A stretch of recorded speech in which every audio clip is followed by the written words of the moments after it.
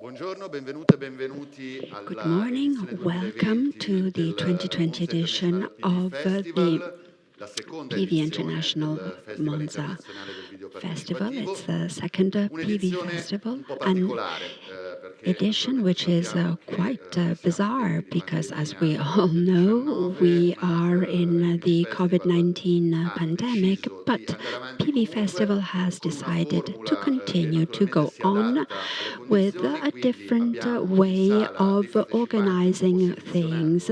In our theater today, we have a selected number of people. They are all wearing face masks, and I am the only one who is authorized without. And we decided to maintain the festival and to broadcast it via the net. We are at the Binario 7 Theatre in Monza, an historical venue where the previous edition of the PV Festival took place last year. And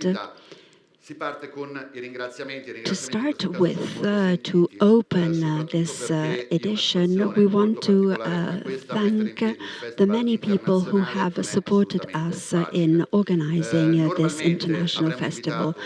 With the pandemic, it was not easy at all. Normally, we would have invited all these people here on stage, but it is pretty complicated, and in order to respect all the sanitary measures, we would have needed to sanitize the stage every time, and therefore we decided to broadcast video messages that will be shown.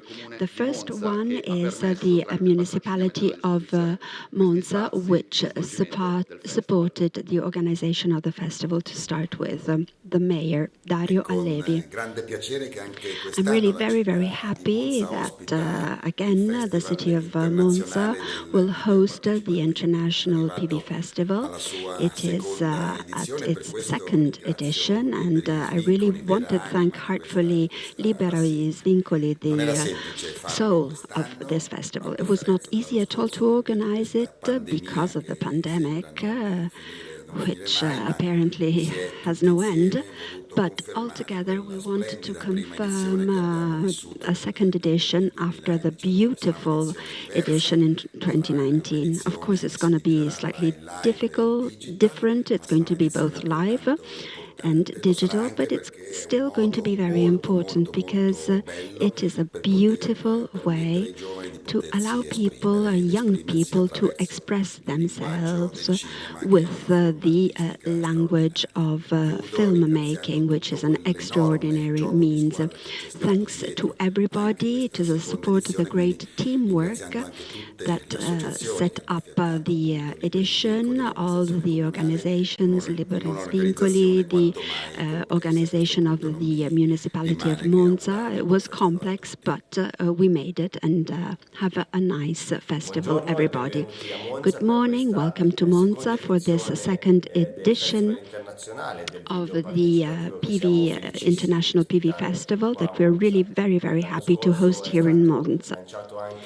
Last year, we also launched a video project that was sponsored by the Councillorship of the Youth Policies, supported by the administration of the municipality.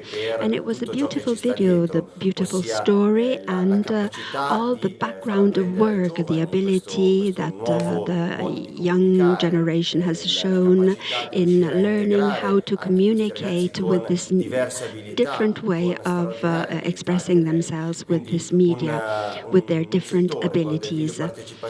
This sector of PV allows young people to express themselves, to grow, to be educated, and launch their own message to all of us. Thank you. So I said that we are not going to have many people here present on stage, but nonetheless we have someone who will be here in presence. We have Mrs. Merlini, Counselor of the Youth Policies. So we are going to be distanced. All of the guests will be physically distanced on stage. Welcome to the Councillor. I'm very happy to be here present. The municipality of Monza is very happy of organizing and supporting the festival. Last year when I arrived, it was really very clear how important it was going to be socially.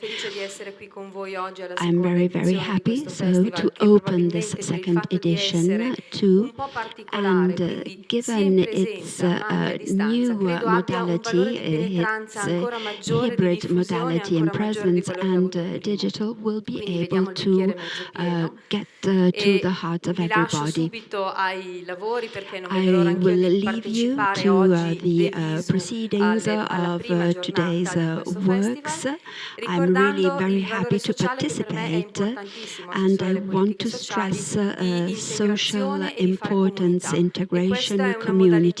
As the Counselor of Social Policies, I believe that this is truly very important. It's what we considered important as municipal organization, and it was really wonderful to offer the sponsorship and be patrons of this wonderful PV festival. Thank you Liberi Vincoli, and thank you to Binario 7, the venue hosting us. Within Binario 7 there is a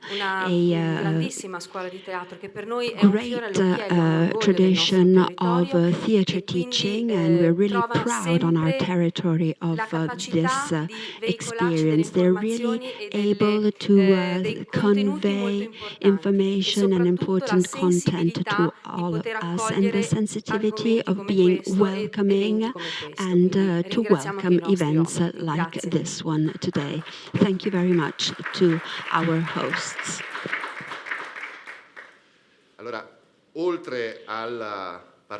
Now, beyond the participation of the Monza municipality, we also have the contribution of different partners for the festival, media, supporters, collaborations that have allowed us to organize this event.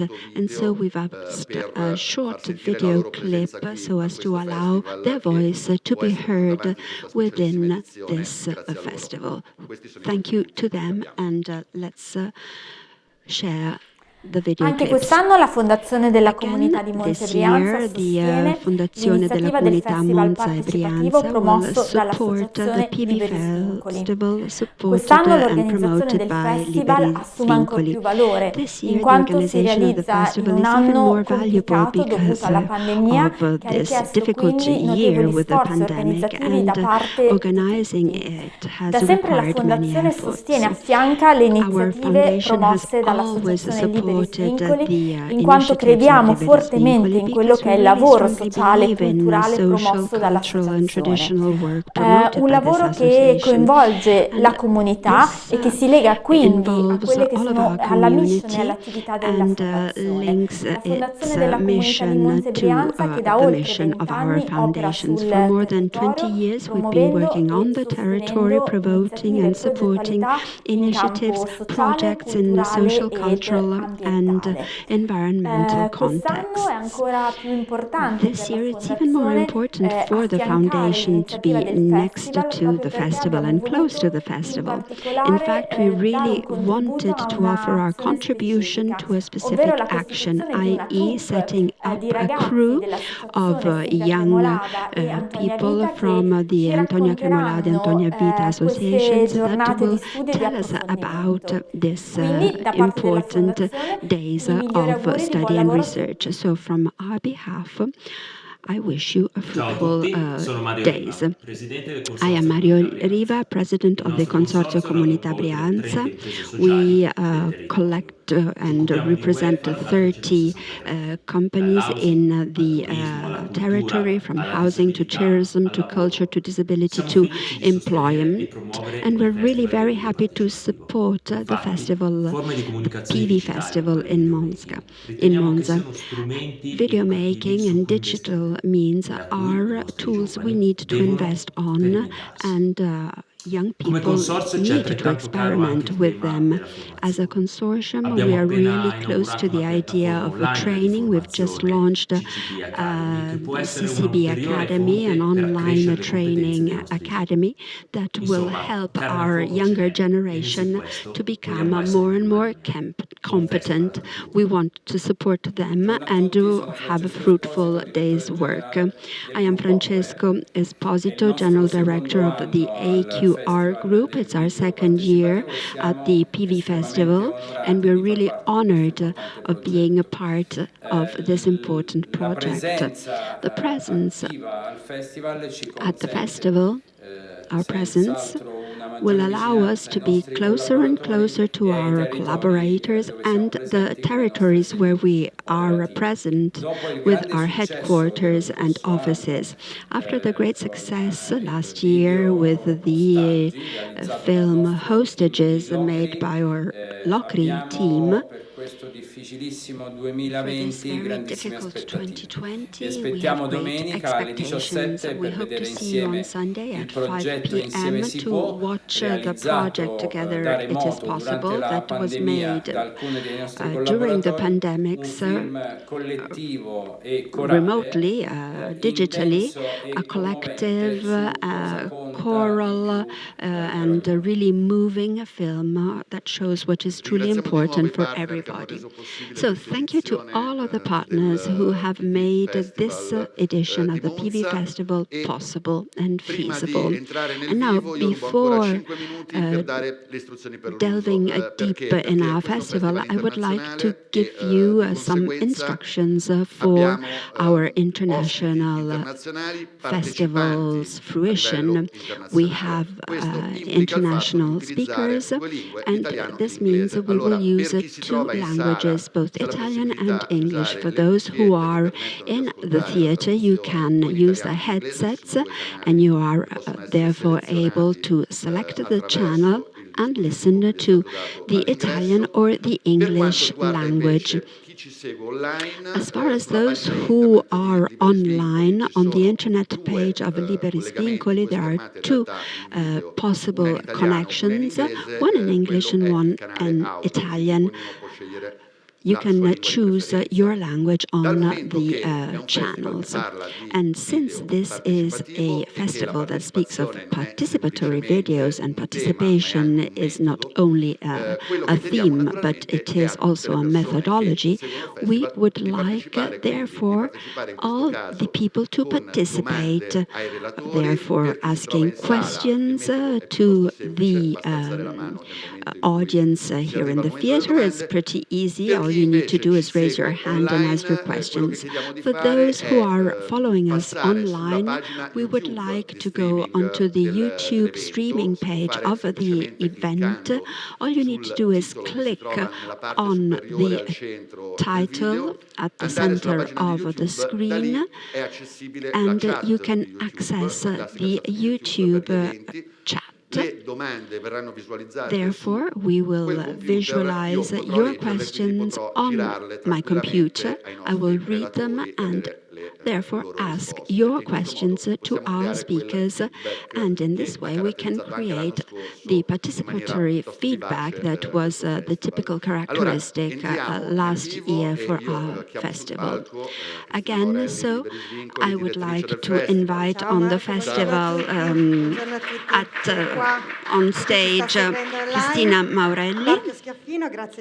Thank you very much, Marco Schiaffino. Again, thank you for being with us as last year by facilitating these 2 days. We're very, very happy. In March, we did not really expect that this was going to be possible. And then we said we are resistant, we are resilient. We teach the people we work with to be resistant and foster and create and educate these abilities. And so we made it. So thanks to the fact that we're online, we have 20 speakers from 7 countries. They're really great experts of these methods, and they come from all over the world. Very, very quickly, let me focus a little on the program. This morning we're going to speak of young people and teenagers. We're going to be in Peru, Kenya and Marseille.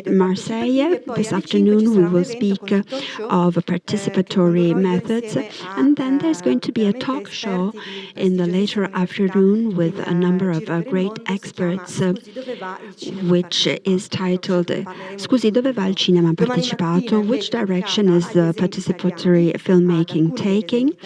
And then Sunday morning we will focus mainly on Italian situation, and the afternoon social medias and PV international videos, so the movies made by AQR and our colleagues in Colombia. So I believe I'm done, or do you have questions? I would just like to stress the fact that last year I was very, very happy to present the festival, but this year I have so many video means, and it's really going to be a set, like a TV set here. Anyhow, I'm going to do my best. Since we're at the second edition of the Participatory Video Festival, I feel like an expert, but I don't know whether everybody knows what PV is. Let me give you my definition. Well, this afternoon, if you're going to follow the talk show, you are going to hear about the different variations of this definition. Anyhow, PV allows a group of people to make collective films on themes that they consider important for them. So from subject matter, from screenwriting, filming, editing, so all the different departments of filmmaking, and we will also show how you can make your voice heard in filmmaking in different manners in storytelling, and by filmmaking, they also understand what their potentialities are, what their abilities are. A little bit like what we're doing with you, that you are discovering your new talent as a TV star. So we really believe in you that this year, Marco, we thought that we were going to set up a very special crew, and in fact they're called special reporters, a group of young people with different normalities, as we like to define this crew, inclusive crew, that has been touring the city of Monza and is going to shoot some films, and maybe we are going to be able to see one of these contributions.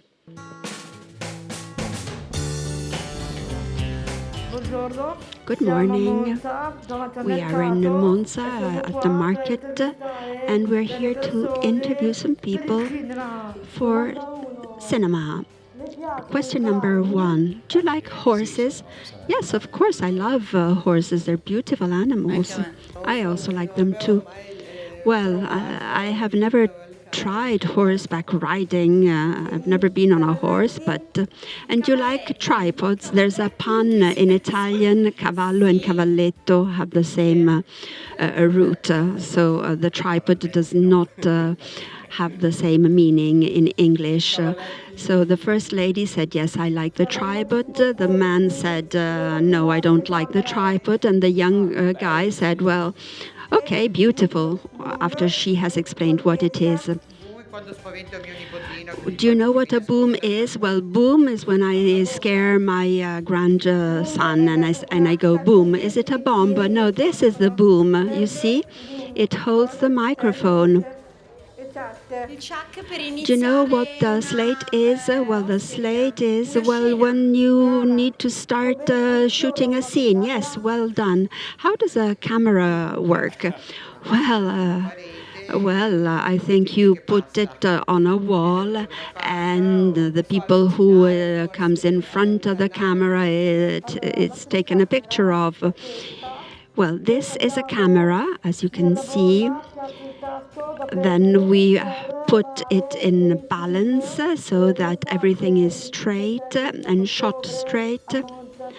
Do you know that on the 17th and on the 18th of October we will hold the second edition of the International PV Festival? No, I didn't know that, but it's a great thing. I hope I will be able to participate. Yes, I hope so too. Well, we young people are going to make some videos that will be screened at the Binario 7 in Monza. You are invited to participate.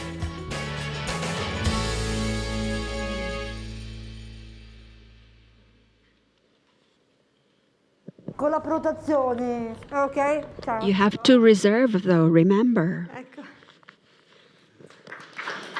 There.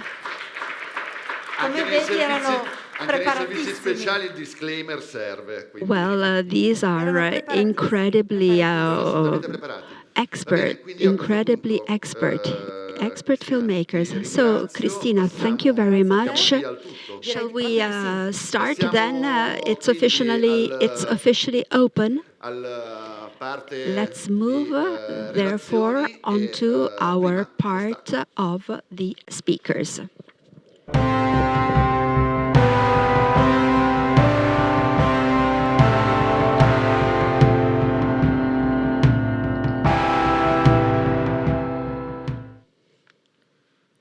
Well, in the meantime, I'm here on my tripod where I can check all the questions that I receive from you, and from where I can check everything is happening online.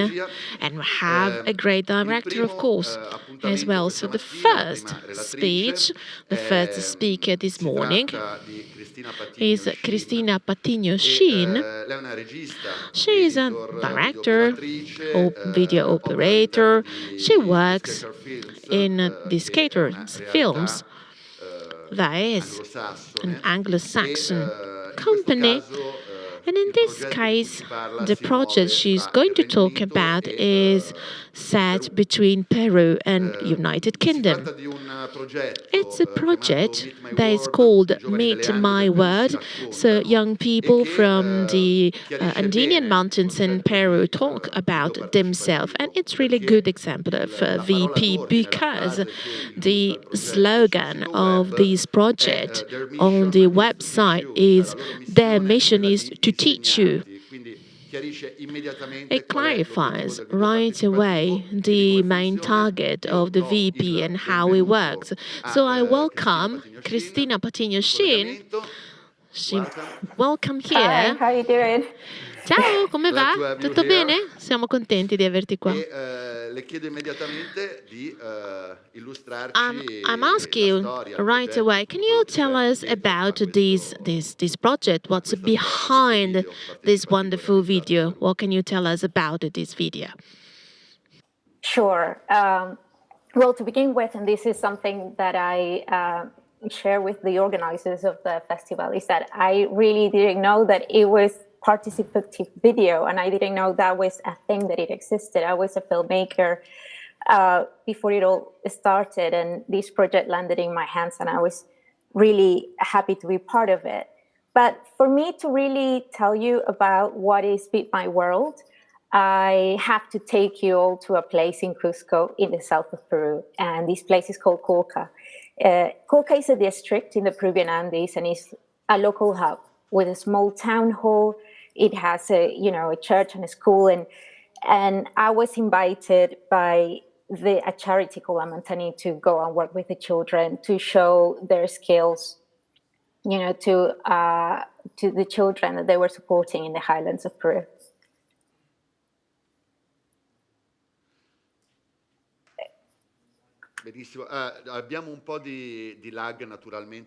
Now, of course, we have a slight delay for the internet connection, as you probably noticed. But can you talk us, or can you explain to us, let's say, the main objective and how you worked with these young people? Sure. I have a really nice set of slides that I could show you with, so I can explain to you a little bit better of how it worked. Thank you so much. So yeah, this is Cauca. This is the place that I was telling you about.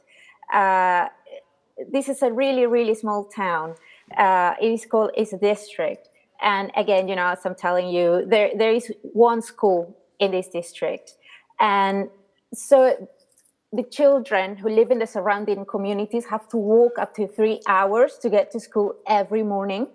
So the charity Amantani identified this problem, and they built boarding houses in Cauca right next to the school so that the most vulnerable children could stay over during the week with the support of the teachers who will reinforce the lessons and, that they learn initially at school. So the boarding houses were also the place where the children were fed and where they could develop their skills, and also they could get better chances to access further education. But there is a major problem, really, and that is that many children in Cauca and in many indigenous communities struggle to believe in the value of their culture.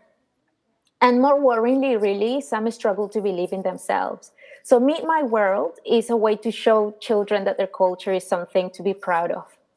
So through the use of film, young people teach us traditional skills and knowledge from their indigenous communities, and they are encouraged to take a fresh look at their surroundings, to look for positive aspects of community life that they would like to share with the world.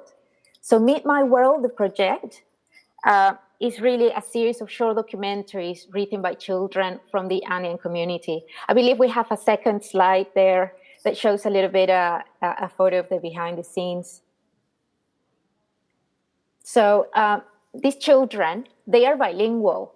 Their main language is Quechua, which is spoken mainly in the highlands, in the Peruvian highlands, and they also speak Spanish. Spanish is their second language.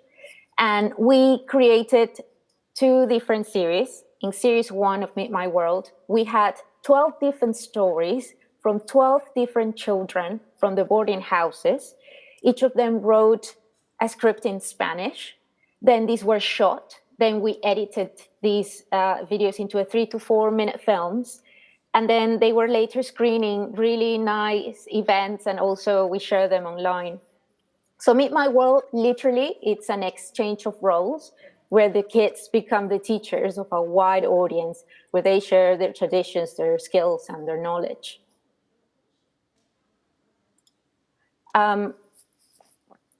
If we go to the next slide, I can tell you a little bit more about Series 1. So the idea, or the main theme of Meet My World Series 1 was sharing traditional skills related to food with the world. So the topics span from catching fish with your bare hands, building mud ovens, making a particular dish, or using medicinal plants to cure illnesses, skills that you wouldn't normally learn at school. So that was the coolest thing about it. And today, I'm going to show you some of the films that the children made. Then they're going to be able to teach you these skills and these attitudes that you need to prosper in a harsh natural environment like is the Andes. And first off, I want to introduce you to Jenny, who will share her love for making tamales with her family from Series 1. Can we please go to the video?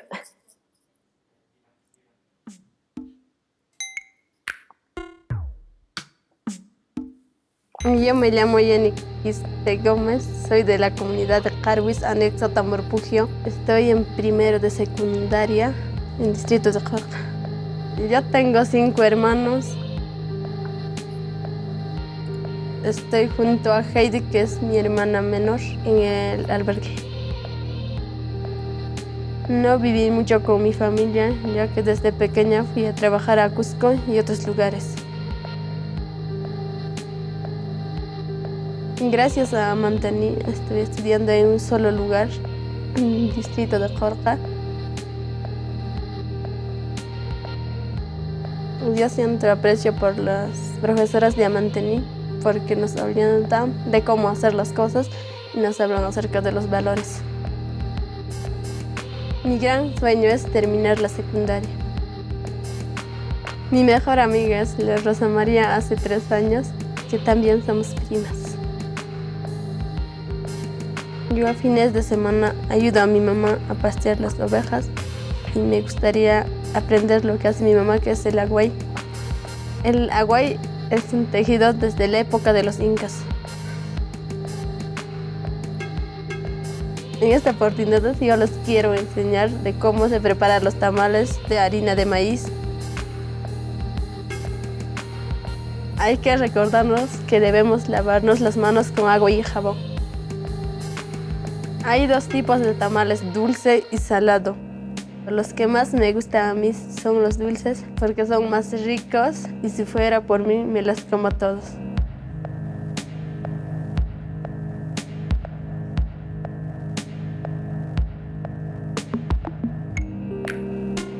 Yo los aprendí de una receta, pero me da miedo de hacerlos. Tengo miedo que no me salga bien, pero es divertido.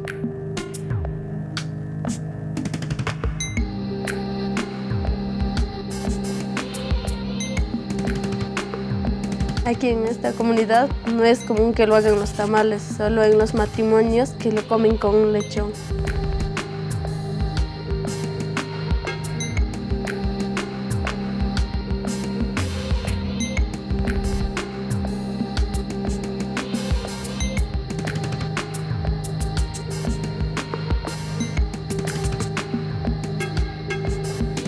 Cuando sobra podemos comer en vez del pan, calentándolo en brasa del fogón y su sabor cambia.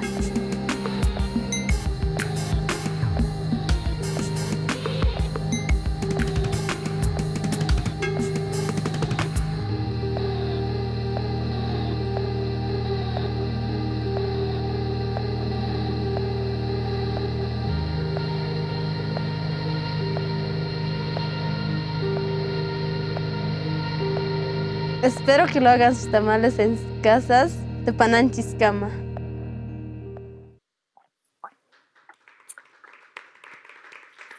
So just to tell you a little bit of how a video like Jenny was pre-produced. Let me show you the next slide.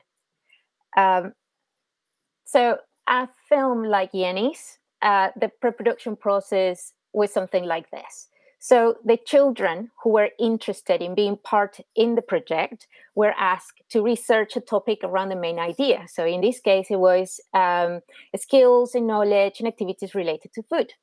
And then write a script according to that idea. And then that was the first thing. In the script, the structure, what we wanted to get from them was to share a little bit about themselves, and then to tell us about that tradition, a tradition or a dish or an activity related to food that they wanted to share. So after that, the children were then, the scripts, were shared with me via email, and I will read them and I will pick the ones that had a strong personality and a strong voice that shone through the words. Other key factors for the selection were how interesting they were and also their visual appeal. And this was particularly for me at my end was very interesting because obviously but at that point I really didn't meet the children. So I was getting to know them through paper, through what they were writing, which I thought it was a really beautiful way to get to know somebody. After the selection process, we went back and forth with the amendments and suggestions for their scripts. So which were pretty much mostly about digging a bit further into their emotions, or to elaborate a little bit more about the process that they were talking about. So that was quite cool. Because that, obviously, if I wanted to know more, that was a good thing. It was like, I'm intrigued, tell me more, write it more, tell me more, describe it more to me. Once the scripts were locked down, I started creating a visual treatment for each of them. Remember, they are in Criskcraker, and I was still here in London. So, and we're talking 2013. So there was not internet in Corca really. So everything was quite basic, and emails pretty much was our point of contact. So I started creating the visual treatment here for each of the scripts. And I looked for reference and I drew storyboards. But that was quite tricky because although I've been to Cusco before, I've never been to Corca by then. So I was trying to look for images for places that I've never been before. And I remember at that point for me as a filmmaker, it felt like, wow, I am working blindfolded here. I don't know where these places looked like, although I'm drawing them in a storyboard. And it became really daunting for me because it was like, okay, I'm throwing myself to the unknown, really. This is when it became real. Oh, this is reality check. I've signed up for something that I really don't have much control for. But the charity directors were really, really helpful by describing these places to me and for painting a clear picture of all the places that I was going to go to once we started production. So once we had these visual treatments, the charity directors who were also acting as film producers and myself, we would sit down together and we would create the shooting plan and the schedule for each of the films. So we had 21 days to shoot 13 films. In a way, I think this was the ultimate participatory film experience, because not only were the children involved and getting their bearings at script writing, but the charities team, including the teachers and obviously the charity directors from the teachers from the boarding houses, became the film crew. So everyone, in a way, was learning on the job, which was quite cool. Can we move to the next slide, please? Other key factors for the pre-production was sort of resourcing or testing equipment. So this wasn't really a run and gun documentary filming process. It was a proper on-location shoot. So all the logistics of equipment and crew transportation, the catering, the props, everything had to be planned in advance and delegated amongst the team, which included the charity members, the teachers, as I was saying before, but also the parents, the friends, the children themselves. Everyone was chipping in and learning on the job. And my job as well, apart from actually, being behind the camera and creating all these visual treatments and talk and teach the children, was to guide everyone, including the team, the charity team, the teachers, to guide them and to teach them what a filmmaking process was. And they were all learning it on the job. And some of the things I was learning them myself on the job. So it felt really like a community kind of work, because we were everyone in the same boat. And I like this photo here because this kind of encapsulates the whole logistics and how you have to adapt to the environment that you're in. So there were no roads to many of the locations once we were in Corca. So we had to rely on donkeys. And these donkeys were lent by the neighbors of the families of the children to carry the equipment or carry the props or carry the catering stuff. It was great. It was fun. Can we go to the next slide, please? So pre-production in Corca. When I first arrived in Corca, I was greeted by the children, the teachers, and the charity team. And a tinka was organized.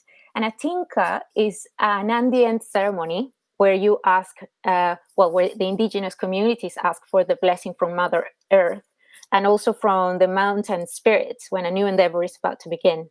So for me, it really felt like that group huddle before the start of a big sports match. It was like, okay, here we go. We're ready to do it. That was that ceremony meant to me. And we had lunch together on that day, and we played games to break the ice and to get to know each other better. We scheduled an entire day together, which was very important for this project, because the children have been preparing for this moment for months beforehand. So this would have happened probably, I would say, 6 months or 5 months from when they started writing their scripts.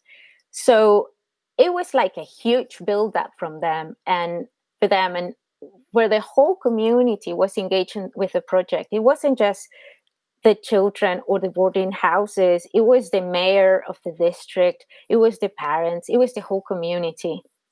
So in a way, you could understand that they were feeling a little bit of pressure, because everybody knew about it. It was like a countdown. Like all their friends at school were like, you know, oh, this many days to go till you have your presentation and you present your film and you shoot your film. And I could understand that there is a pressure building up, and I just didn't want anything like that. I didn't want them to stress. I didn't want to feel anxious about it. I just wanted to show them that it would be fun. It was going to be fun, and that there was nothing to worry about, because we were a team and we were there for each other. So we also organized a filmmaking workshop where I showed the children and the rest of the team how we were going to use the equipment. So that means the camera, the microphone, the lights, what the setup was, and to get them familiarized with the filmmaking process, like explaining the idea of multiple takes. That's another thing, for instance. Like, I didn't want them to think that the fact that we were repeating a take, that meant that they made a mistake or something. I was explaining them that in order for me to edit something, I needed to have different takes and different angles and different shots in order for me to be able to edit it later and tell the story correctly. And it have nothing to do with them, messing it up or anything like that. And also we work a little bit about their delivery, their presentation, their script delivery, and also blocking shots if it was necessary for each of the films. And we also had pre-production sessions. So every day before the next shoot, we had these pre-production meetings with everyone involved, so that everyone knew exactly what the day was going to be like, and that we had everything we needed for the shoot. We also had a practice run of the presentations, and that was very important, because remember, they are bilingual and their main language is Quechua, the second language is Spanish. And I think it was a good way, that this project was in Spanish, for them to reinforce the language. But we eventually, included some more Quechua, especially more in this second series, because that was also important to share with it. It's an important heritage and language to know. We will prepare, the presentations. We had a run through the presentations, and I want them to, again, realize that this was going to be fun, to reassure them that there was nothing to worry about. Can we go to the next slide, please? So here's a little extract of the filming process and the workshop, so you just have a better idea of what I was talking about. It's the next video. Thank you. We're just here on Marlene's film shoot. I'm having to talk quite quietly because we're in the middle of Marlene's presentation at the moment. She's making it look really easy. It's a big thing for her over the past 6 months. She's been writing a script, and for about 2 months now she's been learning that and remembering what to say and what she wants to show to the camera. And it all comes down to this moment now. You can just kind of see behind me. We've got the team down there. And we had a bit of a talk with them, showed them how it's going to be, talked them through all the different elements of making a film. Things like the clapper, the bouncer, and how it's going to be over these next few days. And I think there was quite a special moment where Cristina spoke to the children and explained to them that this was their opportunity, that someone was coming to them and asking to hear their voice, which is quite rare in the life of anyone, never mind in the lives of children here. So it really made, I think, everyone fall in love with the project doubly, all over again. So during production, can we go to the next slide, please? I need to keep reminding me that I have to go to the next slide. Thank you. So during production, after every shooting setup, I would show the children everything that was filmed. And I would make sure that they knew exactly how it looked and that they were happy with it. Because even though I was the one who was behind the camera, these were their films. Like, they wrote this. And I was just that middleman trying to transform what they wrote into images. That was the role. And I wanted that to be the most important thing, that they knew that, listen, I'm just helping you out to make your film. So this is all yours. And if you have any suggestions or you want to do something else or come and see it, I need you to know everything about it. And that was great because that will build their confidence as well. Can we go to the next slide, please? So one of the most memorable days was on Magali's shoot for her film about dyeing wool with vegetables. And we set off really early that day. We drove up the mountains to Magali's house, and it was a particularly long way to go.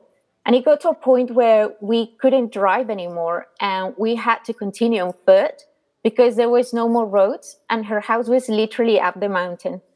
And it was quite steep. And I remember I had my backpack with me and with all the equipment, and everyone else in the team was carrying, different types of equipment like tripod, whatever. And the more we went up, the more evident these little roofs made of straw were becoming more and more visible. And I remember looking at Fred, which was one of the charity directors, because I couldn't believe that they were people from my own country, Peruvian citizens, living in mud huts at over 4,000 meters above sea level in 2013. I just couldn't believe it. And we finally got to the top when we were there, and we were greeted by Magali and by her mom and by her dad, and they invited us in to one of the mud houses because one of them would be the dormitory, another one would be the kitchen, and so on. So they invited us in to have some breakfast with them, and I remember they had boiled potatoes and boiled eggs, and they were just sharing everything with us. And I simply felt amazed and so humble to have met such a generous and warm-hearted family. They were so hands-on as crew members, helping her daughter's film, and they were also included in the film as well. It was one of the most memorable days, really. Every day was great, but that was, I think, probably something that it shocked me a lot, and I learned a lot from that day. Can we go to the next slide, please? But right now, I want to introduce you to a very special character. His name is Yuri, and he's going to teach you how to catch fish with your bare hands. So have a look at this.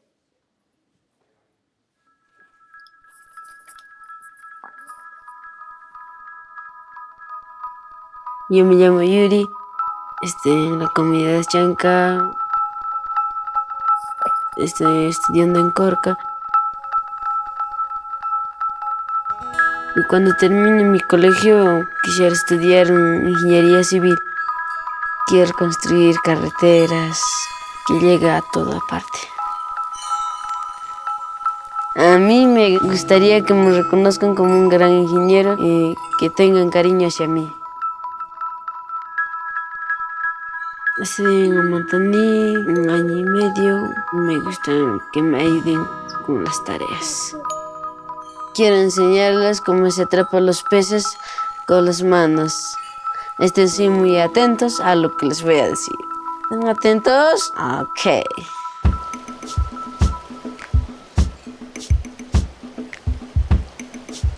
Tienes que subir tu pantalón hasta la altura de la rodilla y quitarte la chompa.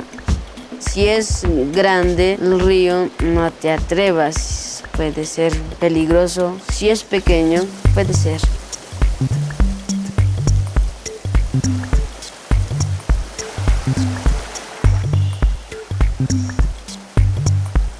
Y sumerge tus manos debajo de las piedras.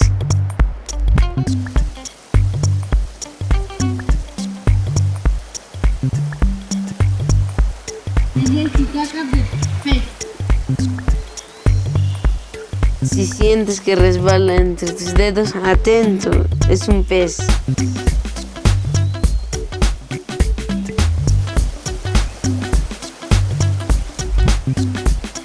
Si se va a otro lugar, tienes que seguir y atrapar de su cuello y botarlo fuera del río.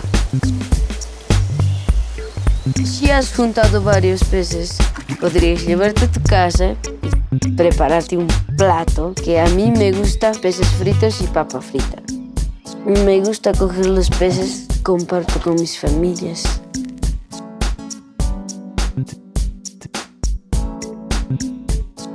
Además, cuando cocina mi mamá, es rico. Espero que les haya gustado. Si no, me avisan. Disfruten de los peces. Hasta la próxima. So, thank you. So, can we go to the next slide, please? So, that was series 1. Series 2 was pre-produced and shot in 2015. And after our first experience 2 years prior, we felt pretty confident and we wanted to go bigger.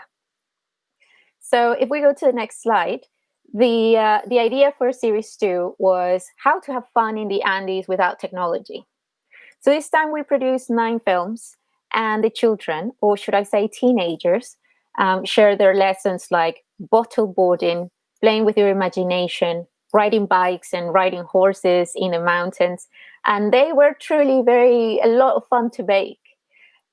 So just to give you an example now how things change in 2 years, I'm going to introduce you to Eloy. He's in the next slide. And he's going to teach you a traditional game he plays in a stunning location in the middle of the mountains. Please play the next video. Hola, soy Eloy y vengo de la comunidad de Cochabamba y estoy en segundo de secundaria. Me gusta porque ya no camino tanto.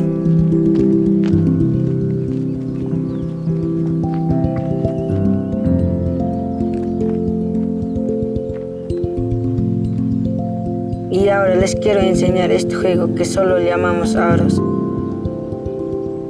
Esto lo juego desde que yo tenía 6 añitos. Me gusta jugar con mi hermano Jeffer, el quien me enseñó. Y hace 2 años hubo un concurso en todo el distrito y yo vine representante a mi comunidad.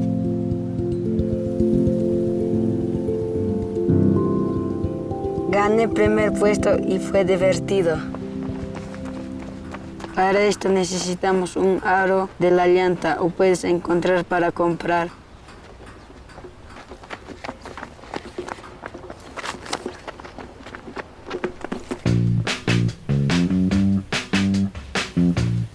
Cuando lo consigues todo esto, colocas el aro manilla al aro y empiezas a empujar.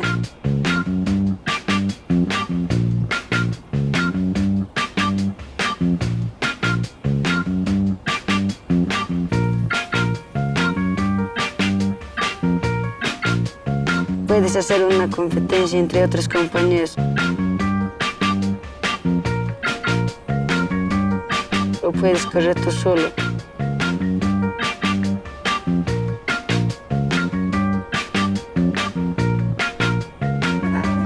Verás que es divertido y saltar para no detenerse.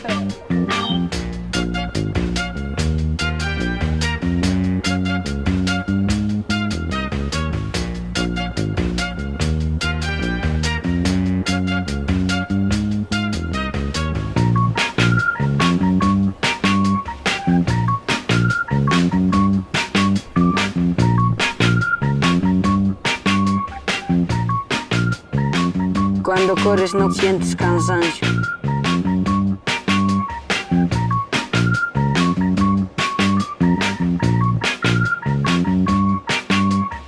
Además se lo practican, vienen a Mantonicorca y podemos hacer una carrerita. Espero que les guste.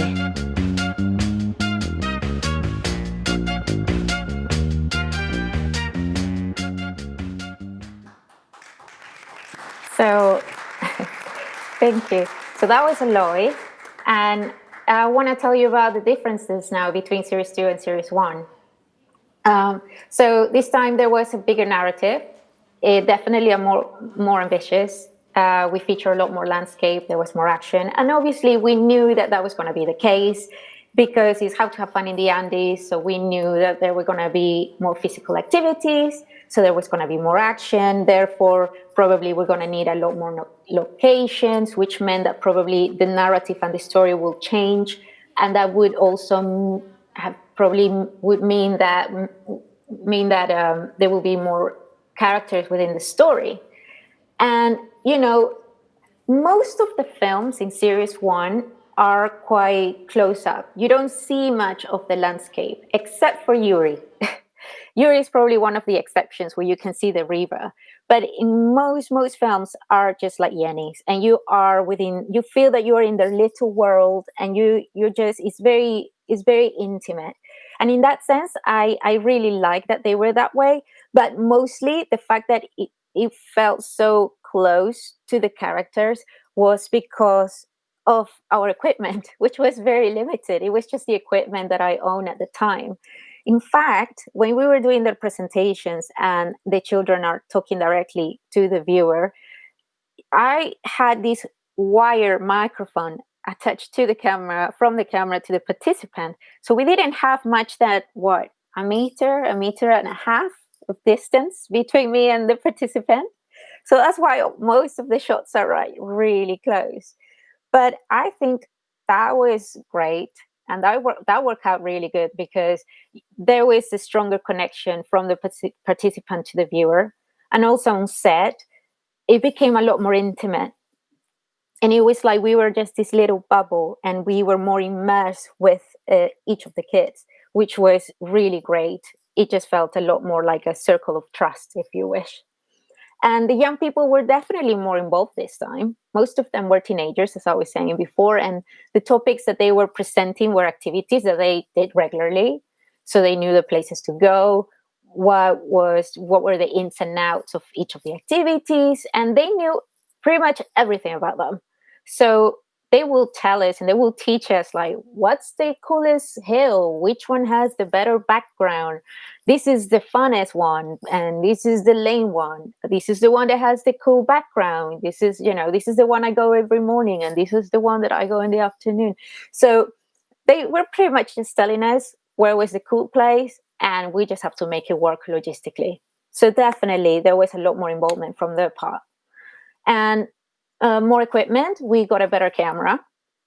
We got a running gimbal. And we also use cars, or should I say trucks, in order to get these tracking shots of riding the bikes and riding the horses. And it was a first for me because I never shot a tracking shot on a truck before. So that was pretty awesome, if you tell me. It was quite exciting. Bigger crew. Again, the kids were a lot more involved in the shooting process as well. Again, I might have been behind the camera, but we had our production assistants, the kids were the production assistants, the director's assistants, and extras as well. And because everything was bigger this time, we allocated days in our schedule to visit the locations prior to the shoot with the children and to block certain shots if we needed to. I want to show you a few photos of the production. So if we can go to the first photo. This is Leoncion's presentation for his film Waterboarding, and that next to me is his older brother Amilcar, and he was assisting me on the shoot that day. Can we jump to the next picture, please? Friends and schoolmates were part of the crew, which made it super fun. Can we go to the next picture, please? And also the families were more involved. This is Jenny's shoot from the first series. So this was her film on the second series. And she was sowing the land for her film Work Hard, Play Hard. And she was there with her entire family, including nieces, nephews, grandma, everyone, like they usually do when they sow the land. Can we go to the next picture, please? The crew grew. Here's Steve, who came along as sound recordist and as also a gimbal operator, who happens to be my husband. Can we go to the next photo, please? And this is the last day of Juan de Dios' shoot, where lots of his friends took part acting as extras and as crew members. This day was so much fun. Every day was fun, but this was really good because of the amount of children that we had that day. And I remember Juan de Dios, you know, he was initially, when I first met him, he was very shy, very reserved. But that was a clear change, you know, on Juan de Dios' personality and everything, because he was so happy during his shoot and he was so confident. And I think that had to do as well with having his friends around him during the shoot, because everyone was vouching for him. Everyone was cheering him up. Everyone was like, yes. And you could just suck that good energy. And that's what he was doing. It was great to see. But now, if we go to the next slide, I would like to introduce you to my little friend called Frank. He made a film called Mind's Eye. And all of us in the team, Frank included, helped to build that miniature set that you can see in that picture and all the little props. So if we can go to the film, please.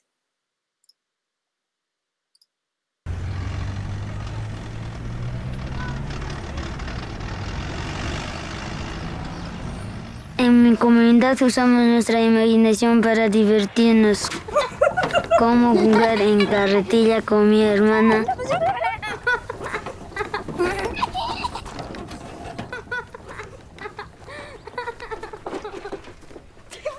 O algunos fines de semana que me gusta jugar vóley con mis papás y mi hermano. Ya. Yo he alcanzado. No has alcanzado. Sin embargo, hay muchas cosas que hacer en la casa.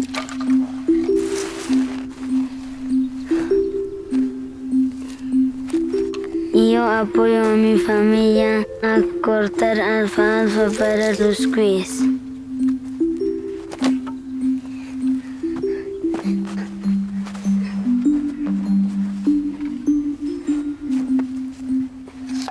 Mami, estoy yendo a cortar alfalfa. Ya, hijo, rápido. Ya, chao. Chao. Cuando voy a cortar alfa, me gusta ir con mi primo José. Con él jugamos.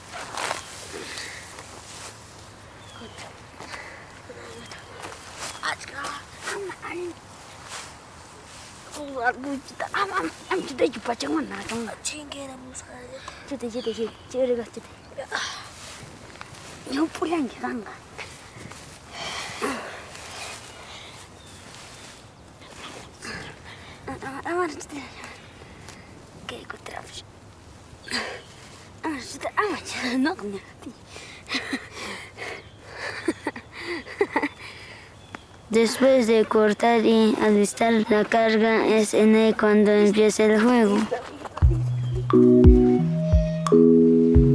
Para el juego se necesita una carretera y una piedra fila,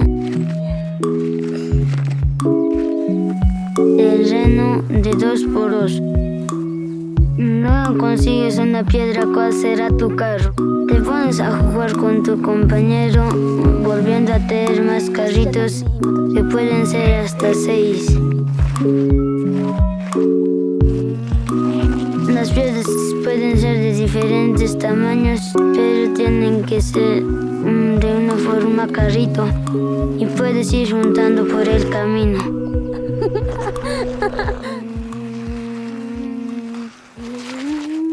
Ustedes pueden ver que solo son piedras, pero en mi imaginación es más que eso. Déjenme mostrarles lo que veo.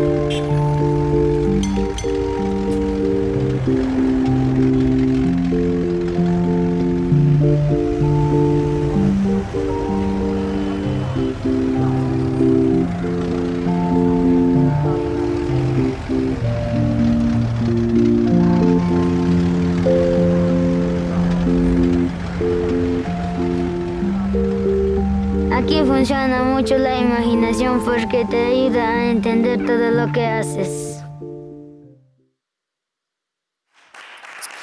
So, thank you. I just wanted to show you now a quick summary of what the Series 2 was like. So can we play the next video, please? Thank you.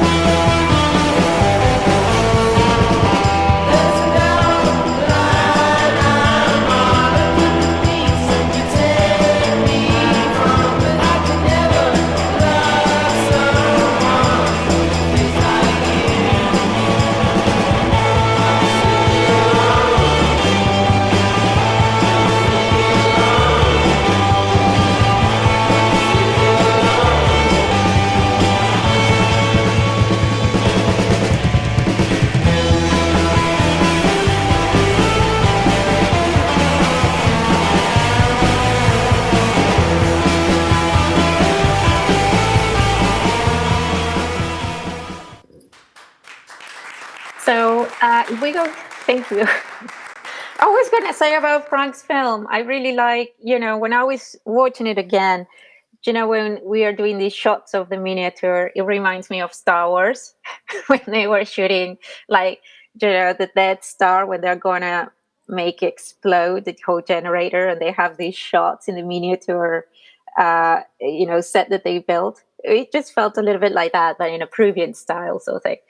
But anyway, I just want to tell you quickly, I know that we're probably a little bit behind time, but just the takeouts of the whole project. So you have an idea, what are the things that we take out from all of this. So if we can go to the takeouts slide, although it's just a takeout, so probably I'm just going to go for it. So one of the takeouts, and the main one I'll say, is probably the metamorphosis of the children. The children became more confident through the process, and that was undeniable. When I first met them, when I first met them in Corca, and we were rehearsing their scripts, they were very shy, very reserved, and I think with, again, a lot of pressure, they didn't want to disappoint. And right after their filming, or even during their filming, you can see them being a lot more outspoken, a lot happier. and a lot more confident as well. So that was, for me, that was incredible to see. Such a change, like these participative filmmaking process can change somebody's life in such way. Another takeout is that it was a co-learning experience where I learned a lot of the traditions and skills of the Andean community, and they learn skills through the filmmaking process, like organization, like creative collaboration, like being resourceful. And the children, as everyone else in the team, felt that they were being part of something major, that they could make a difference. And that was good. That obviously, I would imagine that would have given them a little bit of pressure, the sense that, oh, this is something really important that is going to go to a lot of people. Most people from all different places in the world are going to be able to see these films. And I wanted to turn that around, and I didn't want them to feel pressure or anything. If anything, it was the other way around. You should feel that your voice is going to be heard. It's such a privilege, and it's an opportunity that not a lot of people have in their lives. It's a life-changing opportunity, so you better make the most of it. And you should enjoy it, because that enjoyment that you have will translate through the lens. And that was what I wanted to make clear every single day when we were in production. And in a personal level, I can definitely tell that it made me aware of the challenges that the indigenous communities in my country faces in their everyday life, and that I wasn't aware of. And it was really humbling to see the tenacity against adversity. Lastly, if we go to the next slide, for this second series, the charity organized a big premiere in Lima. They call it Meet Me in Lima, and they wanted the children to be involved with it. So they flew the children for the event, and they also spent a few days in Lima, which was quite cool, and I was there to document it all. They went to the beach for the first time, and they got in an airplane for the first time. So all of those things were absolutely awesome to see. But they did not only watch their films, or any film for that matter, in a big screen for the first time. They also stood up in front of an audience of 250 people, where they share their experiences of Meet My World. And that was the ultimate testament to of their growth from those children I met for the first time in Colca until that very night, where they were full of pride. And here's a short video clip from that night at the premiere. Can we play it, please? Yo estoy muy feliz. Yo estoy totalmente emocionado. Estoy emocionada. Emocionado. Súper bien. Feliz.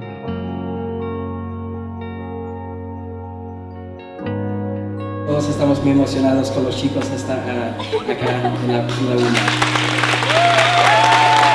Es un honor de conocerles y es un privilegio. Ustedes me han enseñado muchísimo. Y en Meet My World aprendemos a sacar fotos, videos. Cuando termines de hablar, van a gritar. Bravo. Mirar a través de ellos, conocer a través de ellos, es mágico. Y me gustaría, si están dispuestos, a que puedan acompañarme en el escenario para ver sus alumnos. Estar enfrente de la gente, que me va a hacer sentir feliz y no sé. Creo se van a emocionar por ver los autores en vivo, creo, sí.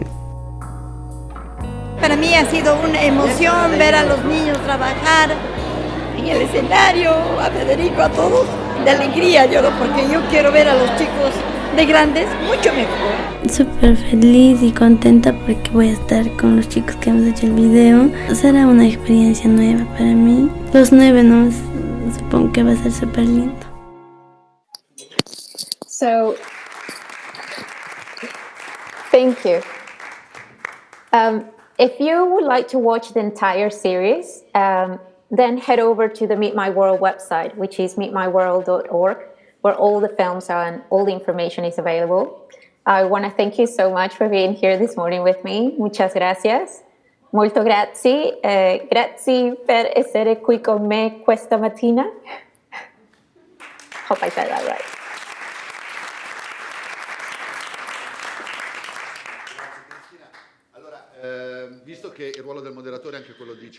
Thank you, Cristina. Because we're running a little bit late, we have just one question for you because we're running a little bit late. So in case we have questions here from the public, you can just raise your hand. Otherwise, I have a question from Sergio in YouTube. Apart from saying that the simultaneous translation was good, so you cannot really see the translators, but we're very pleased to have them here.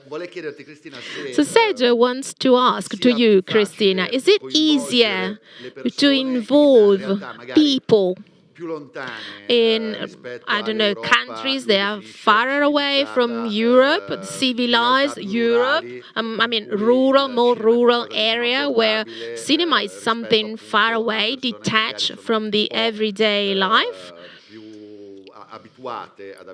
So it's easy, is it easier to involve people that are not really used to work in cinema compared to, I don't know, European countries where we are more used to cinema? To be fair, I think my only experience teaching children has been in Peru. So I think it was great because they are blank slate. So it's like you can just teach them from the very beginning everything about it. Is that easier than teaching somebody who already know the ropes of filmmaking? I don't know. I think it'll be two different. I wouldn't say it's easier or more difficult. I just say they're just different experiences because the other person who probably is in a more of a Western civilization that knows more about filmmaking, they probably will have a lot more input, and there will be more of a conversation with a little bit knowledge behind the filmmaking process. While as when you are in a different community where they're not very familiar with the filmmaking process, then you are the one who is pretty much imparting the knowledge. But having said that, that doesn't mean that they don't have any input about it. And also, I think from the sort of teacher perspective, it's just beautiful to see.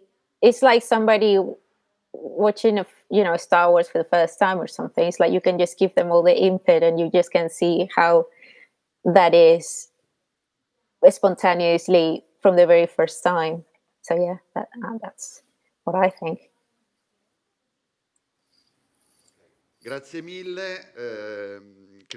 Thank you, Cristina Patiño Sheen. Thank you for participating in our festival. Grazie mille to you all.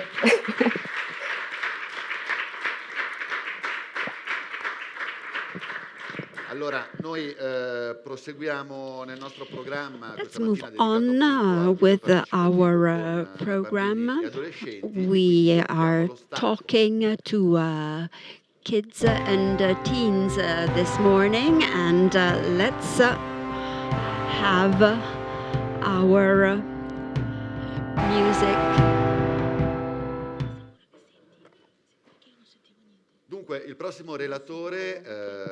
Our next speaker is Italian. Once I read his biography, I was really struck because personally, I often need to explain why, after graduation in law, I am a reporter and work in ICT. But he's even worse than me because he has been a researcher in the field, in ethical fields, and then left everything go and became a video maker when he got to know PV. Angelo Loy has been collaborating with the AMREF Foundation since the year 2000 and has made many PV films. Many were awarded important prizes, especially in the African territory. And he's here with us today to explain the African Syllabary. It has been made in Nairobi with the teenagers there. Good morning, Angelo Loy. Welcome. Eccomi. Here I am. Great. As always, we have a little bit of a delay. For a moment, I would like to say online, many are participating, that even when there are foreign guests, you can write in Italian. Because I will read them out in Italian. You don't need to write them out in English, even if the speakers are English. So, Angelo Loy, you have the floor and explore and explain your work with kids and teenagers in Nairobi. Thank you very much for your presentation. I will really go for it. It has been a great change and sudden change for me, and that year I even got married and I moved from researching philology to documentary filmmaking, and as you have just said, it was thanks to Africa, thanks to PV. In fact, during my experience as a researcher, I had made scientific films as a biologist, simple material, and I had met AMREF because they wanted me to document a project they had in Nairobi for support of street teenagers in Nairobi. They knew nothing of PV. In fact, in 1999, it had only had experience in the 50s in Canada as a method, but it had not been structured and delved upon as Chris Lunch and InsightShare had done in the near past. So our attempt then was to develop our equipment of PV. But how was it brought about? Well, AMREF asked me to shoot an institutional project, the recovery and support of street teenagers in Nairobi. Our experience in the background we had was reading this book, for example. I do not have slides, I have manual slides. I had read this book, as you can see. It is a book published in 1999, Shoot Back. In this book, they explain how simple photo cameras are given to street kids in Nairobi. It was published and supported by the Ford Foundation, great publishing issue, and it inspired us. And we wondered, why should we make an institutional film? Why shouldn't we instead consider the idea of setting up a project and working with the teenagers so that they can tell their own story? So it was not our decision to start with to make a PV film, but it was our achievement when we've understood what the pathway was going to be. We wanted the kids to tell their own story. So to start with, the first video we made was a doc with 8 characters, 6 girls and 2 boys. It was entitled TV Slum, and we really wanted to focus on funding. In fact, when I proposed the idea of making a PVs, AMREF replied, yes, great, but we do not need to take out any funding from, what is needed to help the kids. So you need to recover the funds somewhere else. And so we were obliged to start with, and in the following 14 years, it has always been our must, i.e. to look for funding outside. What does this mean? It means that you have to knock on the door of institutions or at production companies, release companies, TV channels that had slots devoted to docs. And we found ourselves in a specific position, i.e. using PV as a tool to support kids as a way of expressing their minds and ideas. So with a focus on the storytelling of the kids, but focusing also on the storytelling so that it could be broadcast. So I was obsessed with this idea, and it was linked to my natural obsession with documentary filmmaking, and I wanted to make something that really satisfied me from an aesthetical point of view and a production point of view. So our first doc that we made called TV Slum, this is my second handmade slide. I hope you can see it properly. So it was welcomed by television and convinced AMREF to continue along this pathway. So why projects? With the TV Slum, in fact, with its title, we sort of gave a foreboding idea of what we could do, that we could further express ourselves and creating TV sets in slums. And in general, we could lay the foundations to maintain a permanent lab of PV within the project of support of street teenagers. So we trained the operators, and we started the Dagoretti Film School. In fact, in Nairobi, we have the Dagoretti Film School at the moment. It's still alive and kicking, and it is the result of this whole route.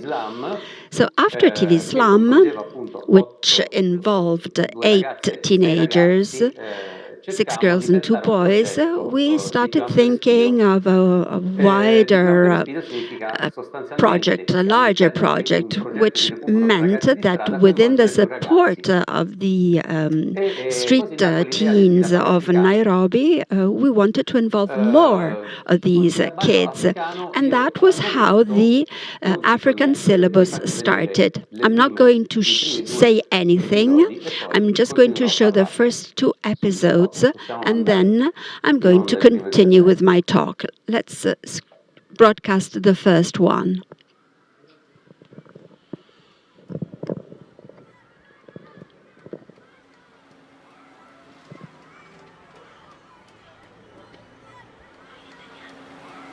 My name is Henry and I'm 22 years old.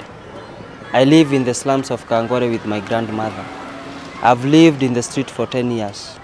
Some years ago, I joined the project of the Charity Ambo. I live in the Along slum with of 70 boys and girls, I dropped was school when asked I was to in write class stories 8. starting with So I a joined letter the of My name is alphabet. Julia and I In 2002, a group of 8 boys coming from the slums of Nairobi used the video camera and told us their life in the streets in a doc titled TV Slum. In the following 3 years, the experience of TV Slum involved a wider number of kids. Until July 2005, around 70 of them collected and met to write and make short documentaries on themes that were based on the letters of the alphabet. We are boys and girls from the slums of Nairobi. After a long training, We were able to write our stories.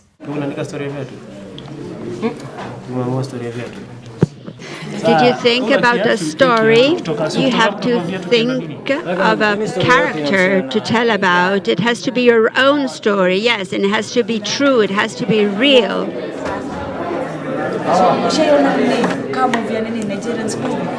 Si wenyewe unafanya nini? Una drip. So unaonyeshwa huyo dem sasa ameenda place fulani. Na si yeye amefanya kuona. We practice with a video camera for 1 good year. And today, we want to show you our point of view.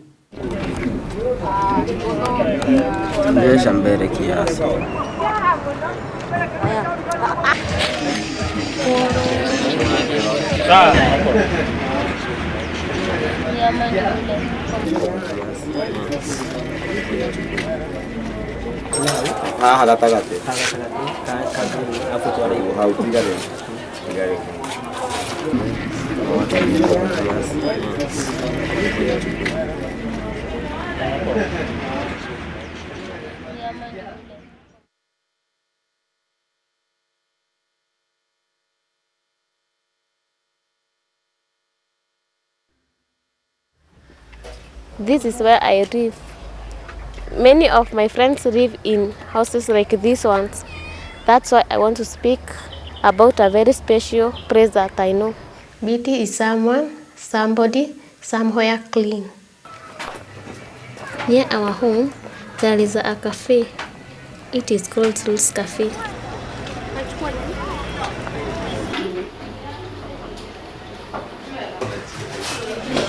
The cafe, it attracts people because Ruth keeps plants near the door and around the cafe.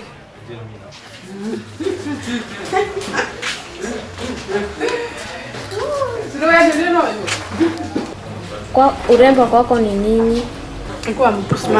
What is beauty for you? Beauty is when you're smart and brilliant. Today she removed it. The menu is written very correctly with the how much the food costs.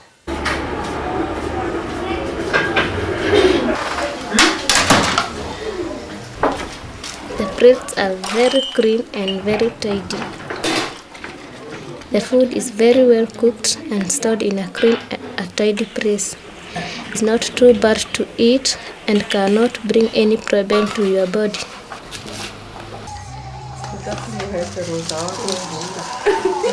The people that usually cook there are very clean and beautiful.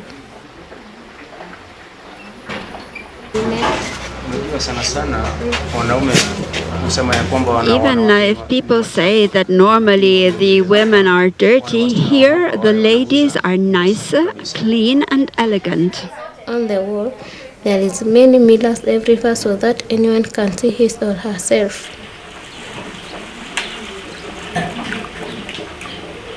They use the mirrors to see if somebody is stealing.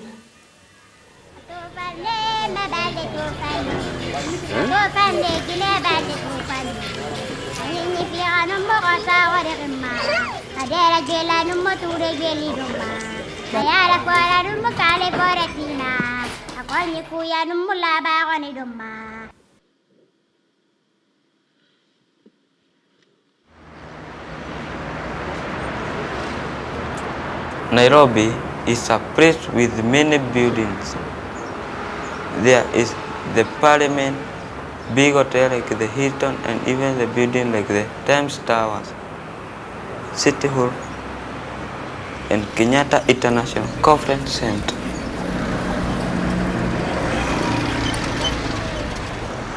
There are also many vehicles in the city of Nairobi. The roads are as big as highways. There are big hospitals like this one. Nairobi is the headquarters of this country. People from different countries come to enjoy our city. The ministers and the dignified people stay in the city. Here there is full security. Those who fought for freedom, like Jomo Kenyatta, are preserved here. This is where the body of our first president is kept.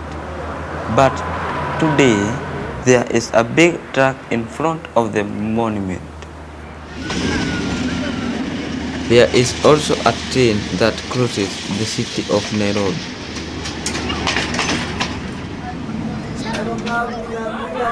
Another city in Nairobi is the slum of Kibera. At daytime, it looks like an old village. Most of the houses are made of mud and metal. Kibera is very crowded and the people live together as a big family.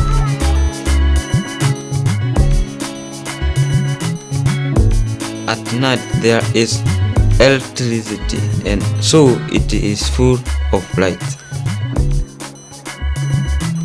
It looks like a big city and beautiful.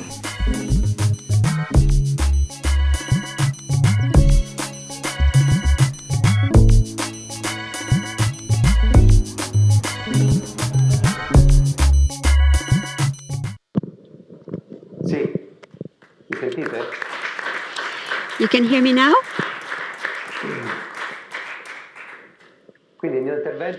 So, I'm going to talk today on the various experiences of the syllabus. Well, why did I write it and make it? I had read Goffredo Parise, his Syllabario, but beyond the interesting aspects of the book, I saw that in Nairobi the trainers were using the syllabus to try and delve and study and research their own lives. In fact, very often when the kids went and attended the center, which was a day center and a night center, there was its own philosophy and rules to attend it. But of course, their reality, their life was very difficult. Abuse, family problems were not easy issues that a social operator could support and understand and perceive very easily. So they had a number of tools, pedagogic tools that they would use to understand their problems. And the alphabet was one of the tools. They sat in a circle on the floor, and starting from a letter, they defined a number of words that were important for their daily life and started telling stories revolving on their own experiences. And this is how the operators, the social workers, started to become knowledgeable of their life. And this is how we came into this modality and transformed it in a video storytelling, and it became a tool. So we had organized around 70 writing labs. Out of these labs, around 500 stories were written. Many were truly very beautiful. Some could not be translated into small episodes like the ones we've seen. And out of these 500 stories, we made the 21 of the syllabus. The greatest difficulty to start with was to make them personal for them, because if you propose the word water or health, the first idea of a boy or a girl, especially in our own world, but especially there where school education was really low, they tried to write a story that made us happy. Water is very important. Our body is made up of 95% of water. So the first stage of writing was a phase in which we had to fine-tune the experience of the writing lab. So initially, we really wanted them to start their story with the word I. So they were the subject of the story so that it could be personal. I go, I know, I do, I work, so as to get to know the individual better. And this is how the stories became more and more creative. They were freed of that burden of, having to tell a story that was informative, that expressed knowledge. And so finally, their stories became personal stories on important themes and topics for them.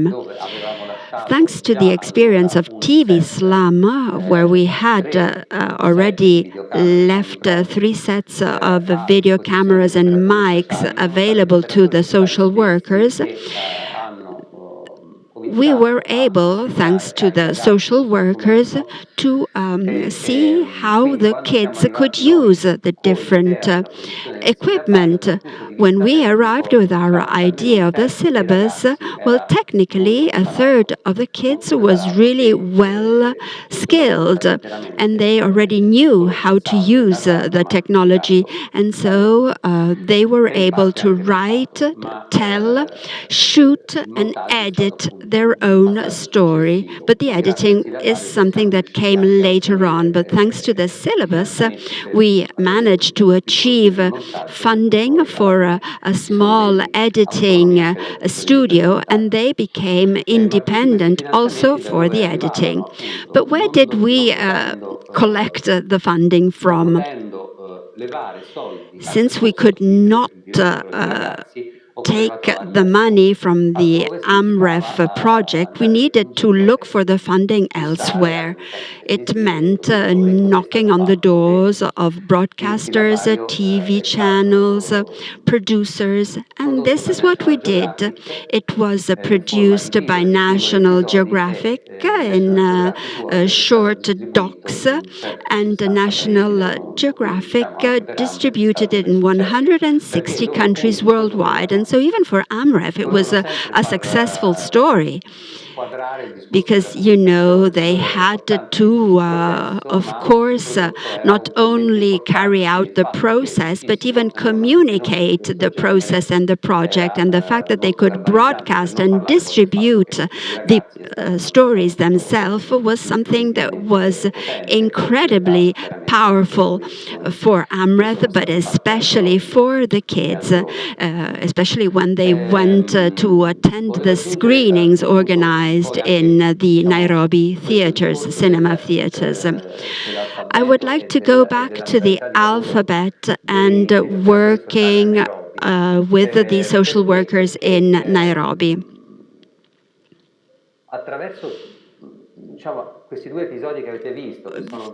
Through these 2 episodes, Beauty and City, you can really very well understand the capsizing of the point of view. It's pretty clear. The concept of beauty for a girl living in a slum is very far away from the concept of beauty here in the Western world of a kid. And this can really become a tool of exchange when it was in fact seen in Italian schools, and it became a forum of debate. For her, that bar is beautiful because it's clean, it's tidy, and cleanliness is important. Food that is not bad for your body. So this concept of beauty, beyond being very poetic, informs us on the world she comes from. And we gather information on that. And it's an important pool of knowledge for the social workers, so as to help out these kids once they come to the center.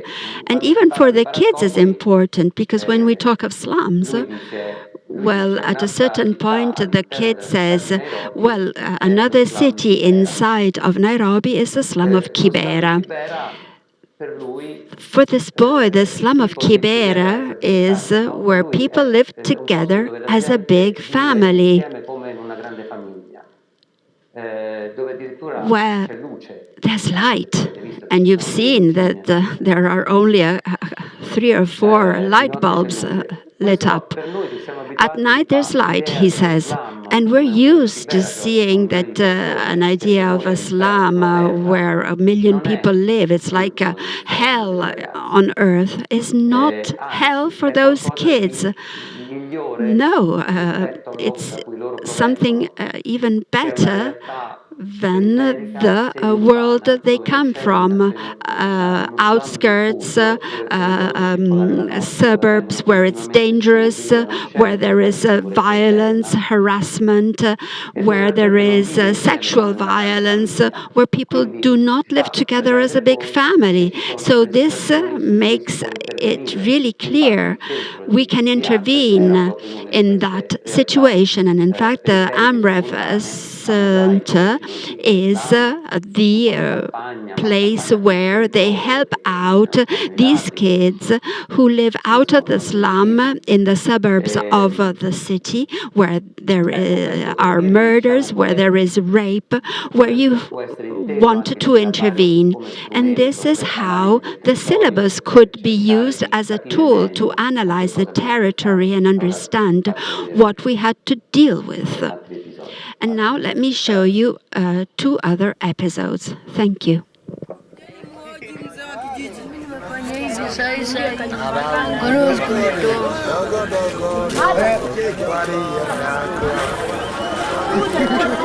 This morning I went to Kenyatta Market to a base of street boys called Santiago.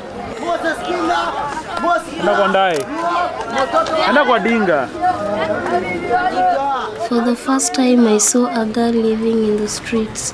I always knew there were only boys on the street.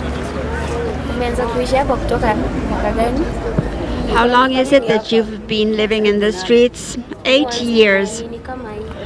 How come did you end up here? Because we had problems at home. As a girl, what type of problems do you have living here on the streets? Well, some days I have nothing to eat. I can't find anything. There's no work. There's no money. You know, those are the problems I have to face. If I could, I would leave. I would go away. There's nothing good here. Living here is not beautiful. You can be pregnant and nobody helps out. You can have an accident. You can be arrested by the police. You can get hurt. At night, that place is very different, but Jambi is always there.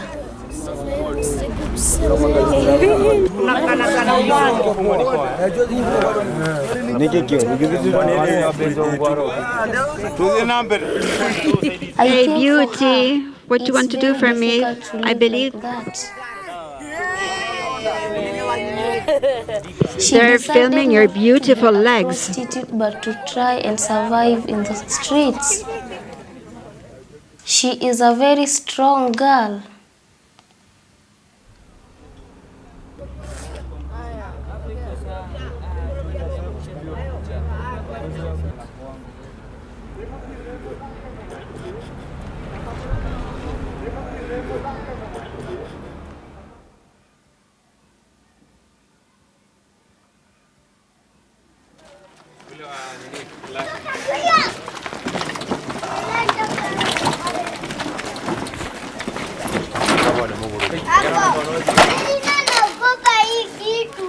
This is where Kabo was living until today, his home.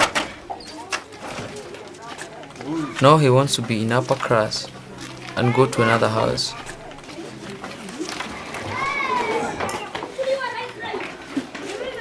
Kabo's mother died last year. They used to stay in this place with his mother. This place makes Kabo to remember his mother. Kabo is moving.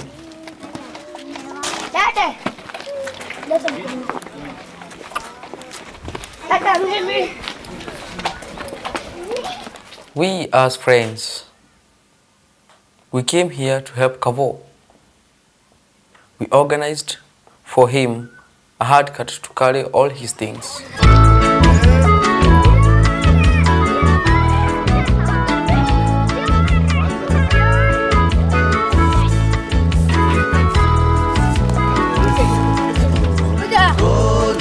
Colola, Mama Colola, Colola.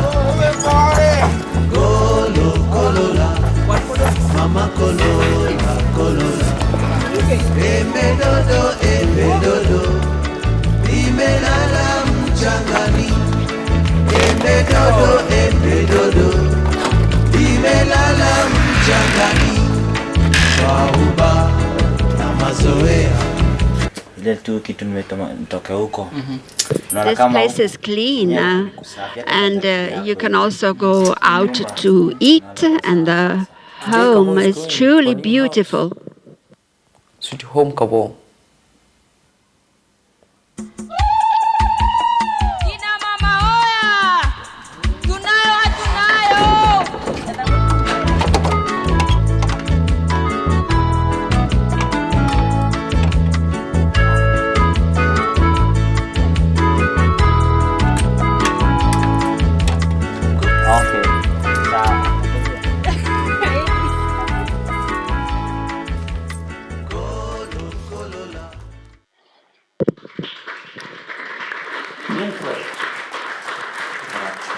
Thank you.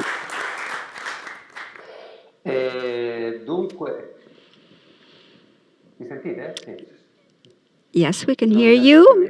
I cannot hear myself anymore. There's some echo. Anyhow, no matter.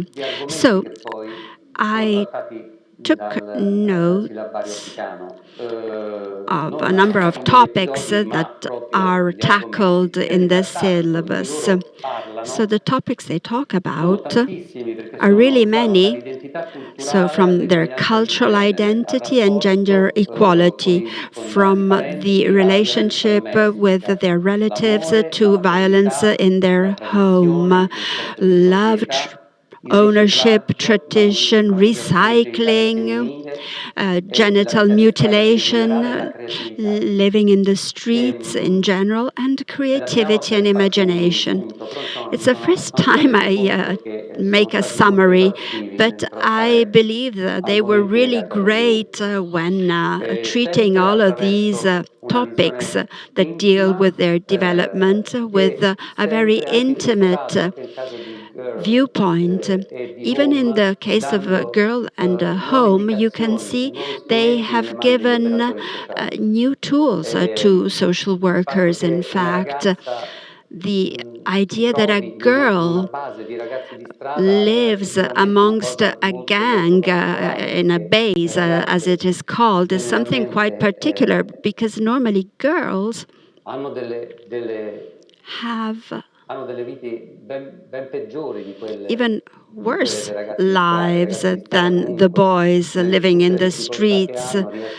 Whatever difficulties they have to tackle, they are a gang, a group, a team that can do without that sort of violence that they experienced at home or they were trying to flee from. Girls instead are often kept at home. There is prostitution, but it's hidden, it's kept a secret, and it's much more complex and difficult to face. I've shown you the episode of Home, Cavo, the boy who is moving, also as a tribute, because he's one of those boys who couldn't make it. He participated to a staging called Black Pinocchio that toured internationally, because AMREF opened up to international theater production, very complicated experiences, beautiful for the kids, but which created a lot of expectations. And so once he could not continue with these theater productions, and Cavo came back to the slum, he was under stress, he was depressed, he started becoming a drug addict, and he passed away 5 years ago. And I wanted to show this episode to you to remember him. We want to give a future to these kids, and we have to guarantee that future for them and support that future for them, as we have tried to do with the experience of participatory video. I will tell you about the future of the syllabus later, but I would like to show you the last 2 episodes of the syllabus, and will tell you about the future of the syllabus and what happened after.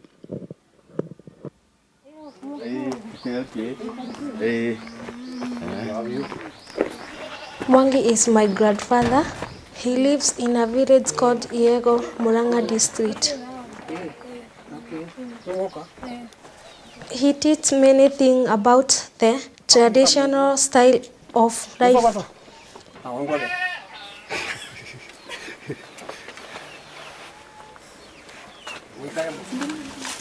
He was a Mau Mau fighter and he fought for the independence of Kenya. Mau Mauero dira, Mau Mauero dira. Mau Mauero, Mau Mauero dira. Mau Mauero dira.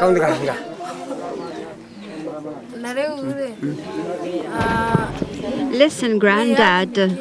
What's independence for you? Independence? It's the freedom of going wherever you want without a passport. It's the freedom of moving, of seeing other places without anybody asking you to show your ID. But the true independence, the one that really counts, is this land. It's for this land that we have fought. We fought like this even at the times of the Mau Mau, whilst the fighters were flying over our heads, the fighter planes, I mean.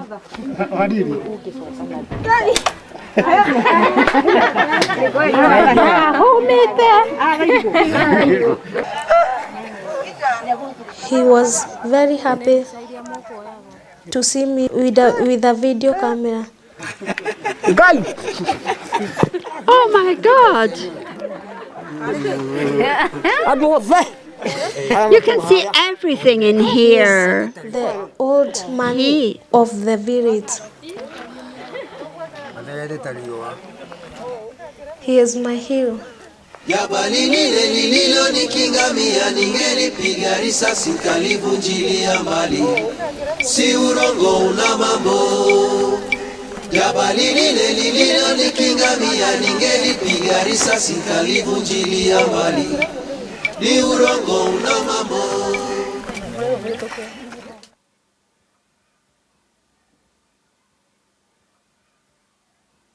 This is the African spelling book. I chose letter Y for you.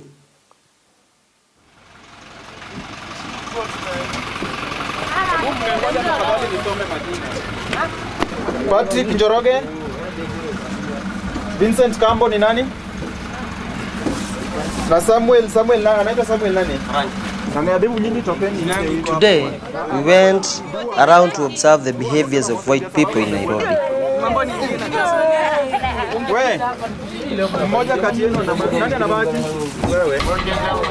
To us, in the slum, it's not easy to see white people around. You only find them in particular places, such as shopping centers and touristic markets.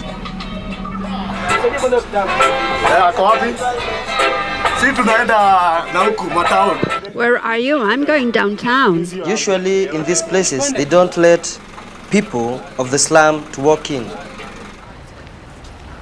But today, we are on duty.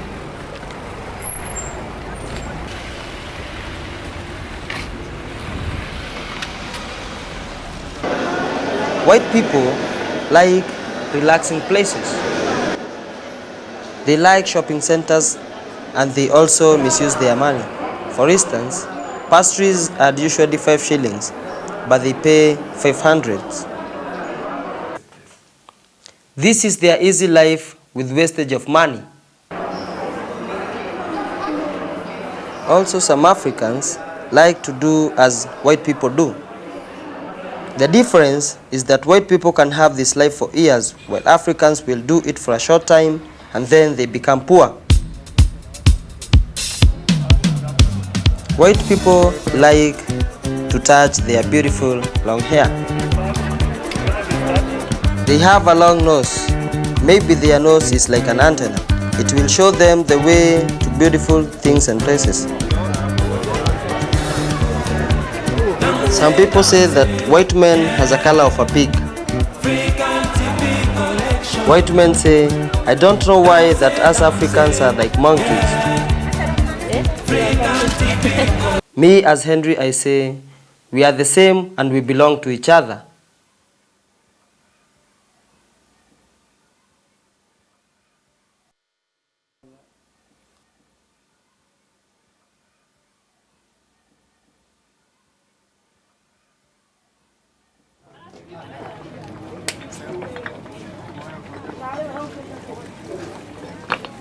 Every day in Nairobi, people look for a job.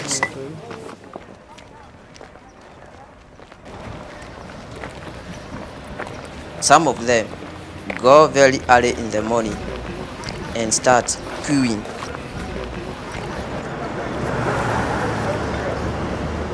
They are hoping to be selected to work in the company.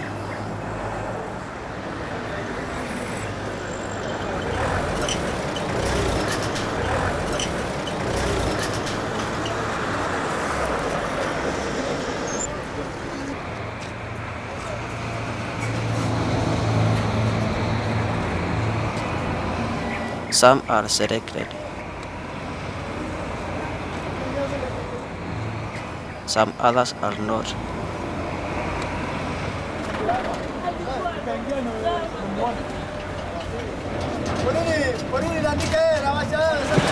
If the others have been chosen, why do you stay out here? Those will have to try again tomorrow. If a man doesn't have a job, I can call him a zero.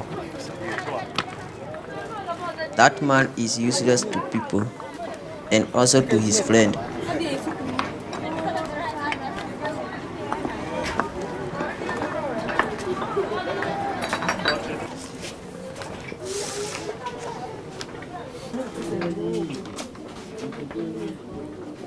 Us too, we are jobless. Many of my friends are jobless. People of our family are jobless. All of us, we try to find a small job to survive. But these people, they are trying to find a real job and become from zero to something.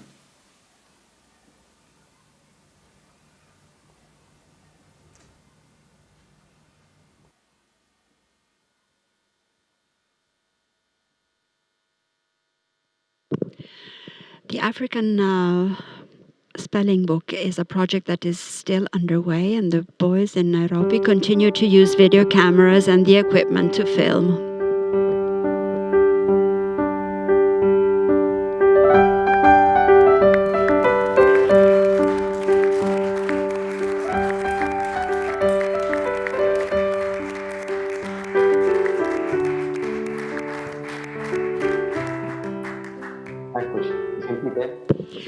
I'm back.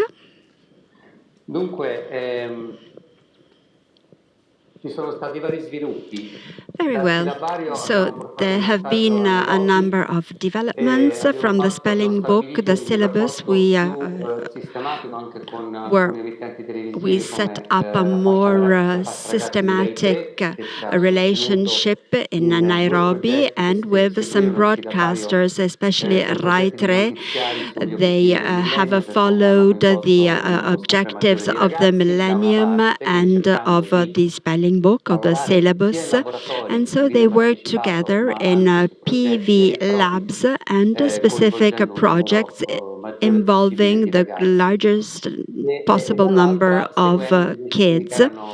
And on the other hand, they also followed the talents, because out of all of these experiences, you can imagine, we found a lot of professionalism. In 2014, we received funding from the region Marche to set up a training course and establish a school of PV.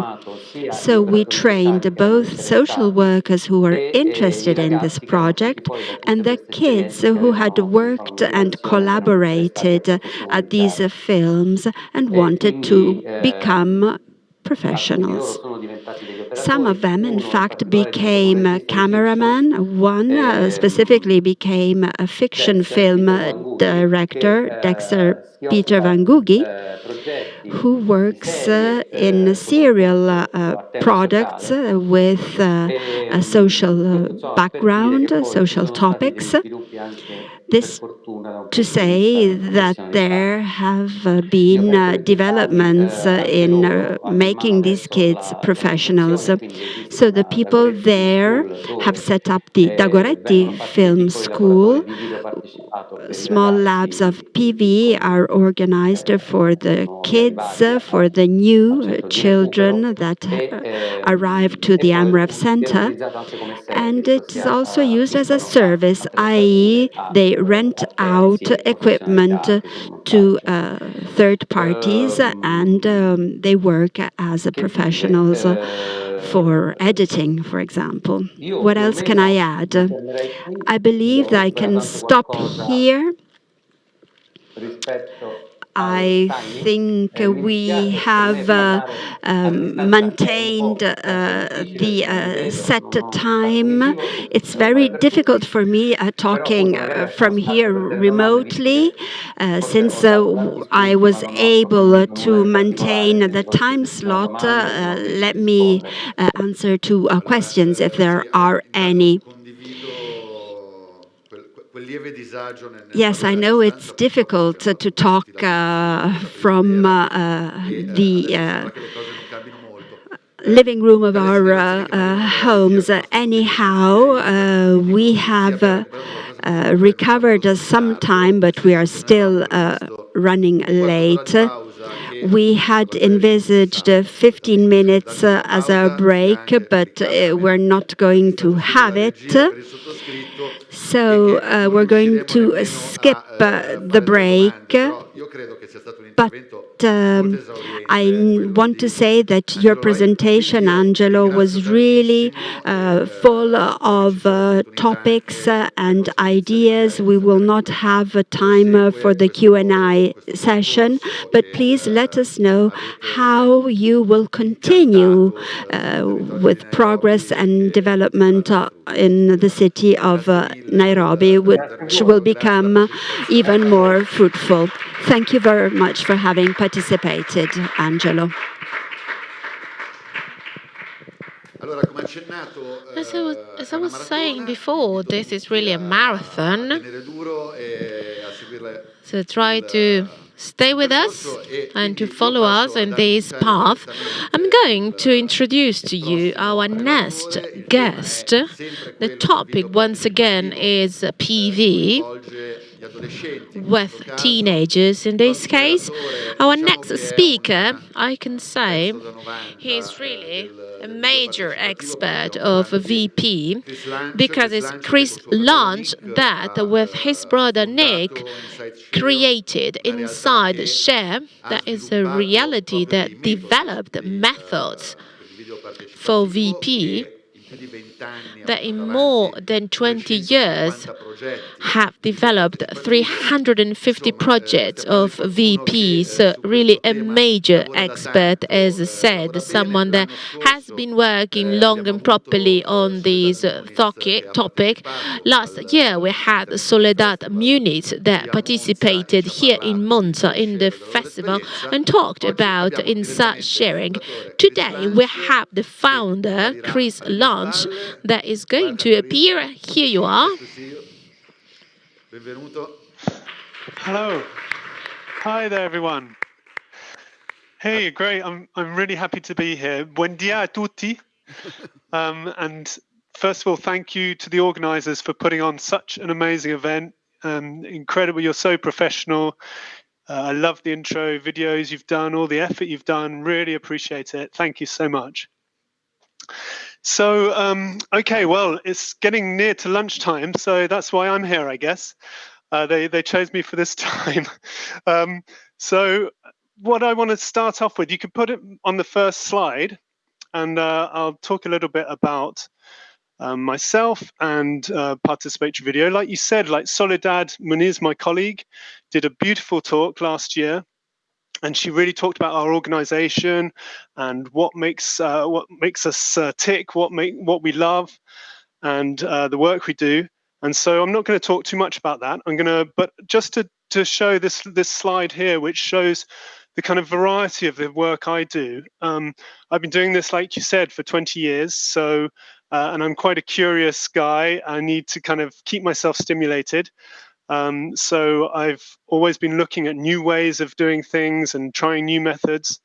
And also working with different groups. I really love that. I find it very stimulating. So I don't just work with youth. I work all over the world, but also in France, and more recently with businesses as well, and business leaders, which is interesting. I tell them that I've worked in some of the hardest areas on earth, the poorest, or some of the places where there's conflict, and where people are afraid to say what they think. Where there's power structures they have to fight against. And I tell them, I think I'm just about ready to work in business now.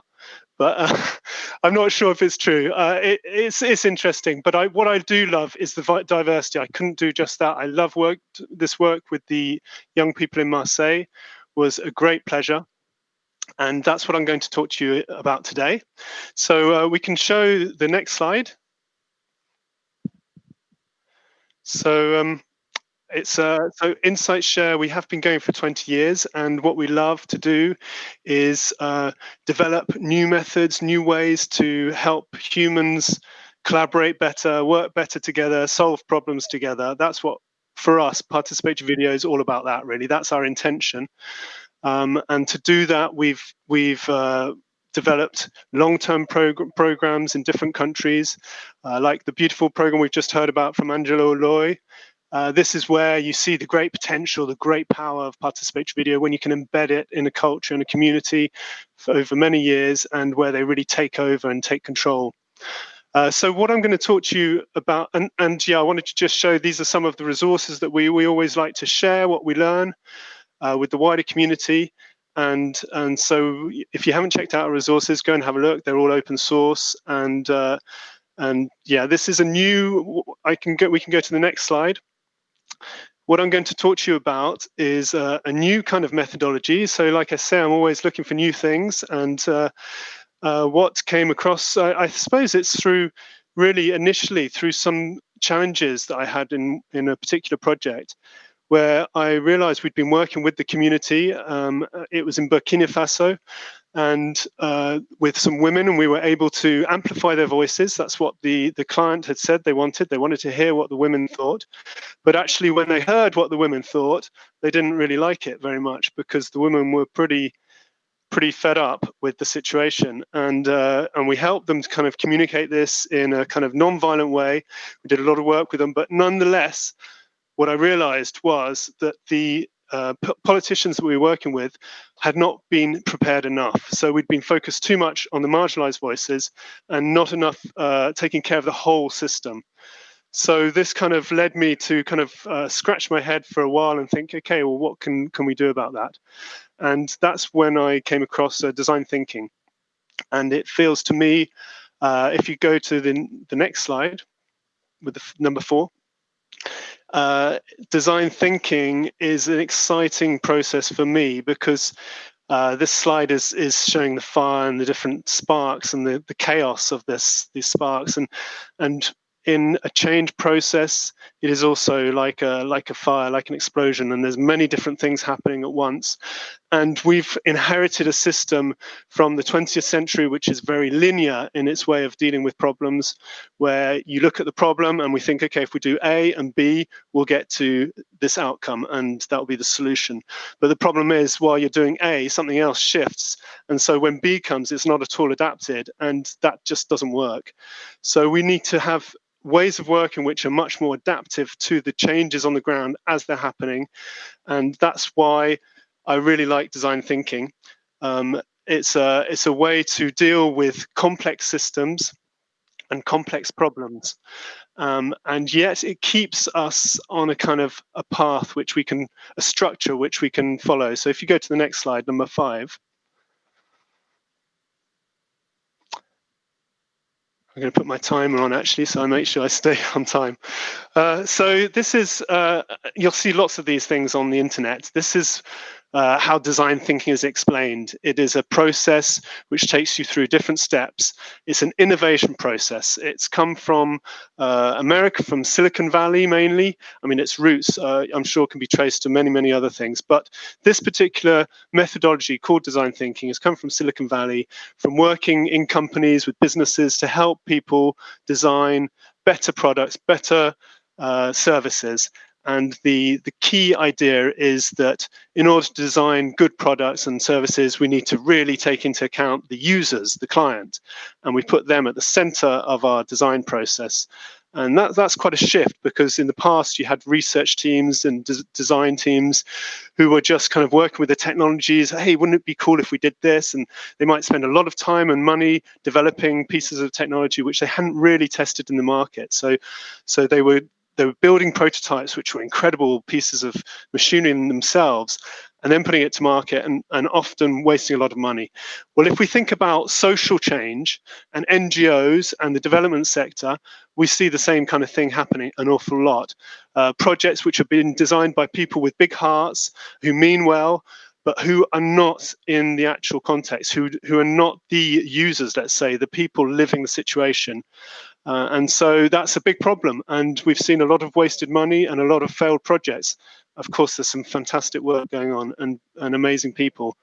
But this is what I felt was frustrating about this context of development. And I feel that some of these methods could help improve that. So the slide that we were just on, this, if we look at that, the different stages we can look at quickly. So design thinking is nothing really new. We've all been doing this, since humanity has begun, really. It's about solving problems. And what they've done is they've managed to put this into a kind of a framework so that we can really know where we are in the process. So the first stage on this particular diagram, this particular way of describing it, they talk about what is. So what's the situation? What is the reality? Where are we? What's the problem? What are the opportunities? What are the constraints? Let's really understand the present situation, really feel it, sense it, and from that, we will gather some key insights. And then you go to the what if, because you take what you've learned from this kind of research phase, and you then start brainstorming and thinking about solutions. And then you try what wows, and that's where you take back some of these early solutions. It might be just on written on a paper or a little video or a little idea, and you show that to the users. So in our context, you'd go back to the community or back to the target population, back to the different stakeholders, and you'd show them, this is what we want to do, this is what we think will work, what do you think? And they might say, no, that wouldn't work, or this, and you develop it with them. So you're involving these different stakeholders right from the start. And that's so important. And that's what would avoid the problem that I did in Burkina Faso if we'd done that better. So the key about design thinking is this kind of systemic way of thinking, the way it brings in different stakeholders, and the way it can guide you through this process. But really, that's nothing new. I mean, we've all been doing that with participatory video for 20 years. So I don't want to say this is the new kind of solution for everything. This is something that's been going on for a while, and we've all been doing. And with participatory methods, many of these things are just very common for us who have been working in this sector. but it does give a new slant, and it does give a new way of thinking. And that's what it is, really. Design thinking isn't just these different stages. It really is a way of thinking about problems, a way of realizing that you need to test, you need to prototype, you need to involve the stakeholders. It's a kind of rigor which I felt I was lacking, and which has taken a long time to learn, actually. You can look at it online, you can read stuff, and you think you've kind of got it, but you need to practice. And so it's taken me about 5 years I've been working on this, and we are now starting to train others in this, but it's only just, really got to that point after I've done a number of different projects. So if we go to the next slide, actually I think it's slide number, no, the one after that. Thank you. Okay, so this is another project that I did that I could have talked about. It's also in France. And in many ways, I would have preferred to talk about it, because in terms of design thinking, we were able to do these 3 different stages where you go from what is the problem to brainstorming to creating prototypes and solutions with the community. But we decided to do Marseille. Actually, it was Cristina and Soledad who decided that.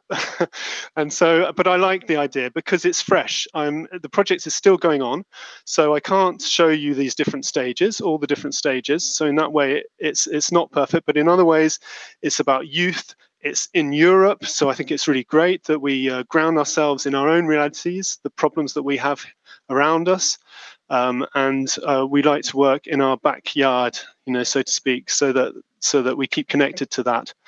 And it also demonstrates a kind of complex participatory video project with many different partners doing different things. And this is where participatory video can go. If we go to the next slide.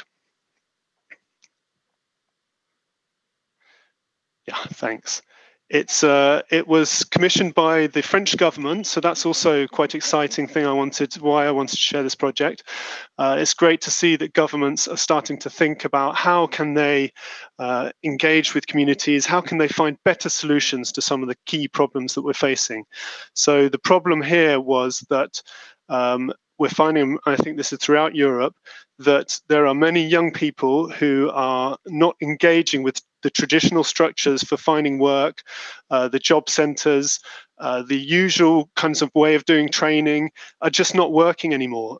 Young people want to be able to find trainings they can get involved with straight away, not wait 6 months. During that 6 months, if they're waiting at the age of 18 to 24, very critical time, and that's where people might get instead involved in drugs and many different things. And so they've realized that the current systems are not working, and they need to better understand what it is that is keeping people away from the traditional forms of finding jobs, job centers. There's many young people who are not engaging with it. They want to understand why.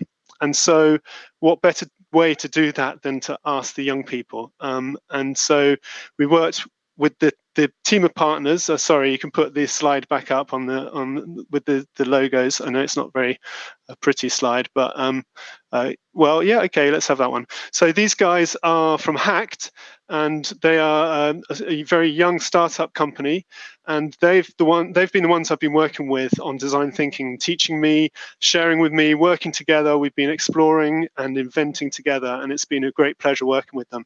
And they put together this project, and so InsightShare and Participatory Video was just kind of one small part of this bigger project, design project.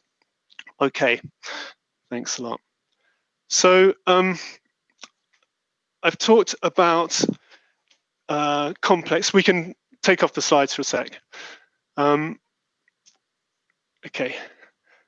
So I've talked about these kind of complex problems and systemic change, and we like to, in our way of working, we like people to experience things. And so here we are, we're all kind of distanced, and it's difficult to do any kind of participatory exercise.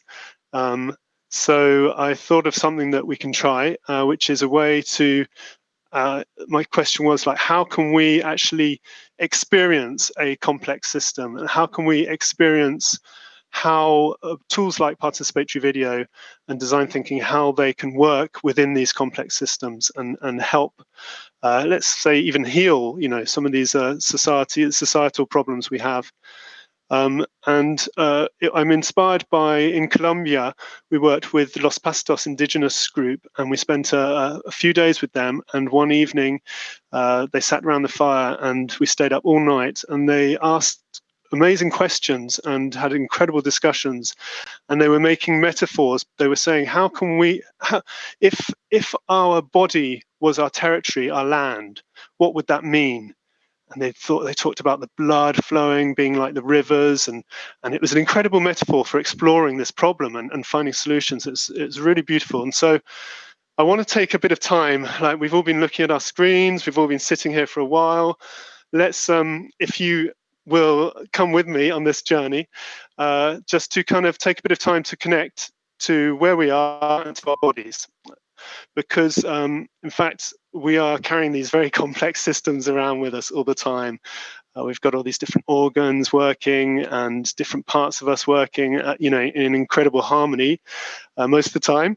And so I thought that might be the best way to really experience a complex system. So if you can all really just go with this, and it's a kind of let's call it a participatory video meditation. Okay, it's never been done before, I don't think. So if everyone in the house and in the theatre and wherever you are, just kind of, I recommend you close your eyes if you can, if you feel comfortable with that. And just to kind of center yourself in your body and feel just what's going on at the moment. How are you feeling inside? Are you kind of agitated or calm? And you can feel the chair under you and your seat. Feel your feet resting on the floor. Feel your back. Maybe it's resting on a chair, or just feel that whole area. And so we're kind of connecting with our bodies, just like maybe we might connect with our community. So my question was, what if our body was a community? And maybe it's a city, a town, a village, a group of friends, a group of people. So first stage is to just kind of, get a sense of where you are. Yeah, you live in this community, you live in this body, but it holds many mysteries. How often do you really kind of connect with what's going on inside? The sensations, the feelings.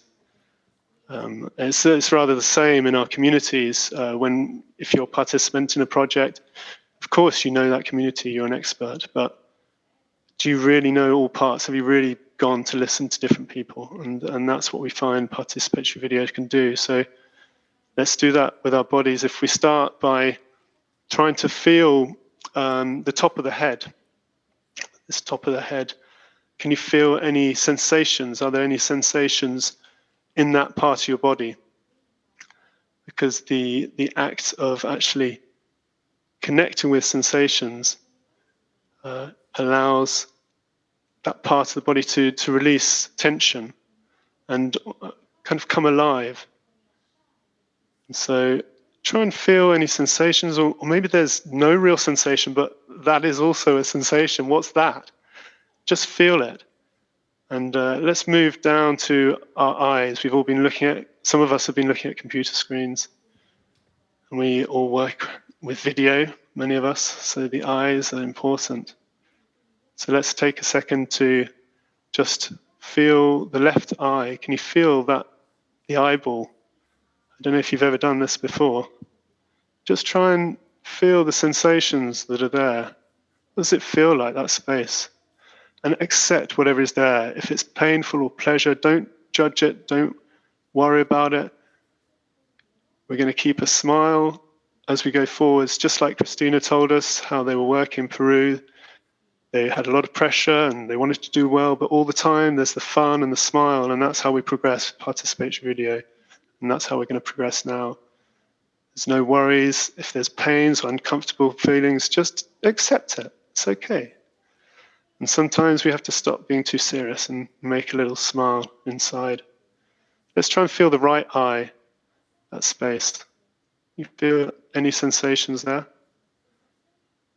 And the remarkable thing is that as soon as we just put attention on a different area, it will release tensions and stress, and it will already start to relax. So when people talk about relaxation, let's feel the whole face area, maybe the cheeks. When we talk about relaxation, it's not just about relaxing, it's actually about enlivening and letting your body become aware of itself. And as a system, if you feel your cheeks and your jaw, I mean, you can use your breath to just kind of feel what's there and accept it. Breathe out. And now maybe we can feel the whole face, head space. And that's rather the same as well with participatory video. You might start off focusing on different parts of a system, but by waking up those different parts, you start to get a bigger vibration going, and you get the whole system waking up to itself. So maybe we can take a second to just put our hand on our heart. And I wonder if you can feel your heartbeats. I mean, I'm a little bit feeling a little bit of stress, so got to relax. Though I can feel my heartbeat pretty well. But anyway, just feel that area.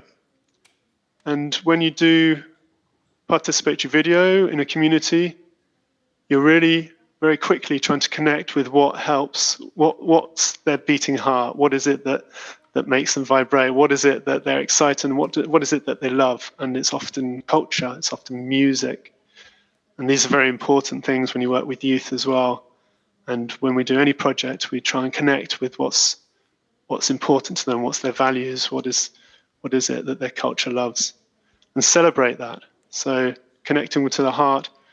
But we also, with individuals in our groups, when we're working with participatory video, you really want to connect with the individual and their personal story. What is it that makes that person feel alive? What is it that they think about? What is it that they love?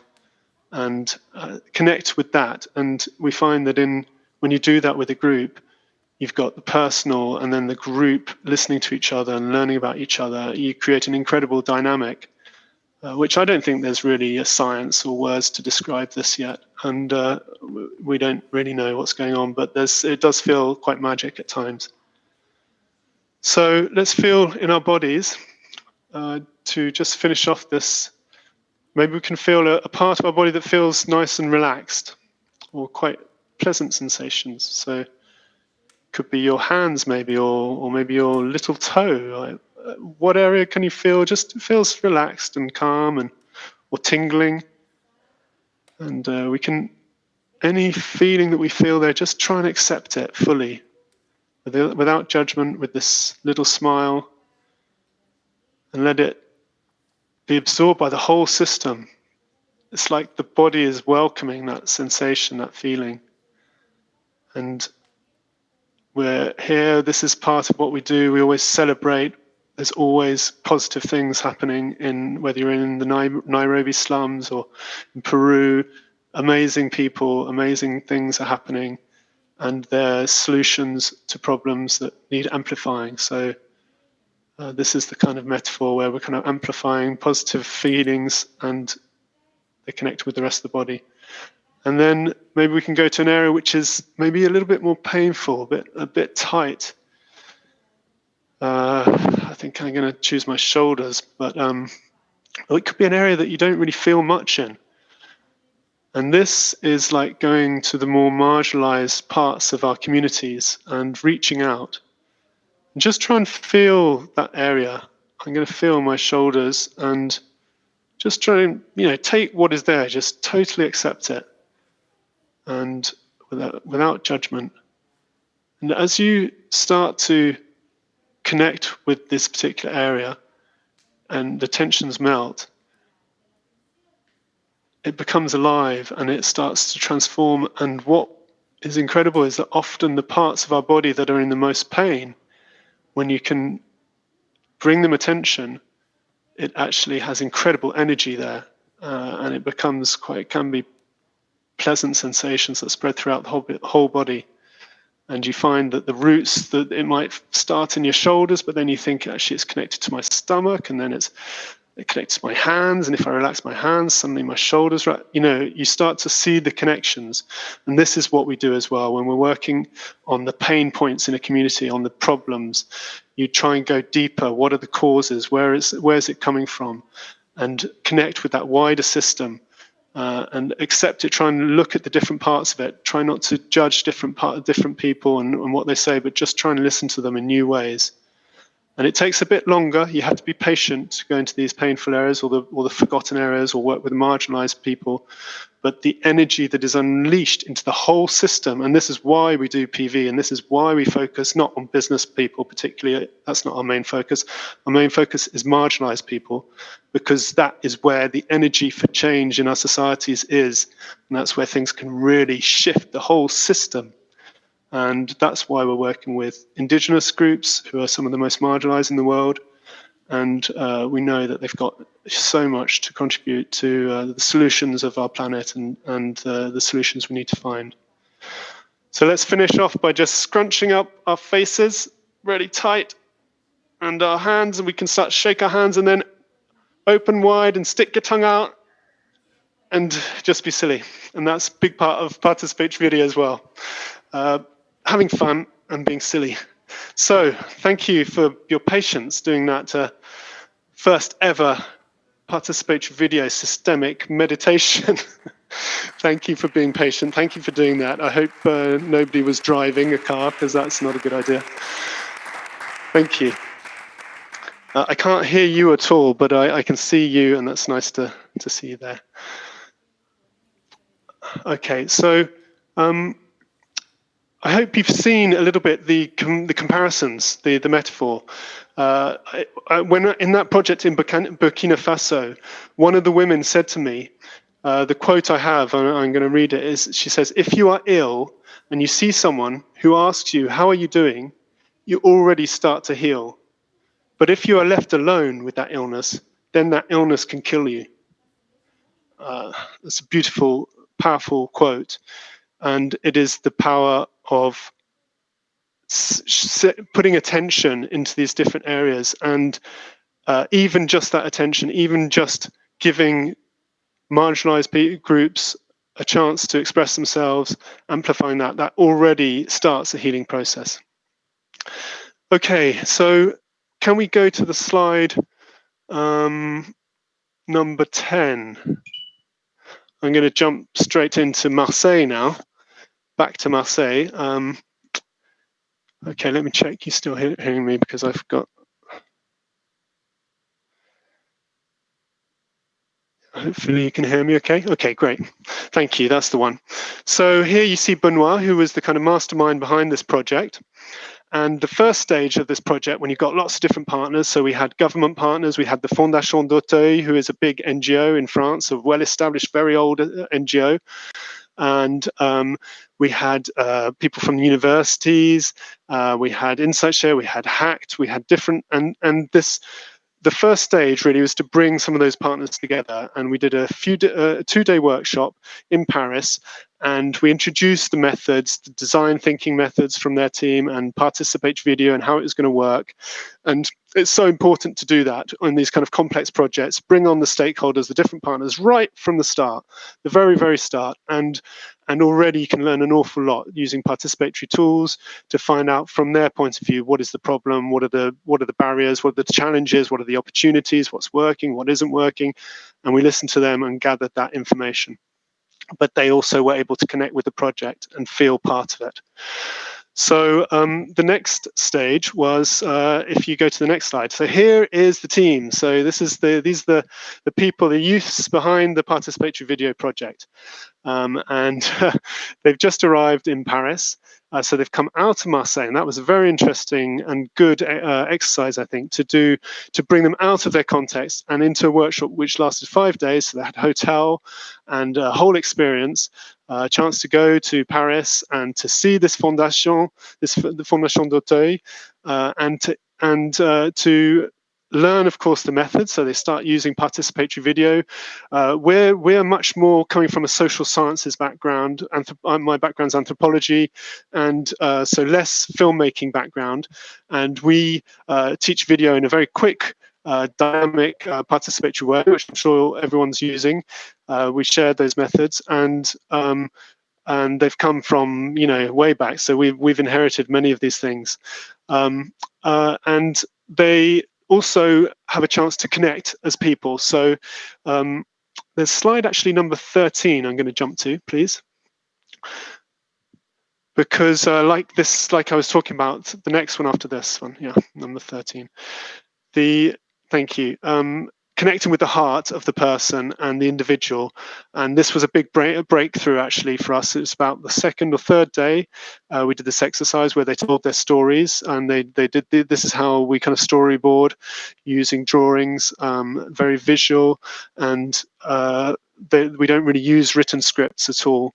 And so they developed their story, their pathway in terms of professional, what has been their pathway since school to get some sort of work or career, because that's the focus of the project, and that's what this workshop was about, giving them the focus, the framework of what we were working on together. And they described different incidents with the police, different challenges they've had. Many different things came up from this, but which was really powerful and useful for us as facilitators of the project to understand already, see what kind of barriers they're facing. But it was really interesting to hear that they had never really talked about this with each other or with anyone else. And it was a very powerful experience for them to be able to open up to each other. And the group felt very different after this. If we go back a step, one slide backwards, I wanted to show this quickly. Just this, it's about group development theory, and it's something that has been developed by Dr. Bruce Tuckman I think in 1965 or something like that. And I find it really useful as a framework. Again, another kind of framework like design thinking, that to realize that when you're working with groups, there's going to be this phase where they come together, they're just kind of working out who's everyone and getting a feeling like when we entered our body and we're just trying to feel what, the seat and the chair. You're just getting a sense of the group and where you are and what roles you're going to play. And often there's a period, and it doesn't normally go 1, 2, 3, 4 like that. It can go backwards and forwards, but it's just really useful to know that pretty much sooner or later you're going to reach the storming phase, which is where the problems erupt, difficulties in the group. And sure enough, we had one of those situations. I think on about the third day of the workshop, there was an argument between a few of them, and they came into the workshop really, there was just a cold atmosphere. And so in that kind of situation, we have tools that we use to help the group go through these storming phases and to work with conflict, because conflict is actually incredibly powerful, like the tension and the pain that we try to experience. When you can work with conflict in a safe way and allow people to express it, not only do you release the tension, but you release incredible amounts of energy. And the group then can go forwards to the next stages, which is things like norming. That's when you're kind of normalizing roles, and performance, which is like when they're just an amazing team and everyone knows what they're doing, and it all just kind of a synergy. I think people who have worked with groups will recognize those different phases. And the good thing about this method, this framework, is that you don't need to freak out if your group's kind of arguing or falling apart, or in some ways difficulties happening. You need to think, great, okay, we're in the storming, let's go through this, and just use different tools like restorative justice and conflict resolution tools. We use a lot for that. Okay, I wanted to go to, if you could take me to, let's see what number, slide number 14. Yeah, 14. So another part of working with youth that I think, and any group, which is really important, that one, is quick wins. And this is also a very design thinking kind of way of thinking. Quick wins, that's very business kind of culture. What does that mean? It means you try and achieve small but significant successes as a team, and it's going to help help the team realize what they can do together, and that they can make changes, they can do something, they can move things forwards. And for us, our quick win was when they went to the funders, so the government, the ministry. We managed to organize for them to go into the offices of the Ministry of Work and interview some of the people who actually had set up this whole fund that was the multi-million-pound fund that was being given to a number of different organizations, including Fondation Notte. And so it was great. They had their kind of boring presentation at the beginning, but this was, you see them going up in the lift on the way there, and then you can see the photo at the end. Yeah, thanks. And with some of the staff, some of the members of the team there. And what was great was when they did interviews with them afterwards, and one person was talking about how they work with, they're working on developing programs for marginalised youth to help them enter work. And the girl interviewing said, well, do you know any people from these areas, the quartier, the popular social housing kind of areas? And the woman working there said, well, no, actually I don't. And they said, well, have you ever been there? Have you met any people there? Have you been there? And they said, well, no, we haven't. And that, I mean, if I'd have been interviewing, I would have stopped. But of course, the young persons, the young people, they kind of went further and were pretty powerful. But in the end, the woman was able to say, well, that's why we've asked you to help us. We don't know, and we don't pretend to know, and we've been working in the wrong way, really, for many, many years, and we need you guys to help us now and to work as part of our design team.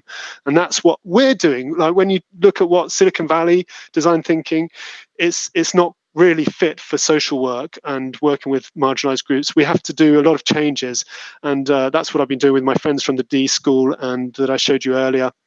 We've been kind of experimenting and trying different things, and in this project we're really working on what they call the first stage, the ethnographic research. It's often done by designers going and talking, doing lots of interviews with people, but here we were doing it was the young people themselves who were going to do it.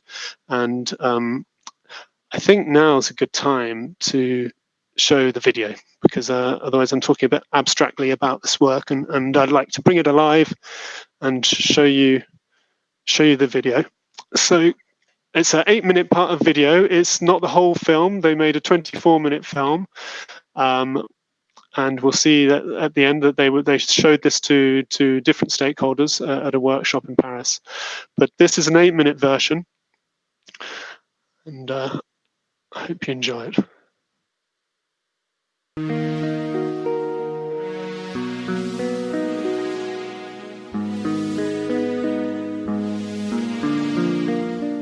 Donc voilà, nous sommes en plein cœur de Marseille pour le projet vidéo participative. En 4 semaines, on a fait plus de 40 interviews pour montrer au ministère du Travail ce qui se passe réellement au cœur de Marseille.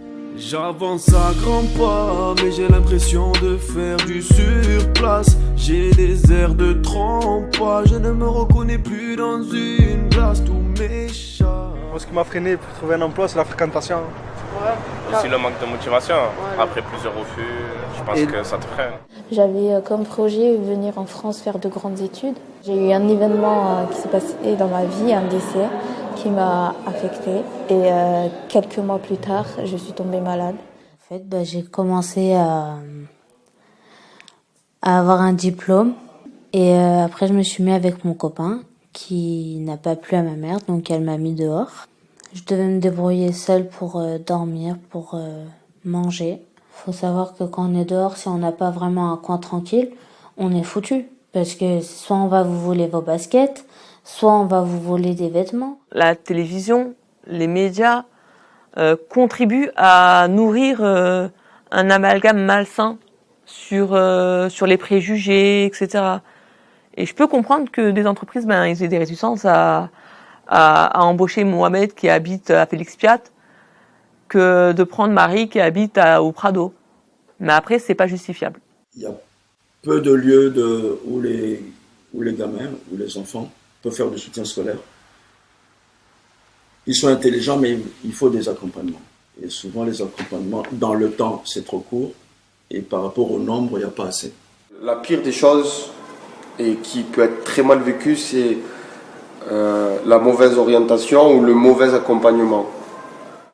Bon, j'arrive là-bas, j'arrive au lycée La Floride, c'est la rentrée et tout, j'arrive et on me dit bon monsieur, on vous trouve pas dans la liste, mais on vous a trouvé sur mécanique poids lourd. Je dis non, moi j'ai pas envie de faire ça. Ils me disent il y a pas de place, attendez un mois, s'il y a de la place on vous fait rentrer. Je suis parti au lycée Colbert, c'était vente alimentaire. Bon, je sais pas pourquoi je me suis retrouvé là-bas, ça m'a pas plu et je suis parti à la mission locale. En fait, c'est par rapport aux profs comme ils me négligeaient. J'avais des mauvaises notes.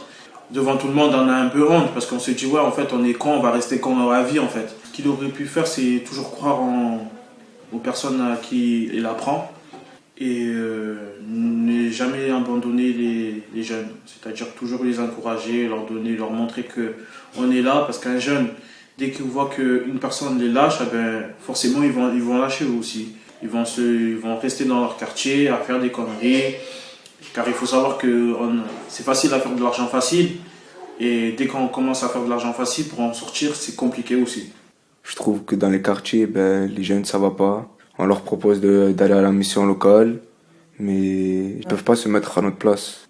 Donc du coup, c'est compliqué de se dévoiler à une personne. Qui comprend pas. Ouais, c'est ça, de lui dire que je veux faire ça et tout, mais la personne, elle envoie beaucoup des jeunes et tout, donc elle ne prend pas vraiment au sérieux.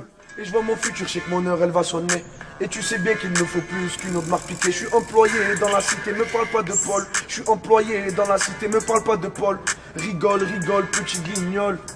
Marseille c'est chaud, pire que Boston. Aujourd'hui, les jeunes, on se rend compte qu'ils ont des problématiques de plus en plus complexes, de plus en plus interdépendantes, qui se nourrissent entre elles. C'est-à-dire que souvent c'est je me suis fait expulser de chez moi, j'ai pas de logement, j'ai pas de travail. Aujourd'hui, pour avoir un travail, il faut un logement. Pour avoir un logement, il faut un travail, inversement. Donc c'est vraiment un cercle vicieux qu'on essaie d'enrayer de manière à vraiment travailler de manière décloisonnée, insertion professionnelle et accès aux droits. Parce que tout est corrélé.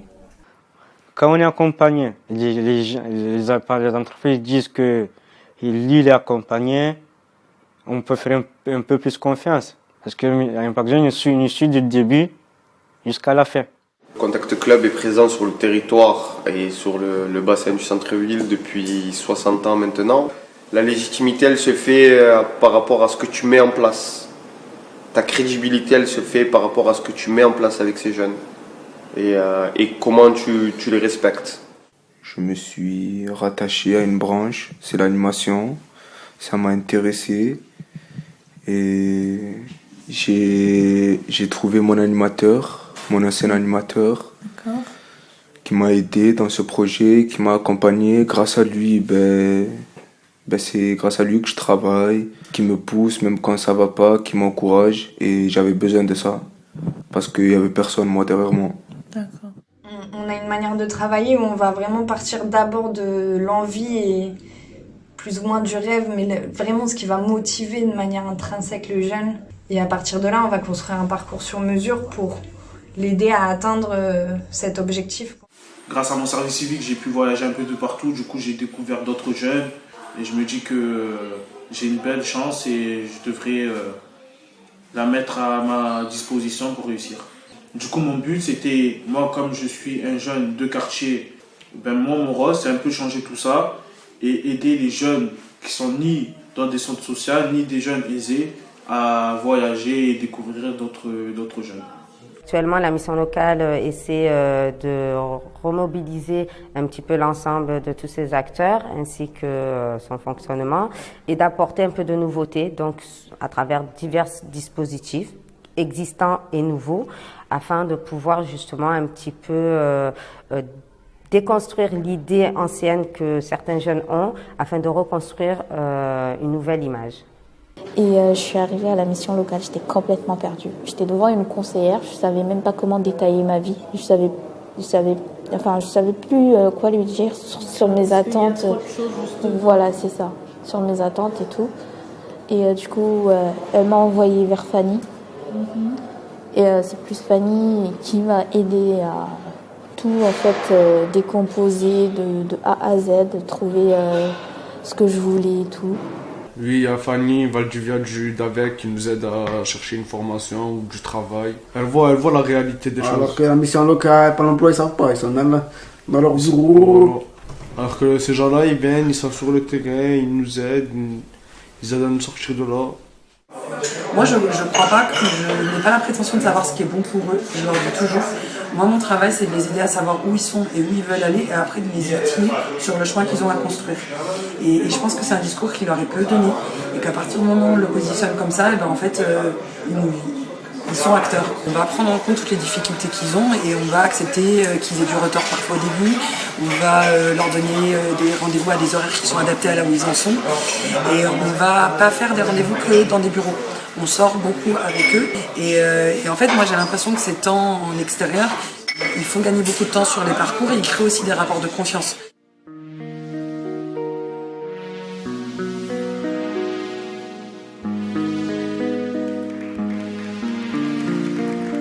J'avance à grands pas, mais j'ai l'impression de faire du surplace. J'ai des airs de trempe. Thank you.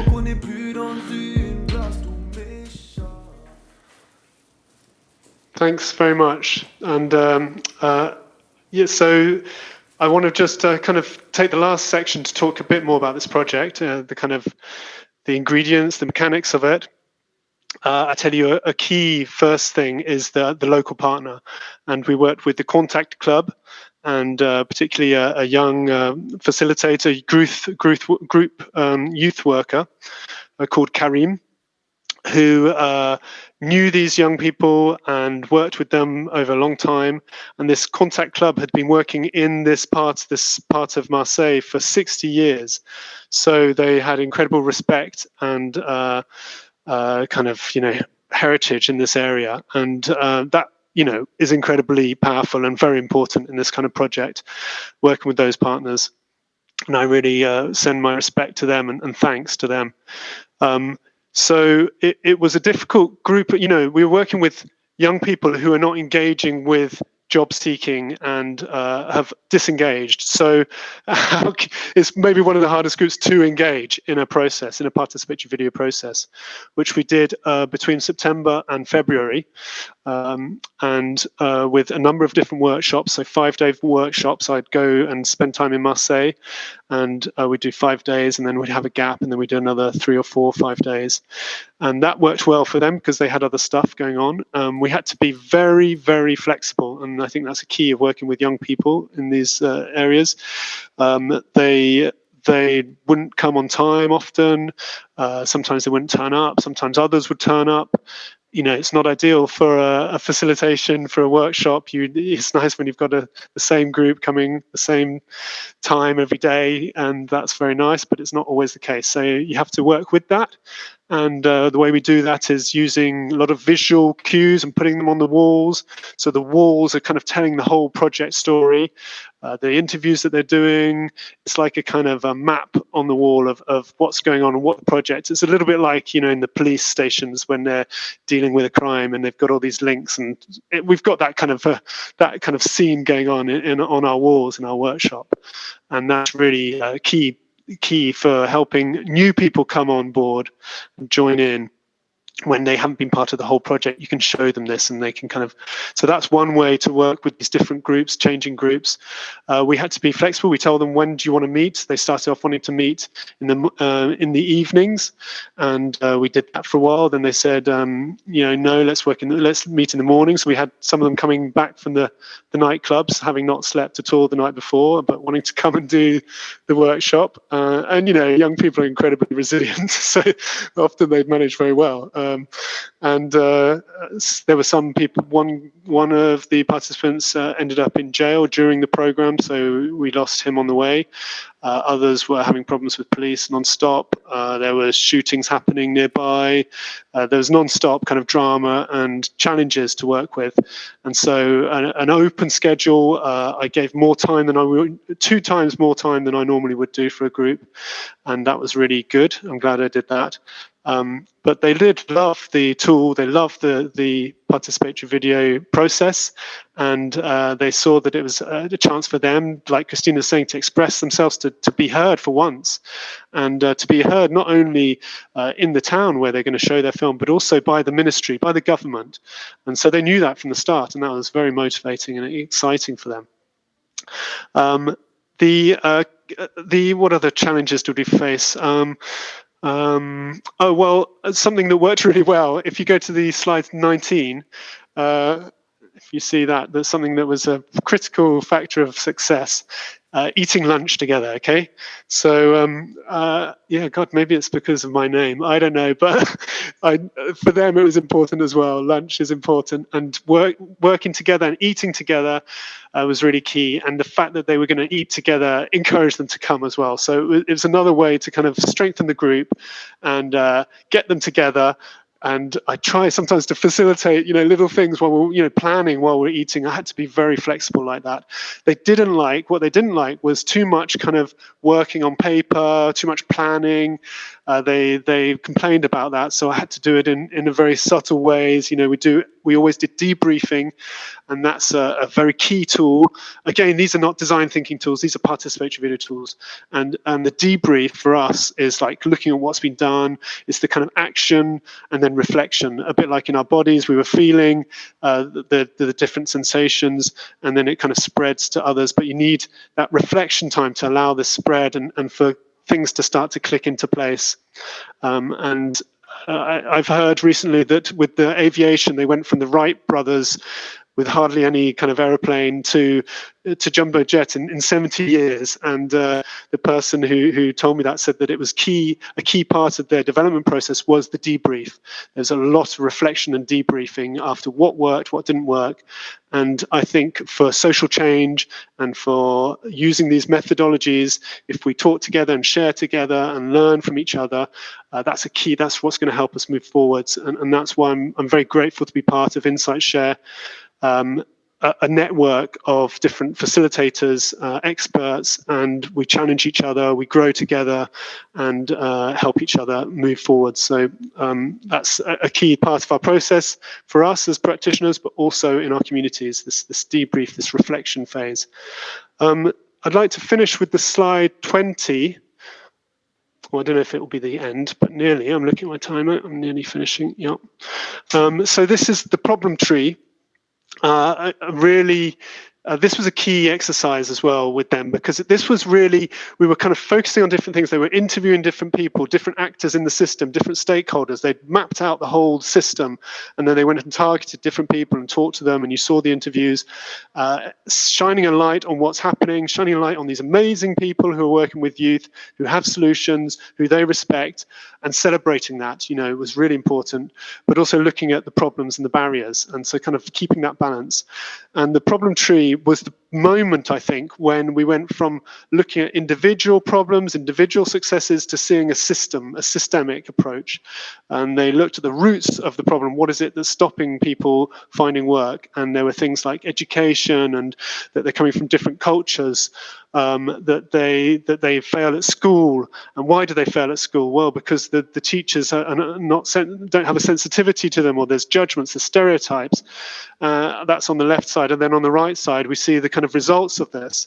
And I was shocked, but of course, not surprised to see that one of the results they put was la mort, death, which is a real thing, a real part of their reality. Many get involved in drugs if they don't have jobs. It's what they call the easy money, and that ends in many shootings that go on in Marseille. I don't know if you hear about it internationally, but it's a very this stuff happens. But just to finish off, then, so if we can show the slide 22, please. So they went to Paris, and they showed their film, and they presented it like Christina's, this moment of celebration. I could totally connect with that when I was seeing in Peru, those kids and their families seeing it. So they're showing it to a very small targeted group. And this is often our participatory video projects are not aiming to be, the films are not aiming to be shown all over the world necessarily, but they're going to be shown to targeted groups, people who work in the sector, to kind of open their minds and gather insights from the field, from the communities who are affected. And then after showing the film, we created a circle, 2 different circles, and we had young people, we had youth workers, we had members from the ministry, we had people from the foundation, the Fondation d'Auteuil, the client, and we had designers all together and all with a talking stick moving around between them and talking about what were the problems from their point of view and what were the solutions. And this kind of process I did this in Burkina Faso. If we go back to the thing that started me on this path was a failure or a challenge for myself professionally.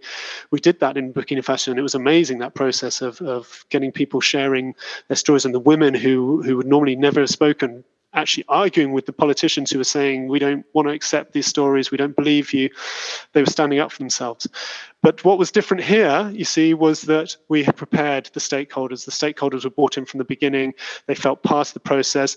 And this showing of the film is just one step. The project's still continuing. This is just one step where everyone's kind of getting on the same page, whether you're the designer, the ministry, we're at the same level, and we're seeing what the reality is, and we'll start building on that now with ideas and brainstorming and solutions and prototyping. And that's what we're bringing to design thinking, because that didn't happen before. I don't think anyway. I don't know of it. Bringing participatory video into that phase. We've had other projects where we've had participatory video at every stage of the process, and it does add the storytelling element, the engagement element, the creative element, all these wonderful things that we know participatory video does. So if you can go to the last slide, number 24. And just to leave some of you with, maybe I can put some of these links in the chat, because there's different things that you might want to follow up. I'd like to be able to show you the final film once they've screened it in Marseille. They don't want to show it. They don't want to open it up until they've done their screening, and it's been delayed by COVID. So if you sign up to our newsletter, then that would be a good way to get that news, and you'll see our other work and the stuff we're doing online at the moment. You can have a look at Soledad's talk and some of the other great talks from Monza last year, and our courses where we're now actually going to start doing design thinking, participatory video for design thinking. And there's a lot of demand from the design thinking community to see how can they use these tools in social innovation, they call it, which is the kind of community-led development work we've been doing, and many of you have been doing for many years. And so it's aimed at them, but it's also aimed at people who already do participatory video and want to see how this can strengthen and our processes of change and make sure that we really hit the target when we create a project and work with different people. We know who to work with, and we make sure that the results and the impacts are carried by the whole stakeholder group so that they can really work. Okay, thank you very much. I don't know if there's time for questions.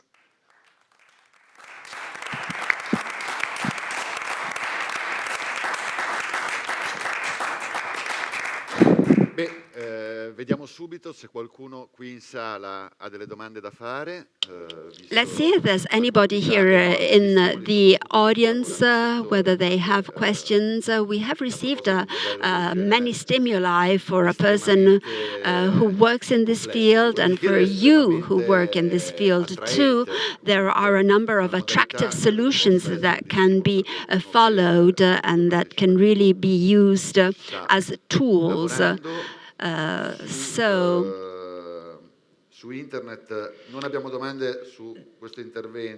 have no questions on our chat, But again, it's very difficult with these online digital events.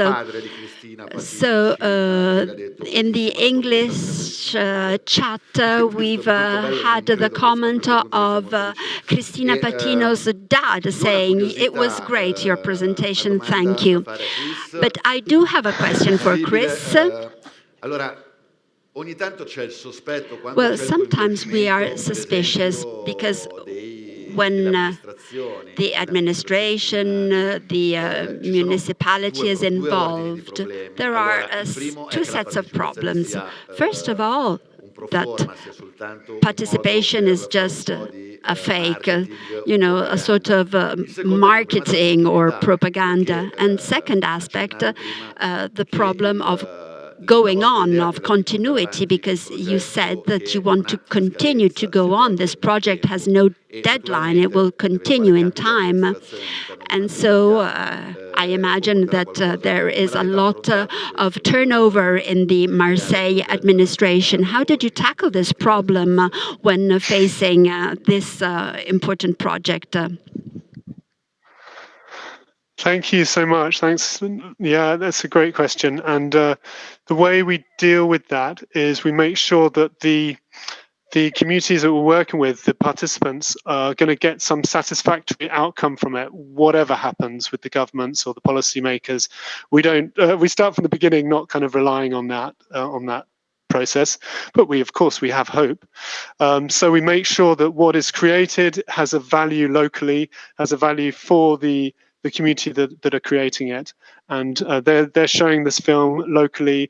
They're doing a big event as soon as they can. Because there's another lockdown in Marseille at the moment. They want to do a big event, and it's going to, on its own, this film will seek to celebrate this local associative network, which is under threat, of course, like in all our countries in Europe, probably. The funding is diminishing, with the economic crisis that's going to follow this, the COVID, and so celebrating that, putting it in the spotlight is going to be really important. And you talk about the Marseille municipality. Yes, it is changing all the time, and they haven't been deeply involved in this. It was more on the national government, actually. So, Macron's government, who are having this approach. Will it lead anywhere? We are skeptical as well. Will things really change in the way that these young people want them to change? The signs are good. The signs are positive in terms of their engagement, the fact that they've invested a lot of money in these kind of programs, to listen and to engage with experts from the field. So that includes little clubs, working with youth, or the Fondation Dotteux, who's been working with young people for so many years. They're listening to them, which is fantastic. I think good things are coming from that already, and we'll see. Will the actual system for finding employment radically change next year? I don't know if it will be, but there is an approach and there is a sensibility to these kind of tools of more quick, small prototypes, launching little programs, testing how it works, and that even the government in France is starting to take on board these kind of approaches, and so I stay hopeful. That's all we can do, eh? Perfetto. Grazie ancora, Chris Lange. Well, thank you very much, Chris Lange. Thank you for your participation and your talk. Thank you so much for all of you, and I hope I wasn't speaking too fast for the translators. Thank you for your work also. And have a nice lunch. Oh God, I can't believe I'm teasing myself so much. Bye. Thank you so much. Allora, a questo punto abbiamo un po' sforato. So, yes, we have not kept our time. We are running a little bit late, but it was worthwhile. I wanted to say that Chris is going to be like a bridge. So, in the afternoon, we're going to speak about production production and experience in production and comparing them. In the morning, we've heard how PV worked out with young people and how it helped them. So now we will have our lunch break. We will meet at 3 p.m. For those who are here for in the audience, you are free to have a snack and have lunch outside. We could not organize lunch here at Binario 7 because of the COVID measures. So let's be back at 3 p.m. on time, 3 p.m. sharp. Thank you.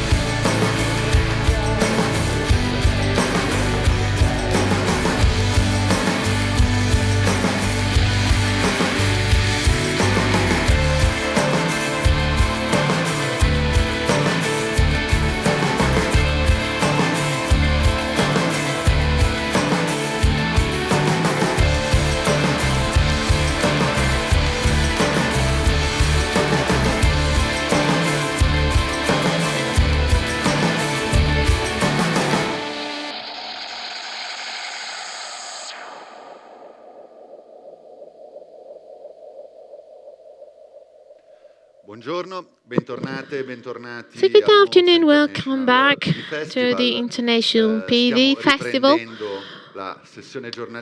We are starting again our afternoon session on PV. We're still waiting for our public to take seat here in our room, following this new formula of live plus digital. So this edition of the festival, as we said this morning, because of the pandemic, we have a public here with social distancing and all these safety measures, and also streaming online in two languages, English and Italian.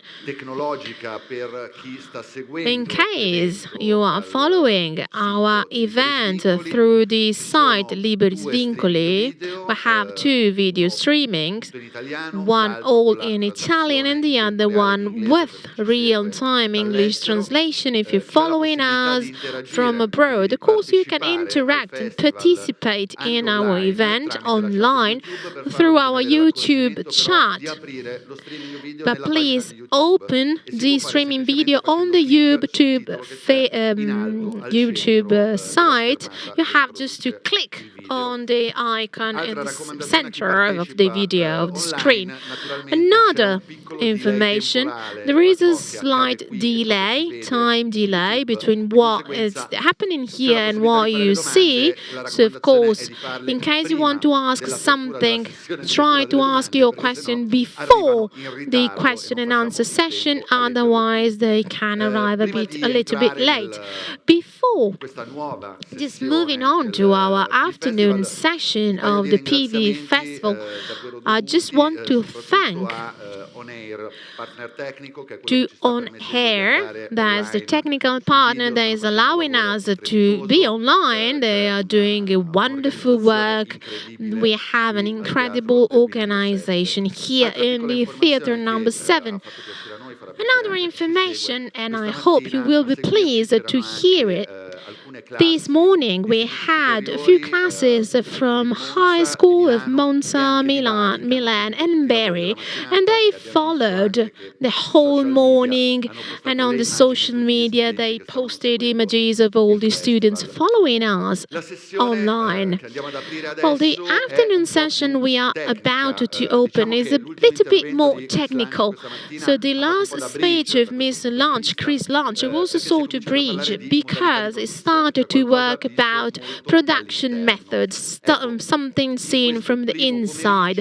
So in the first part of this afternoon, we are going to explore the problems, solutions and experiments that we are implementing for producing OPV, sorry. So the first speaker of this afternoon is Marina Galimberti. Marina Galimberti works in France, and in France they have something very, very special. Marina Galimberti works for the production. Rapsode production in France belongs to a federation, a national federation of participative video. I'm not going to use the French translation because my French pronunciation really sucks. So it's a sort of bottom-up network that really reflects faithfully the spirit of PV and the possibilities to create production networks. From this point of view, for videos, they are really produced in this way, in this specific and peculiar way. So I'm just giving the floor to Marina Galimberti. Buongiorno. She's here thanks to internet. Good afternoon. Thank you for inviting me. Thank you for being here. Well, because we like to experiment so much, you've seen that we have a team of translators and they are translating into English.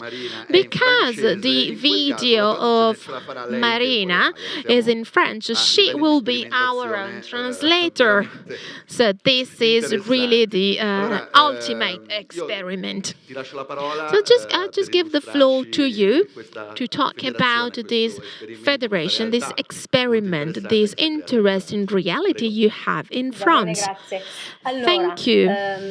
io prima di tutto ho pensato che intervenire First da of all, sola con I una thought that federazione being here era on un my po', own, non dico because we are presuntuoso, a però un federation, was po' not really, diverso da quello che è la I federazione, mean, che was per not really l'appunto è right. un It's insieme di different strutture, from what a 40 strutture federation più o meno he in is. tutto, su We tutta have 40 la structures Francia, quindi dal in nord al whole sud, France, centro e anche le isole. south, north, E center, and quindi siccome islands ho approfittato del fatto che included. c'era un And incontro because dei there is a collaboratori, che poi vi meeting of spiegherò più our tardi che cos'è, che è uno cooperators, and I will strumento explain to diciamo che you è il later centro on what del nostro it is. funzionamento, It's really the e main quindi siccome ci siamo center of visti un po' our work, tutti and because we met la settimana all scorsa, together ho last chiesto week, di I asked rispondere che cos'è la federazione per voi, perché to è my colleagues to importante, quali sono answer i suoi what is valori, the eccetera, in modo che la federation mia for you, voce what sia una are the voce main collettiva, values, in e order quindi to in have realtà a io farò collective quasi voice. passatrice I'll be di un just, filmato let's say, all'altro e poi verso la a fine, se siete bridge d'accordo, se ci among the sono domande, various forse videos, and then discutendo at the end, if you are,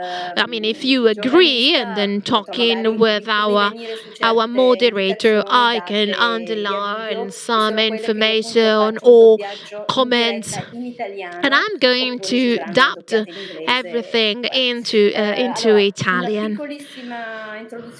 Well, as a brief introduction about our federation, I'm doing it myself.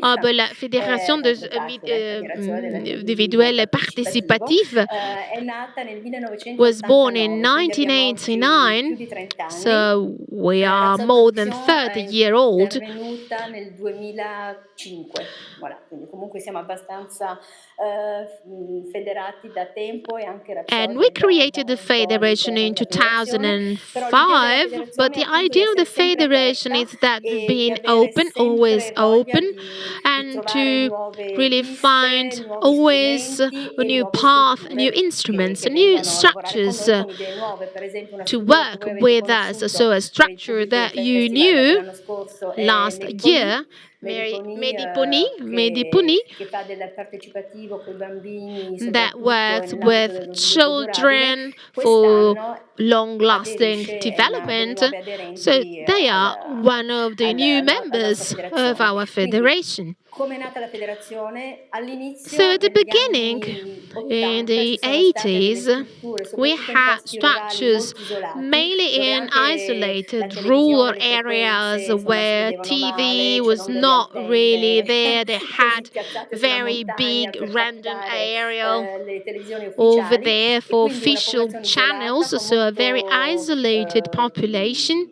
molto abbandono delle quite campagne, abandoned quindi population, posti che rural erano rimasti areas, quasi as I quasi said, deserti, poche persone few giovani, people, pochi few progetti young people, collettivi, just few e quindi è collective nata projects. questa And idea in because of maniera that, sparsa, senza we nessuna had this senza che idea, le persone si sort of mettessero d'accordo, randomly, di piccoli gruppi di so small abitanti che hanno groups of detto dobbiamo fare citizens that qualcosa thought per we need esistere, to per fare do delle cose tra di something noi e per mettere al to centro create something and to put at dell'informazione the anche i nostri center of problemi, information che also sono un po' our nascosti, un po' problems. They are a little bit dimenticati, hidden and così non esistiamo forgotten. più tanto nei media. They are not, E we are not quindi really there sono in nate the 3 o media. So 4 that's why we strutture di had 3, televisioni, e 4 mi channels, piace TV ricordare come channels, queste and televisioni si I'd like to chiamavano. All'inizio si underline chiamavano the telebruette, name of cioè this TV televisione sulla television, carriola, Telebruette, nel senso proprio so it's letterale, nel senso che television non essendoci antenne, non on essendoci cavi, non essendoci web, on a eccetera, wheelbarrow, quelli because che facevano I mean questi those filmetti, working sempre su there soggetti legati recording these al small territorio, videos linked to the ritratti di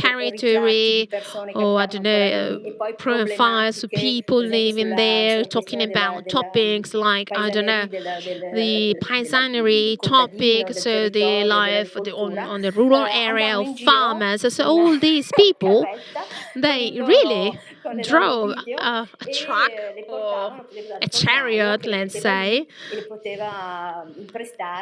and then they just gave the video to the bakers, or they went to the main market on Saturday morning, and they organized a live view, or then they invited people in farm.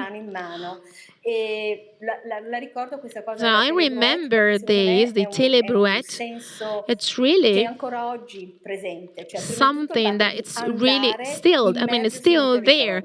First of all, that of an immersive experience, so being there on the territory, not working from afar, but really belonging to a territory, and then together choosing a topic, as you said before, coming from, I mean, from the bottom, and then bring this topic to people, really door to door, something that we are still doing, that of asking people, what do you need?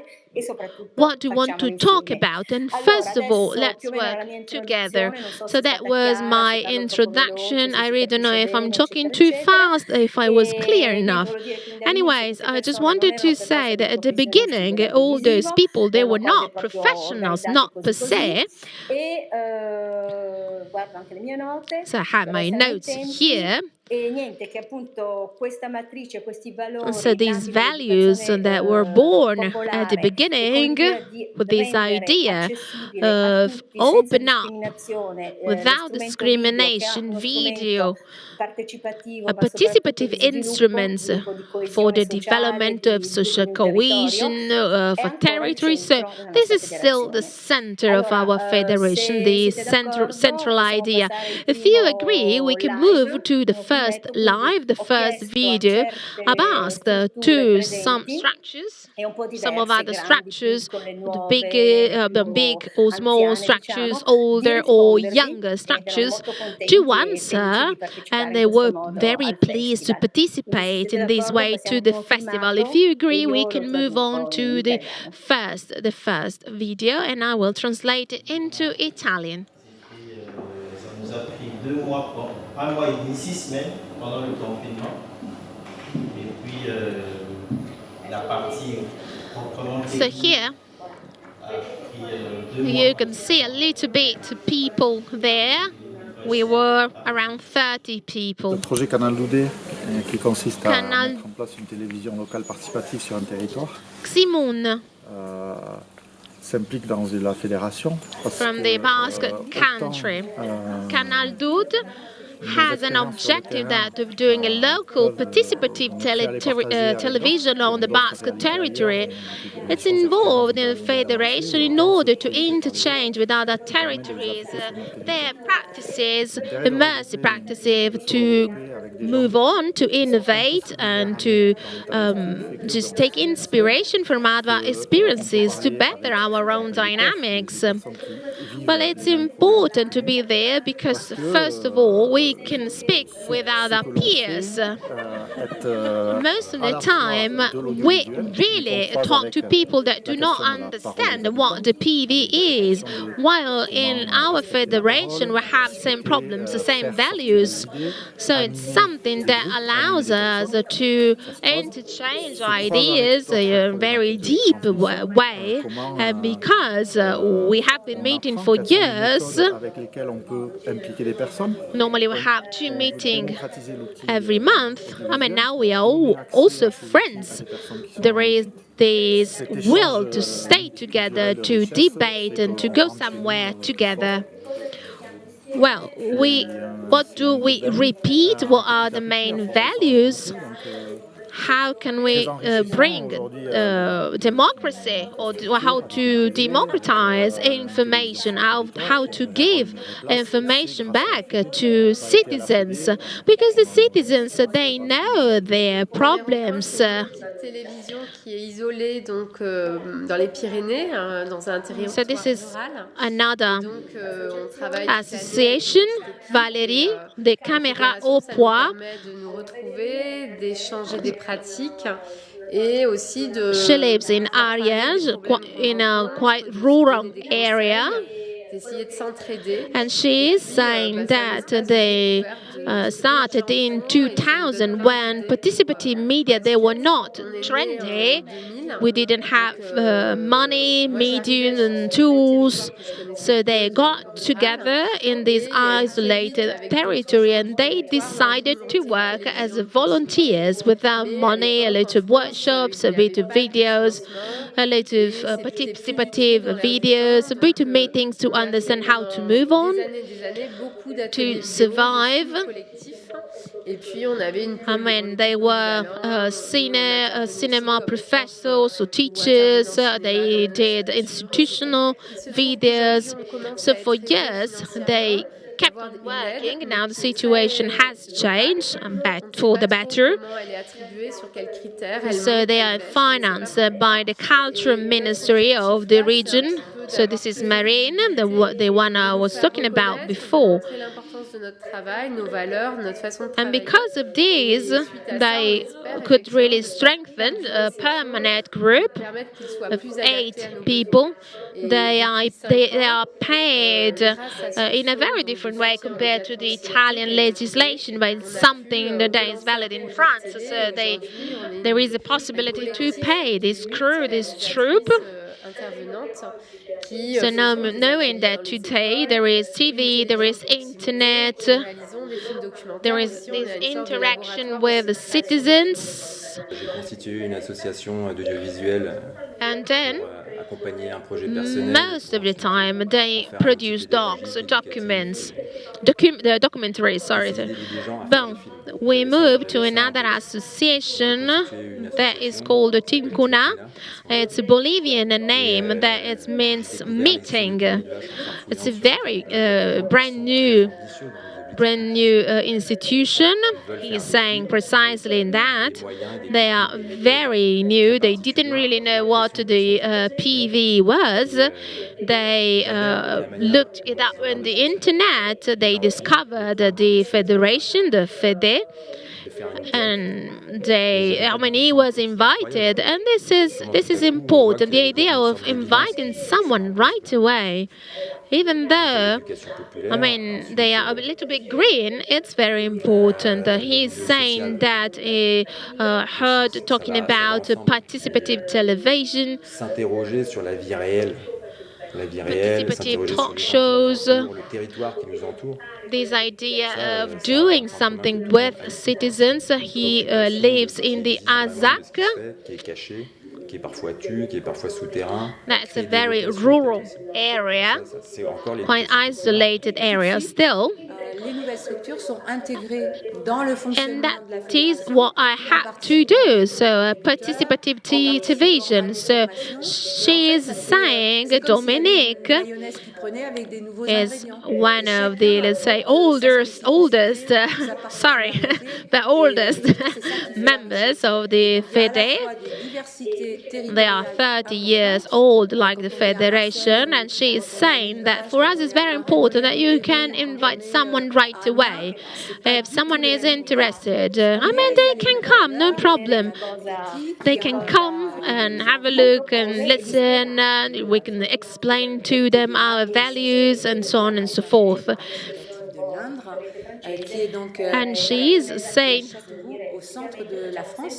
that as French say, we always do the mayonnaise the same way, but with different ingredients.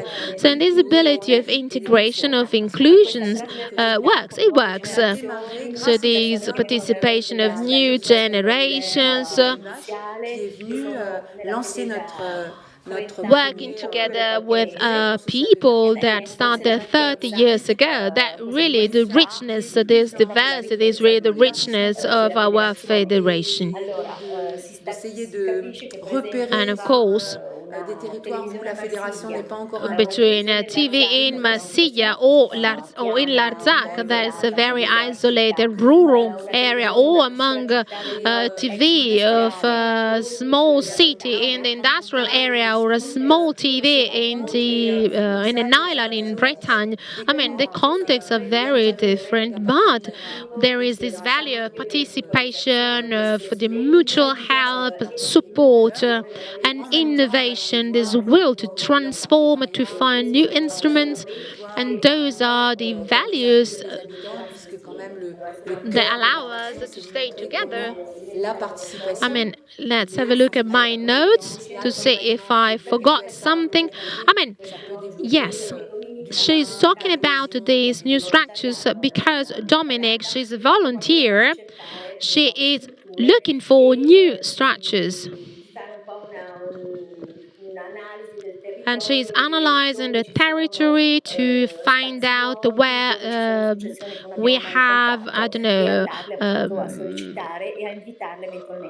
when there is room for work, and when there is institutions that we can work with. And voila, for the first film. I don't know if you have something to add.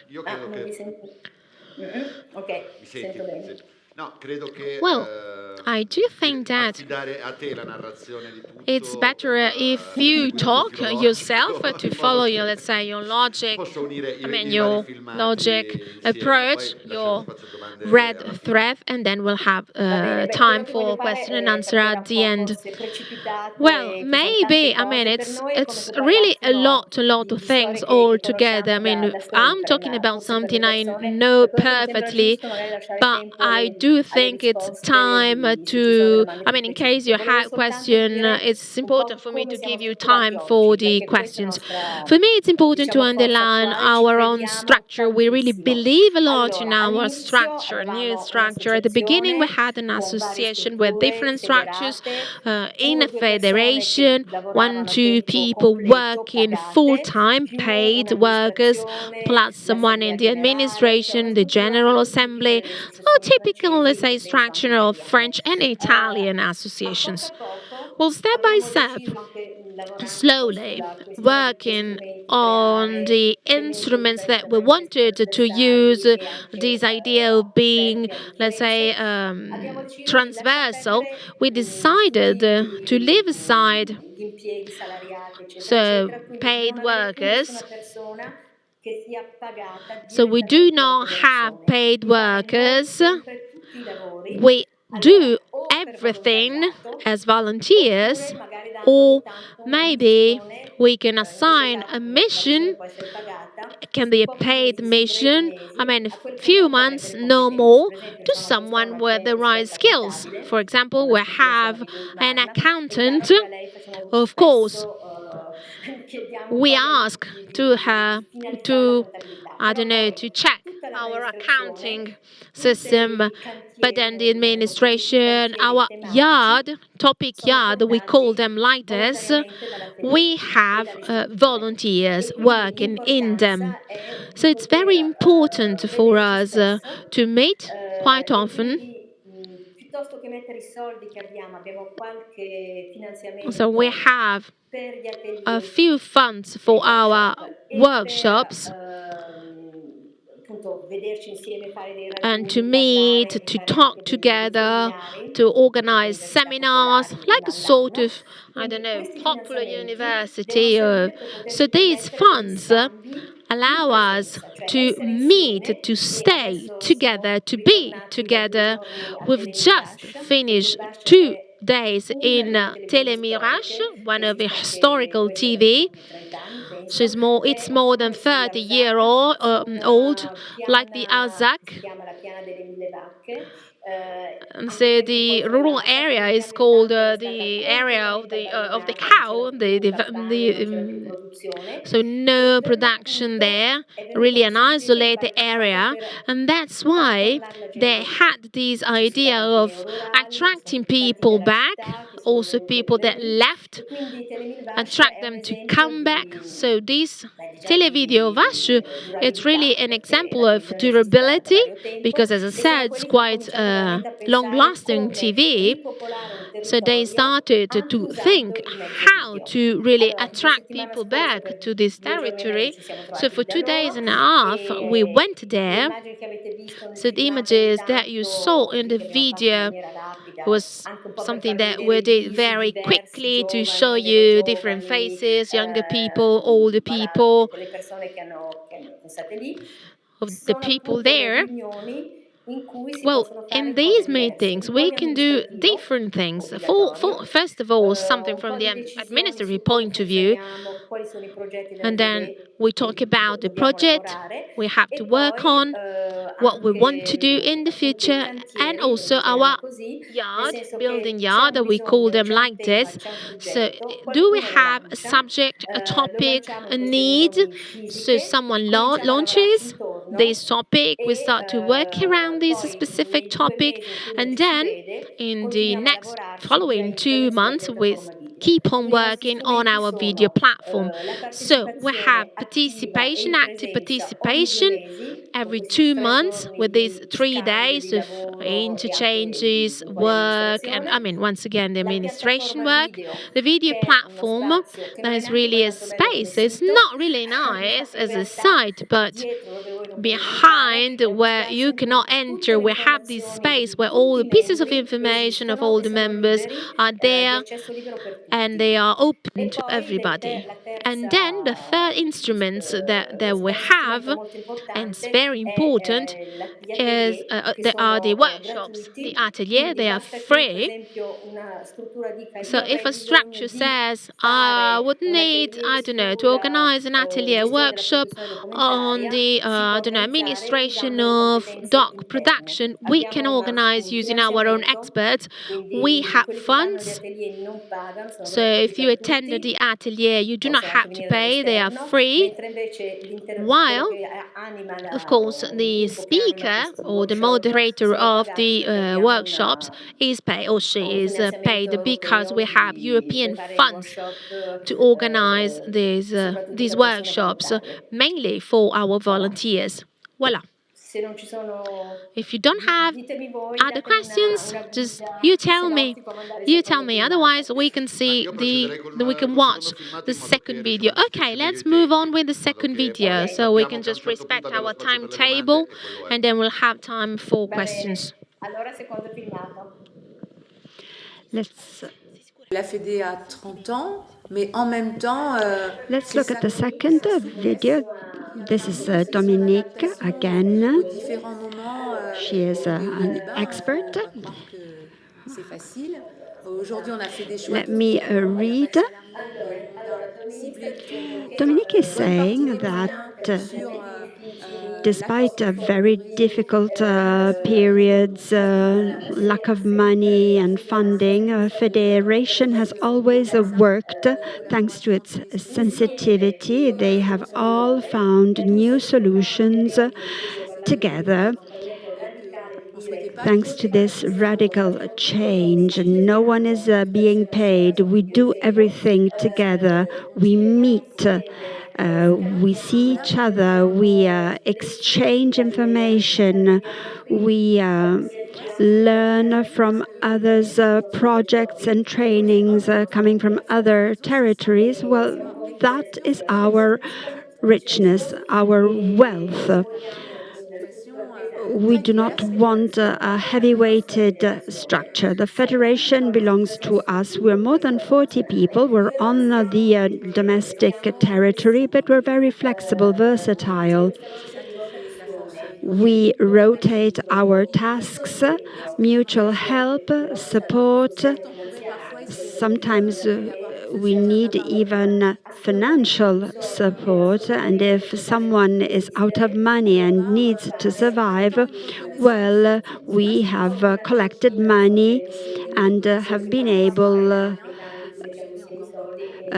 some money and help those who need the money. Now we have Frank Telemilvash. They are the people who are hosting us since the last weekend. And Frank is saying that at the beginning he was not very happy with the Fédé. He said it was useless. It was not anything they needed in their territory. They could stay there and make their films. But then they said, okay, we'll stay. Let's take part in the meetings. And then he said, that by staying, he could suggest new things and new proposals and be heard by us, even if it's only by participating as a listener. He managed to contribute to the meetings. You see, he's very happy. And this, he was very happy a couple of years ago during a meeting in Brest, in Brittany, where they had to prepare the annual workshop, the lineup. He's saying we were subdivided in groups, and one of the two groups had to provide the pre-scheduling. And so they said, let's not make this schedule which is so fixed. Let's just give ideas, scattered ideas. Everything will be undefined, and every day we will be able to contribute with our ideas and say, what are the topics we have to tackle? What do you want to talk about? Who's interested in this topic? And like a round table, we give a lot of stimuli in the two groups. And then at the end of the day, the two groups then focus on these topics that have been decided there and then during the meetings. And these are the themes that are considered most interesting by the members of the two groups. So this is Frank's contribution. He is also saying that he is not so keen on political fights. He doesn't like to lobby. He doesn't like to work as an advisor or a consultant so that then these guidelines are to be sent to the government or to the Cinematheque. He prefers to work in his territory, remain concentrated in his territory, and then organize these exchanges. And you can see this is the dinner time. Even during dinner time, there's a lot of friendship and exchange of ideas. Then there are sessions of breathing. This is Gaëlle in Saumur, center of France. Gaëlle, TV Pop. I met her last week, first time. They just set up their own TV channel just a couple of months ago. Even if this project was in the making for some time, it is a real popular channel. It's going to be very open, very free, and it's the television of the Languedoc. There are many young people. They do not have many employment opportunities. They cannot express themselves that much. And this is why they thought of the idea of television, a television for the young people, made by the young people. And they considered this as an important tool for the territory. She always had this idea of working in cooperation and collaboration. And this idea is something that really worked, and I've really seen in these days that it has worked in our territory. And you can see the landscape she works in, the farmland with the cows grazing in the fields. And she was very, very happy. She received a wealth of information. The main problem she laments is that they're not video professionals. Many young people are just starting. And she's asked a very precise question, and she immediately received precise answers to work on the equipment that was necessary to work for the TV channel. So for her, it was her first experience, and it was very positive. Voila.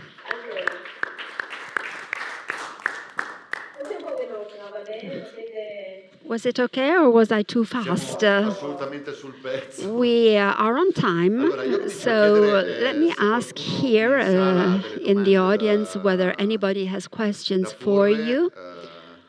Marina. Any questions? Any question for Marina? Yes, there is a question. We have a microphone. Ciao Marina, sono Cristina Hi, Maurelli. Marina, it's Cristina Maurelli. You know, I really am so interested in the Federation. So how can you access the Federation? Are there enrollment fees? Can only the French become members, or even Italians can become members? Because out of the Italian organizations, there's only Michele Aiello of Zalab here, but tomorrow morning we will have 5 other people who will intervene at the PV Festival with their projects. And I really wanted to reason on this possibility of setting up an organization, a federation, or a network with the Italian people working in this field, because I really find it very difficult to recover the material, the most interesting examples to show during the festival itself. So I was wondering how you got organized. For example, do you have an entrance fee in the Federation? Can only the French be members? If we may attend one of your meetings to better understand how you're organized and maybe propose something similar to our Italian colleagues, because it could be really very interesting for us. And even those who are following us, their colleagues who are following online, or even in other countries, could follow this same idea, this same formula. If every country has its own federations and then we can collaborate amongst federations, well, it would be much easier, to exchange best practices and, a lot of information to work better together. So the federation is domestic, it's national, so the organizations are all French members, but opening up, if there is interest outside of France, well, even for us, there is this mutual interest. Gael comes to see us and asks us, she hasn't a clue of how to get organized. She comes to us, asks questions, and so we are obliged to reflect upon a number of things, of projects. And in fact, 3 years ago, we invited Italian organizations from Slovakia and from Spain, who these members participated to the Marseille meeting, and they came to introduce their projects and see how to probably set up a more far-reaching exchanging. The only one which survived is the one with Slovakia, which have an organization called Il Mendicante d'Oro, the Golden Beggar. They are now in deep crisis, but till last year, this international participatory televisions was running, and around this festival, we contributed to work with them. We were invited by them, and we worked with Carmen, who has a TV channel in Barcelona in a popular, in a low-class neighborhood. There is a European festival, and this is something that could also be done in Italy. So 3 main offices in Germany, an open service, this local TV channel in Spain, and our federation. And the idea was to have especially the young voluntary workers to come to every venue you for a week, collaborate for a week, see how every organization was working, how they organize their participatory tasks. And then there's a university in the south of France where we have to publish a study, and we will draft it in English, and it will explain how these best practices have been followed by these younger attendees who met in these three different places with their projects. This was funded with Tita Farna on a 3-year basis, and it's now Germany that will become the coordinator and will relaunch the next 3 years of companionship. This is how we call it, companionship.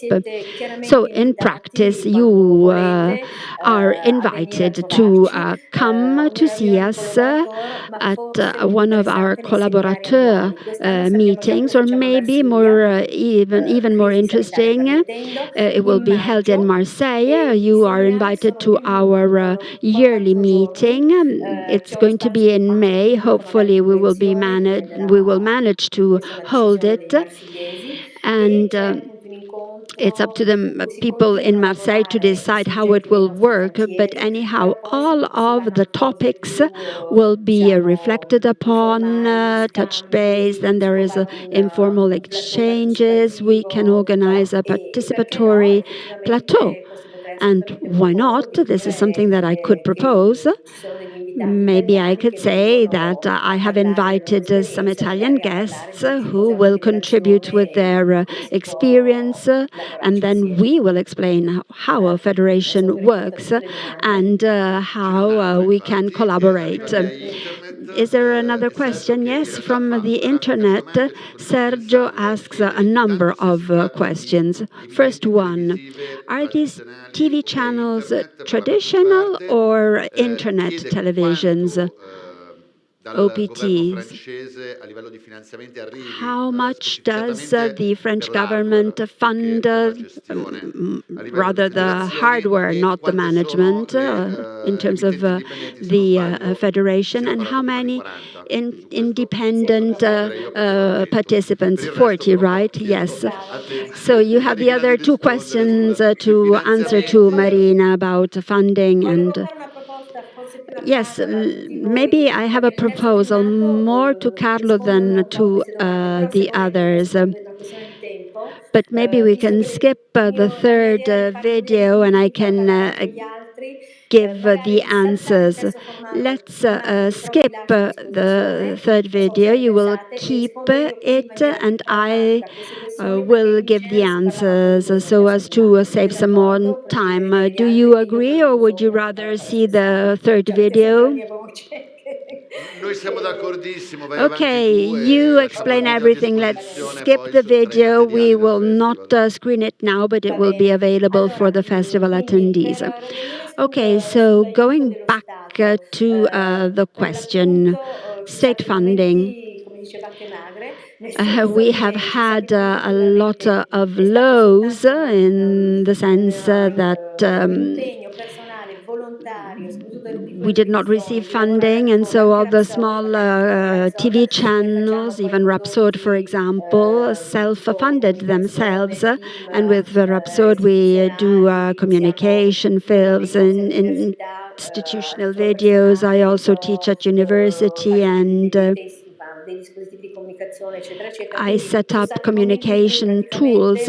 And so there have been periods in time where we personally went out to look for funding that we could then invest in these TV channels that have this spirit of lightness that I, as I call it, of versatility. You can't manage in the traditional way, let's find another way. Let's make TV with the phone. There are many young people in Marseille, for example. There are many new structures with these young people who are so skilled on Instagram with software that is free sourced, and they do many things. They are really great morphers and they transform things. And so this is the idea of meeting once every 2 months and then go back to the territory so as to test out the ideas we've had. So, except for Rapsode Production, which is sort of a traditional company, they all own a web TV. Rapsode has another system, the nomad system. So we have no territory. It's based in Paris. As you know, Paris is not a territory. It's a place of transition, of passing. There are, of course, many neighborhoods, many banlieues, and for 7 years, for example, we've made television in the north of the city with Saint-Denis, with the inhabitants. And so we leave the seeds to the inhabitants, and then we leave and we go somewhere else. And then we've also been to the Philippines, for example, where we set up a local media center, completely free, with women of the area, farmers, with topics linked to the cartel, the landlords of the territory. So this is our idea, going to the territory where they need us, make films and then leave. But all the TVs participating in the Fédé are on the territory, are linked with to the inhabitants, the citizens. They organize permanent WEN TVs. If you go on the Fédé website, you can see that they have a lineup that is exactly like the typical TV, traditional TV schedule, with reportages and magazines and varietals and entertainment. And so it was very close to traditional TV making, so portraits, interviews. They worked a lot on the supply chain of wood, which is very important over there. And now they decided that they will no longer have a library. They're no longer going to make reportages. We'll see what comes out of it. Then there are others who are more art house, that are more linked to neighborhoods where they work on graphon, DAG, because there are many artists. And we've seen Valérie of Camera Noire. And so we understand that their cinema, their filmmaking is direct, factual filmmaking. And for some years now, they've had this lab on doc filmmaking, on treatment, shape, form, aesthetics, looks of docs. And now they are thinking of becoming a company, a distribution company. So this is again an inner fight. Not everybody in Fédé believes in that. So some want to stay as we are, and some want to develop and become a distribution company. What does this mean? That you are acknowledged by the CNC in France, which at the moment does not consider us as a production company. They consider us as local TV channels. We work on a web.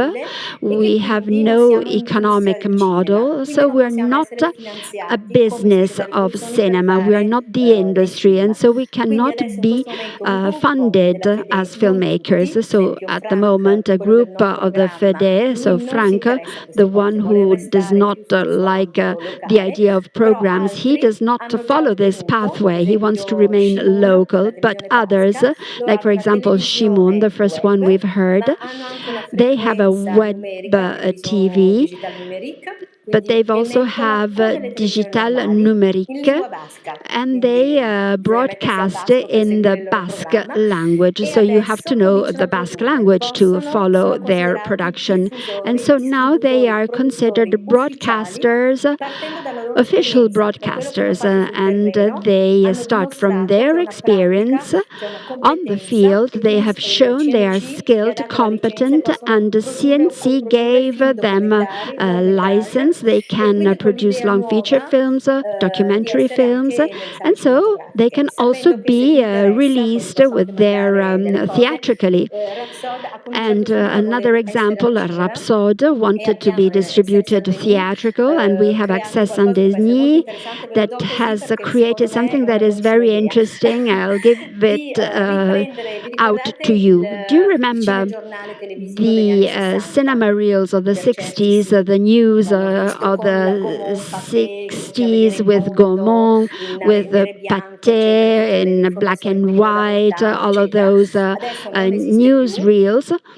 Well, this no longer exists. In cinema theaters, we have commercials, we have the trailers for the lineup of the next week's scheduling, and now we have asked these news reels to be present again, and now it's going to be les chroniques du temps présent, the chronicles of the present days. So if you are a moviegoer and you go and watch a film in a cinema theater, and you go and watch a comedy, a romantic comedy, whatever, he will be held hostage and will be obliged to watch a 10-minute news reel.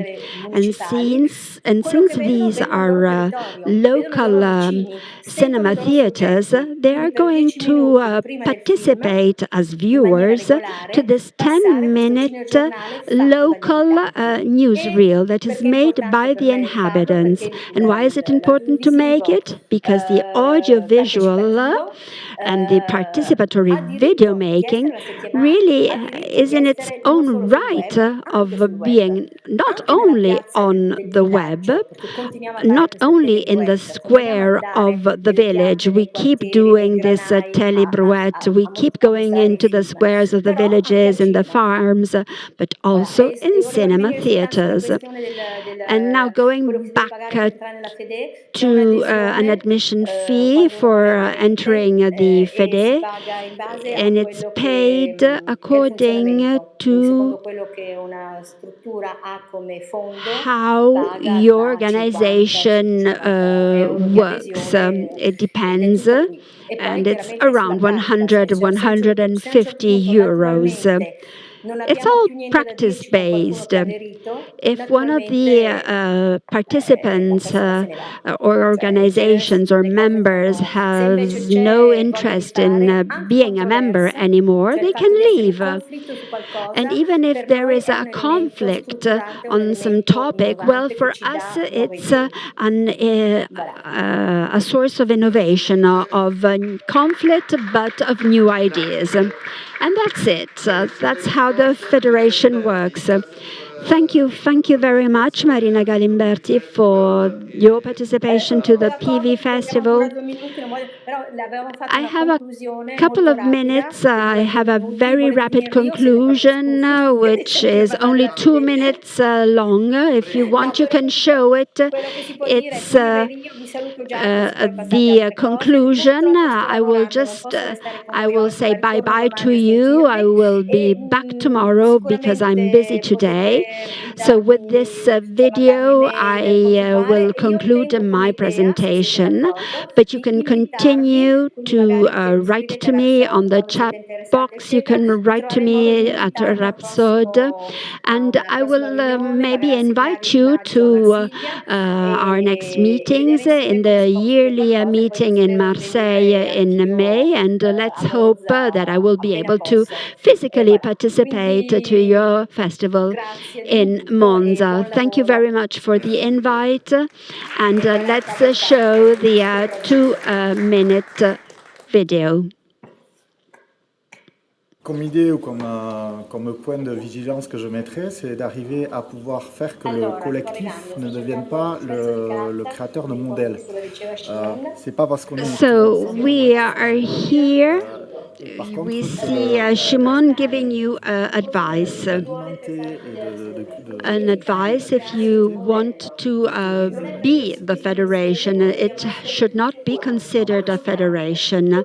We should not be all the same. We have to cultivate diversity. Difference is our dynamic. We have to love the evolution, the transformation, cross-links, common values, and collective practices. So we have to focus on villages and municipalities. Dominique is in contact with institutions. She is in favor of lobbying, and she declares that in Italy you have to maintain a clear view of what the institutional framework is.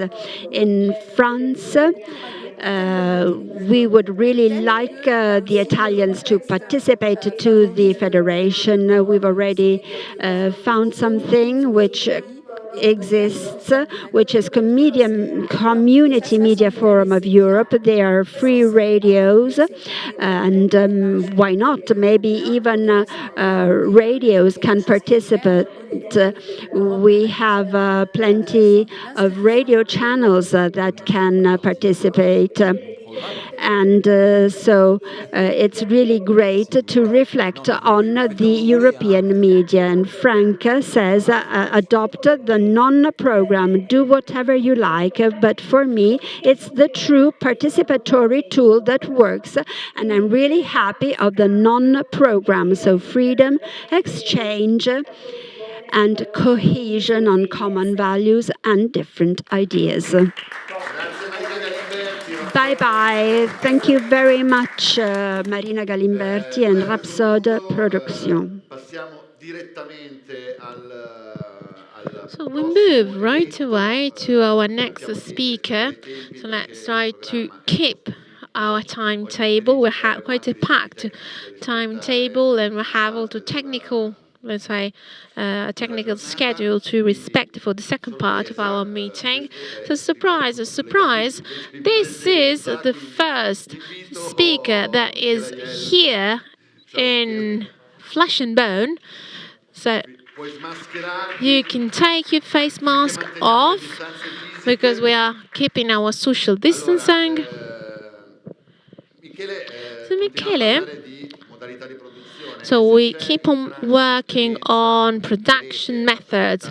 If in France we have the Fédération, so with this network, something very specific as regard the PV, well, in Italy we have something, different but similar at the same time. We were chatting with Michele a few minutes ago, and he is one of the animators of Zalab Italia, and so they work not in a network among realities working with PV, but they have other networks.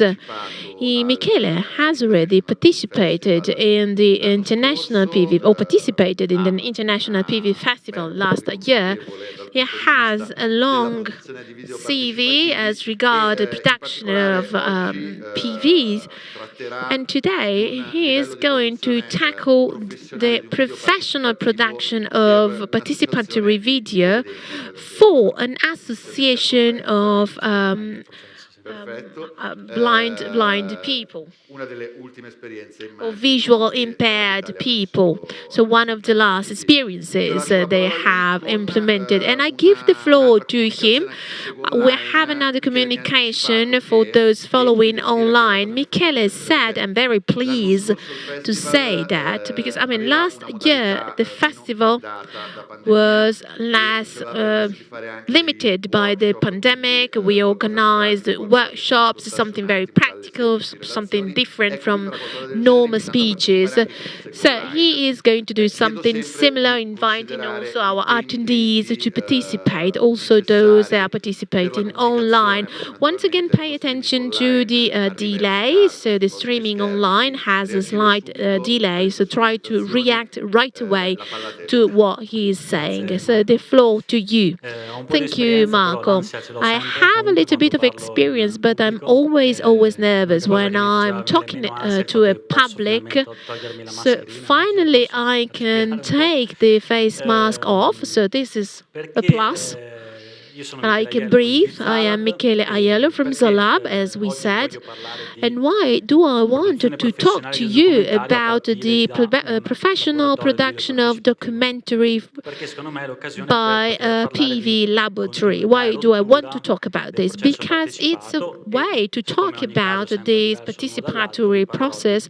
And I'm going to talk to you about a project I have been working for 2 years. And the name is From Day to Night. Why this presentation? Because we have video makers and directors, so they are listening to our seminar, or professionals that want to move beyond the laboratories, that are wondering if a documentary can be developed starting from an idea that was born inside a laboratory. Not because I'm saying that something that is born in a laboratory is less worthwhile. I'm just saying that you can develop an idea that is born in a laboratory in something wider, with production funds, a timetable, and so on and so forth. And then, of course, a channel, and a wider channel, and a wider audience compared to a normal laboratory or workshop. So if it's possible, how can we intertwine the laboratory experience to the professional experience, also to, let's say, remain faithful to our own philosophy of PV?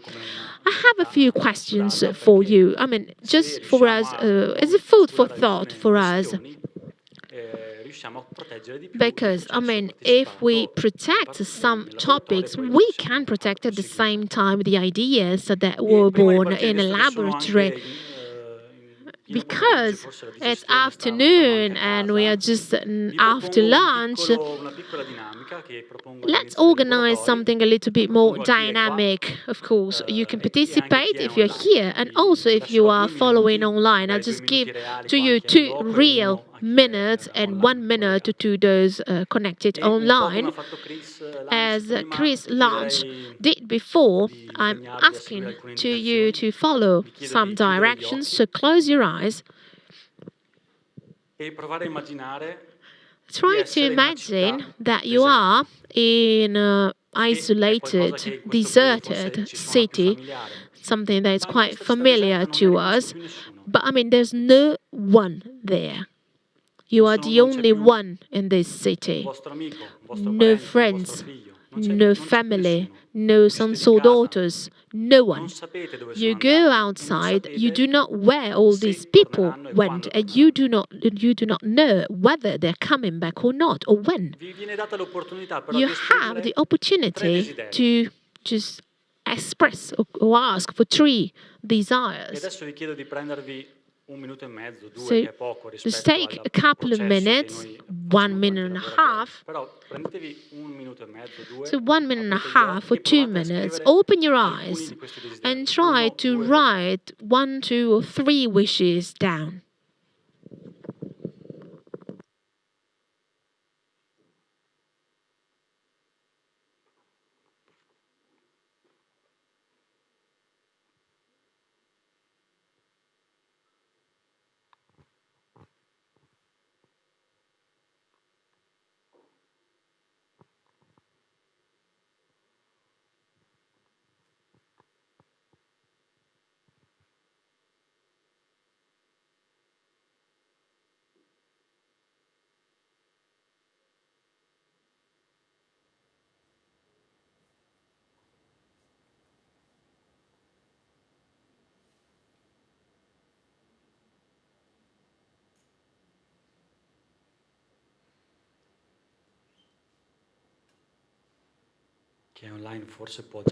If you are online, you can just start to send these wishes if you really have one.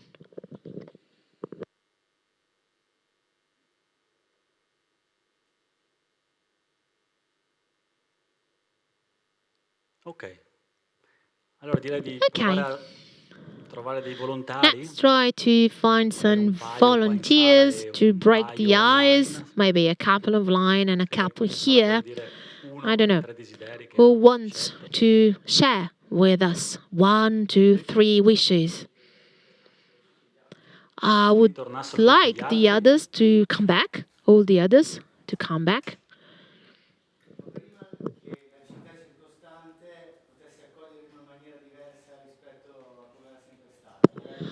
I'd like the city to welcome these people in a better way compared to the past.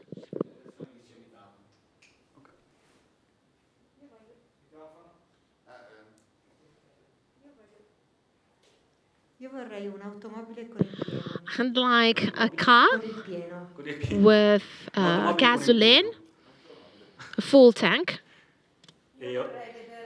Scusate, chiedete se riusciamo a portare il microfono perché sennò più che altro non viene sentito nulla per la traduzione e di conseguenza chi ascolta sul canale inglese non sente nulla, tutto molto facile. Io vorrei vedere scorrere. I'd like to see water flowing.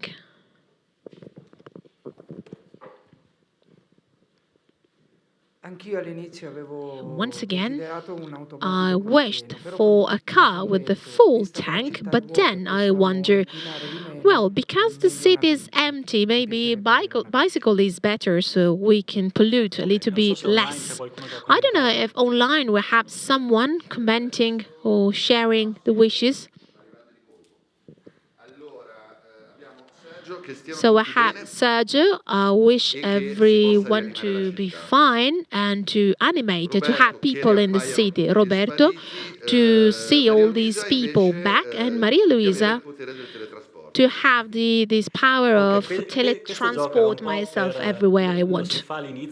Well, this is something that I do right away to understand the people in front of me and to understand in a quite superficial way, if you will, to understand what you are thinking and to introduce to you a little bit, even though you have you already know the PV. So when you work in a group of people, every single member of the group has a different opinion. Of course, we could start a creative debate with this, but let's stop this like this, and let's start to talk about the topic, the case study I want to talk to you about. Why do we talk about professional production in Zalab, starting from a workshop? Because it's not the first time that we produce a document starting from a workshop. In 2008, we did as a man on the earth with quite a bit of success. And then from a laboratory, the desert and the sea, organized by Ahmad and Zalab and Asinitas. One day, the night, that is the case study I'm following, was born by another workshop, the Face Off, organized by the Arca di Noes. Inside a training on VP for Italian sprouts, so these structures that really welcome and organize the immigrants and asylum seekers. Well, in case you do not know us, we produce, distribute documentaries in an independent way. We organize workshops of PV and we promote advocacy campaigns on social rights and civil rights. We have organized different workshops in the last 5 years. Here we have just a small list of laboratories where we participated in and that we organized, to training outside schools with children, teenagers, fly routes with teenagers, then the work in the biennial with asylum seekers, and then we work with marginalized people in in cities like the work that we did in Trieste. And as I said before, in the last 2 years, we tried to structure our skills and activities into national structures. So we have the National School of PV Cinema and documentary similar that is open to future directors, video makers and social workers. And then we have the training for video maker and social workers for the participatory videos, for the so-called CPROIME, so the social services for the municipalities or in the municipalities.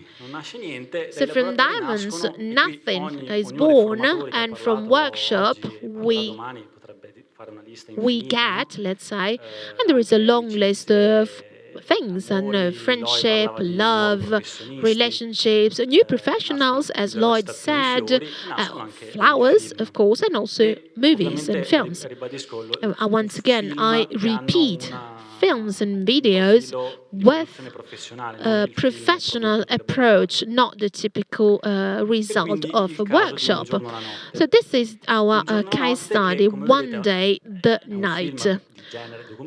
So it's a documentary that I did, Michele Catani, and Seni Fatti, that was one of the participants in the workshop.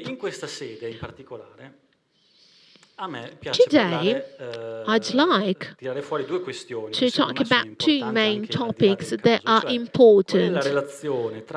So, first of all, the relation between the process of PV and products at the end product, at the end of the workshop, and then the position of professional production toward what we do in the laboratory, in the workshop.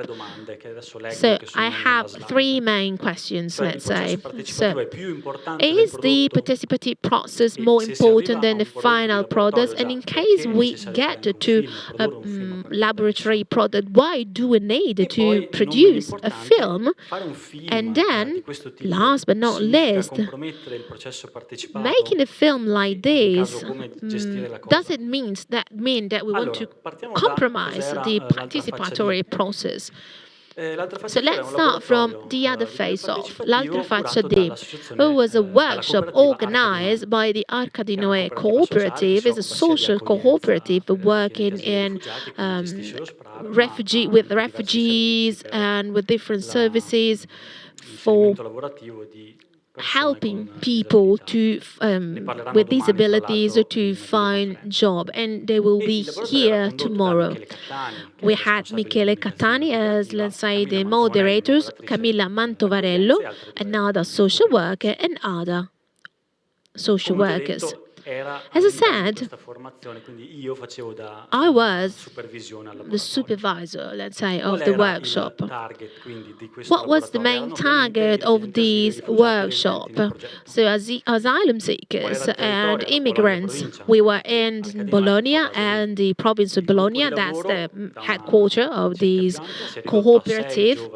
At the end, we had 6 young men, around 25-year-old.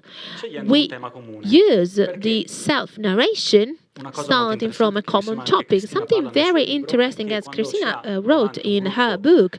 When you have a group in front of you with people coming from different backgrounds and not knowing each other, sometimes it's difficult to find a shared topic, and that's why self-narration is so useful, but let's say under a shared umbrella.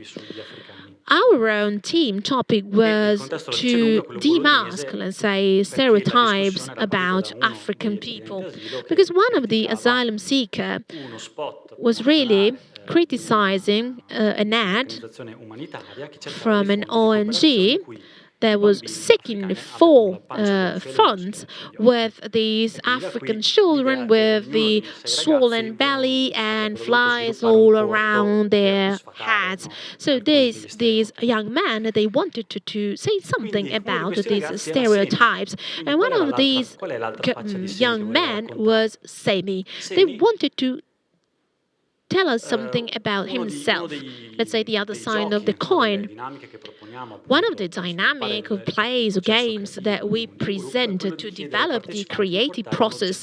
So we ask the participants to bring an object to the workshop, something that they consider important from their personal point of view, something that they do not want to lose, and if in case they lose it, it will create a lot of frustration.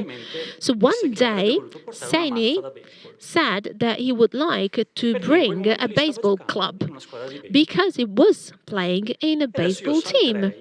So I'm going to skip now all the process, the elaboration process. I'm going to show to you 7 minutes of the short film that is 20 minutes long that we will present in the future. So let's see this small video.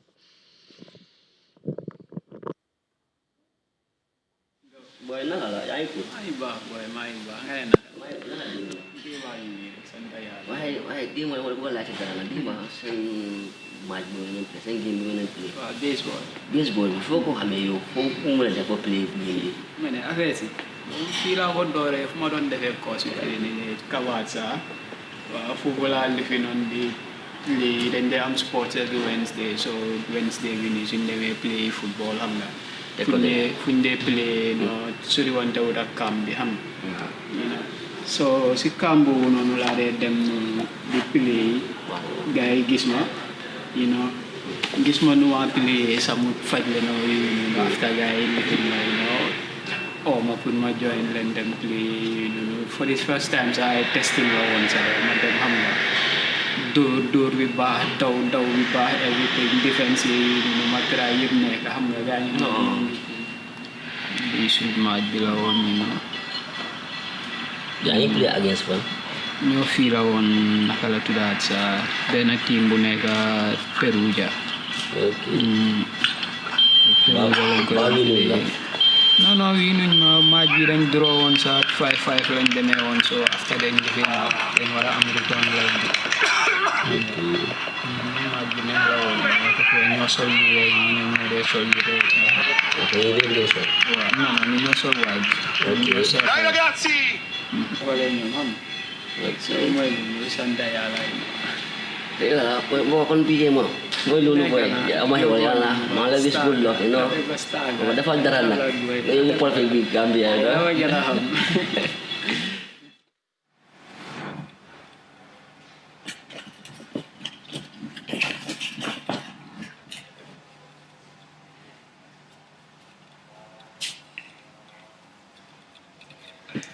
This is the team jersey, but we're not using it today because it's only training, so we only use the jersey for the match.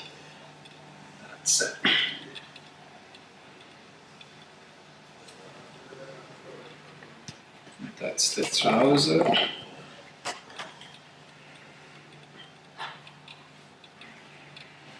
Okay. That's the cap.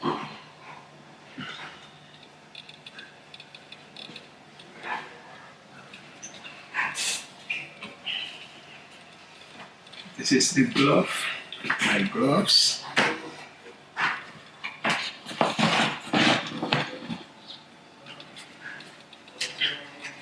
Shin guards.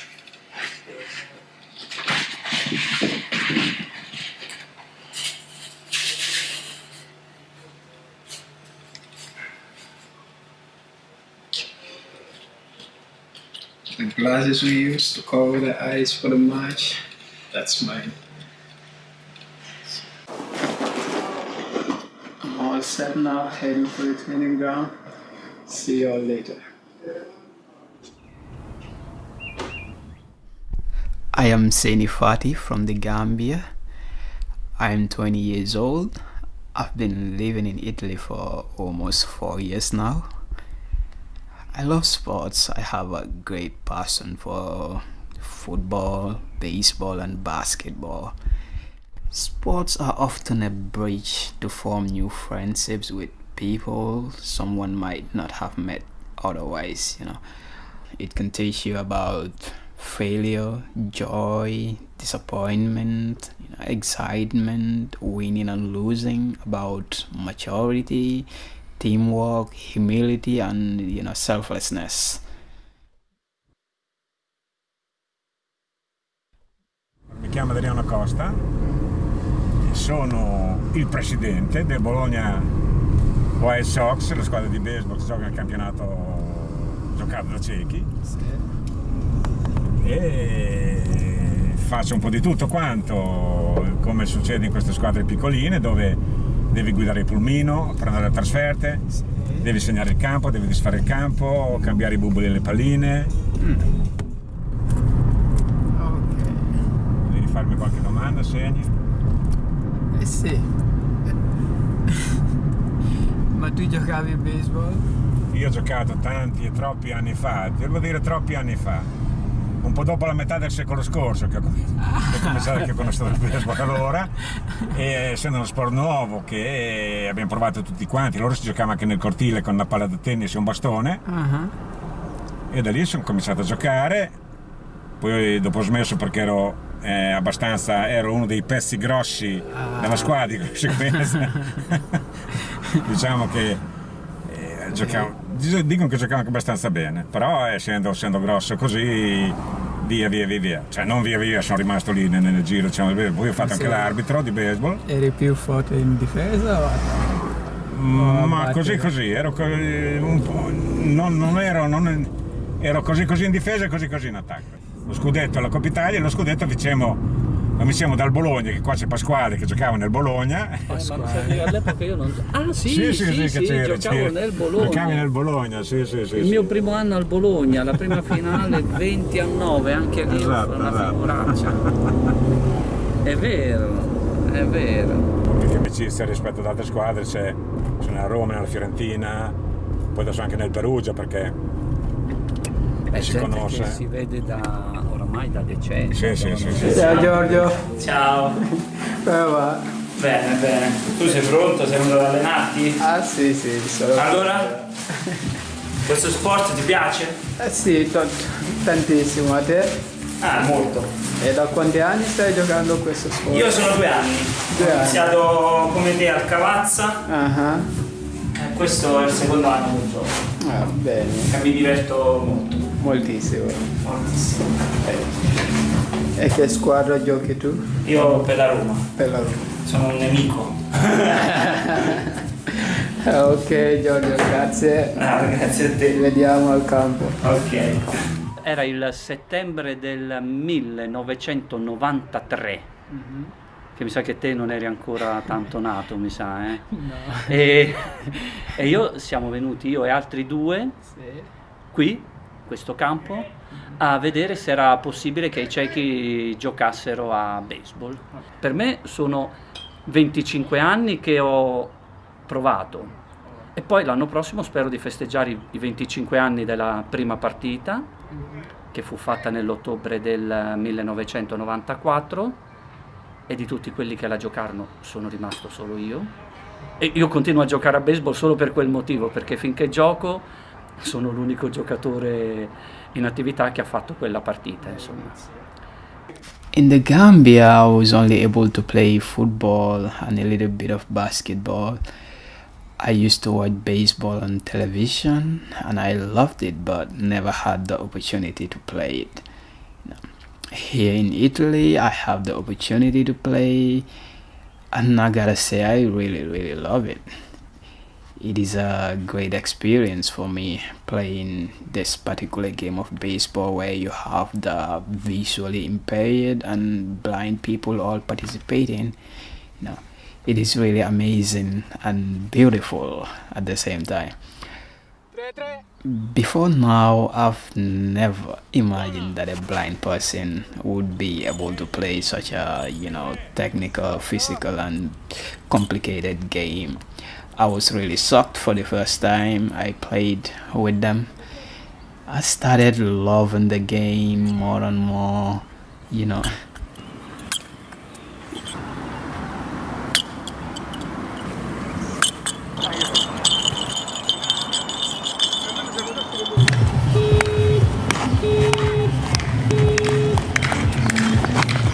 Ok, punto. Mi fate Gino. Vieni qua, qui. Gino! Tutto a posto, niente in ordine? Buona!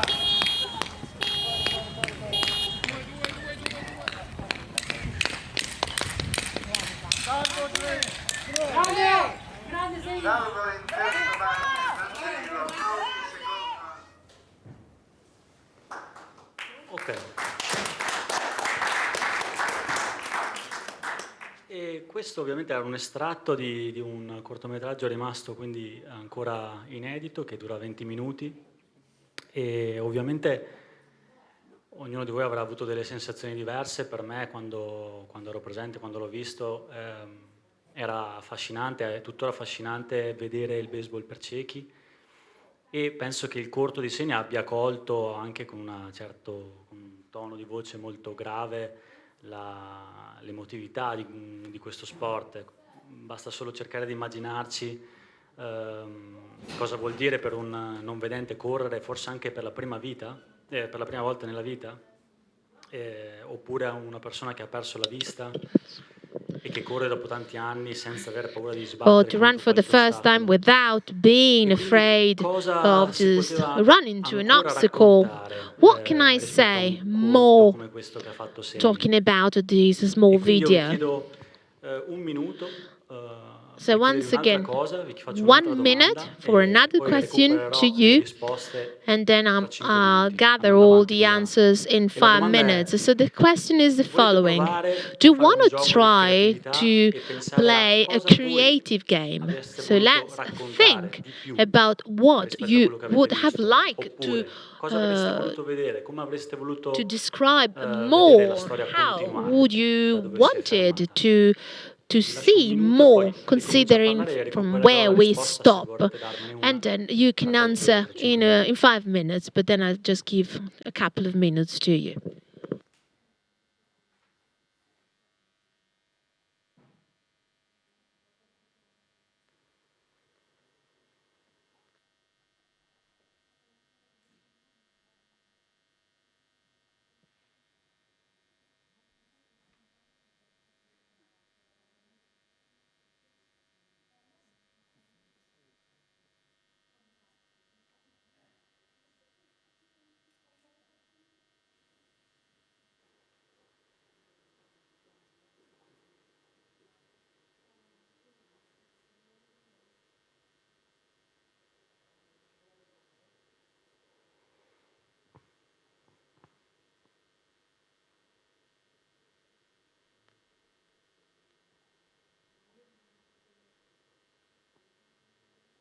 Ok, tenete a mente la domanda, se non l'avete ancora scritta magari vi verrà in mente qualcosa nel proseguio, intanto io non svelerò subito. Write down the question and then we're going to delve on the questions. I'm not going to ask it right now though.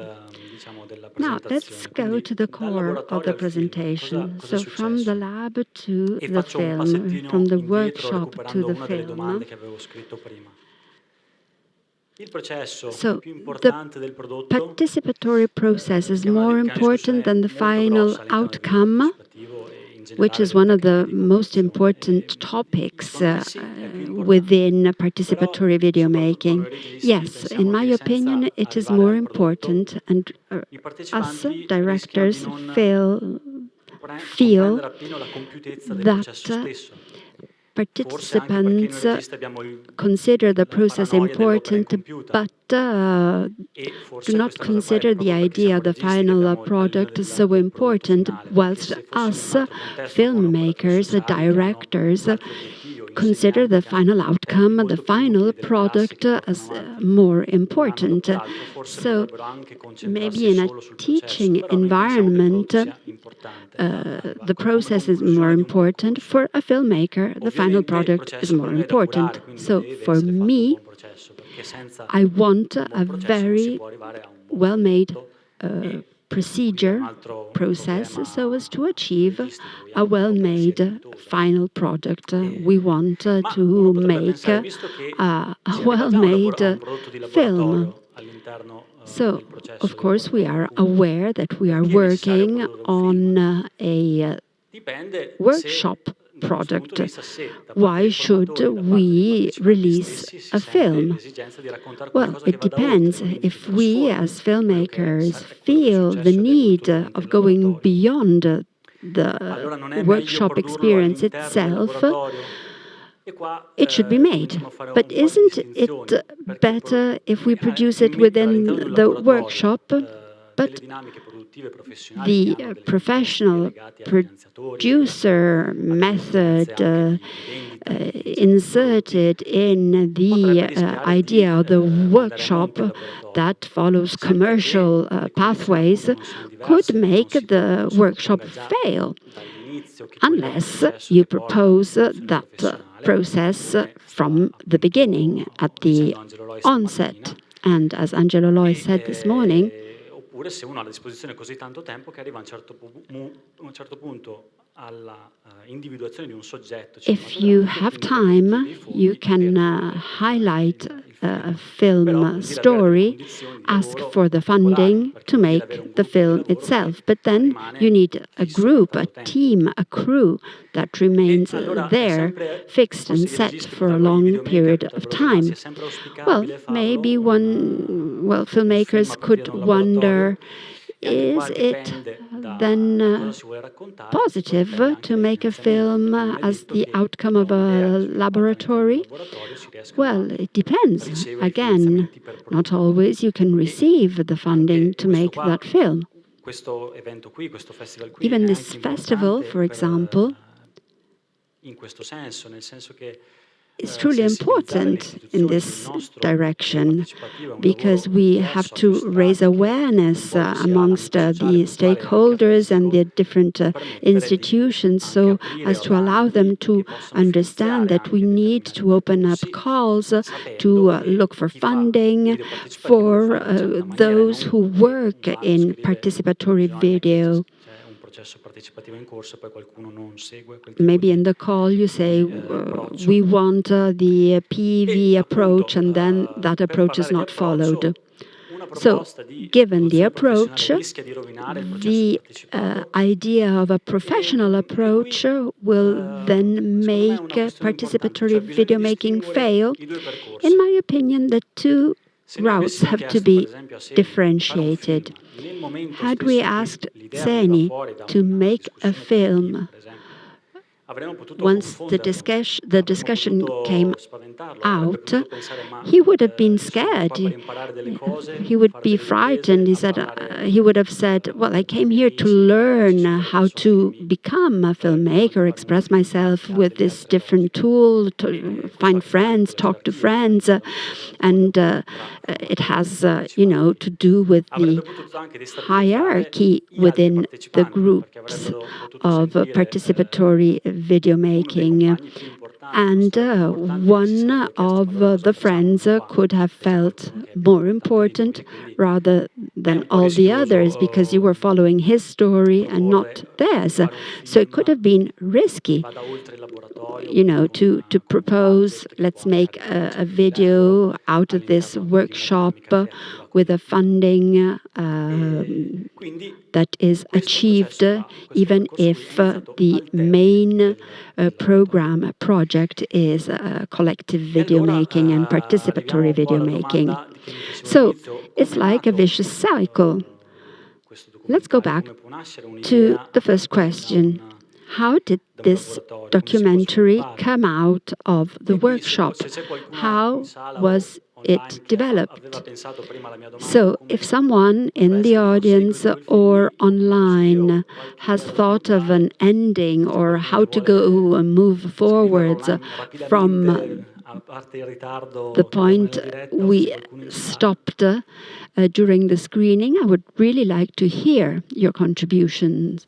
Is there anybody online or here in the audience who has an idea?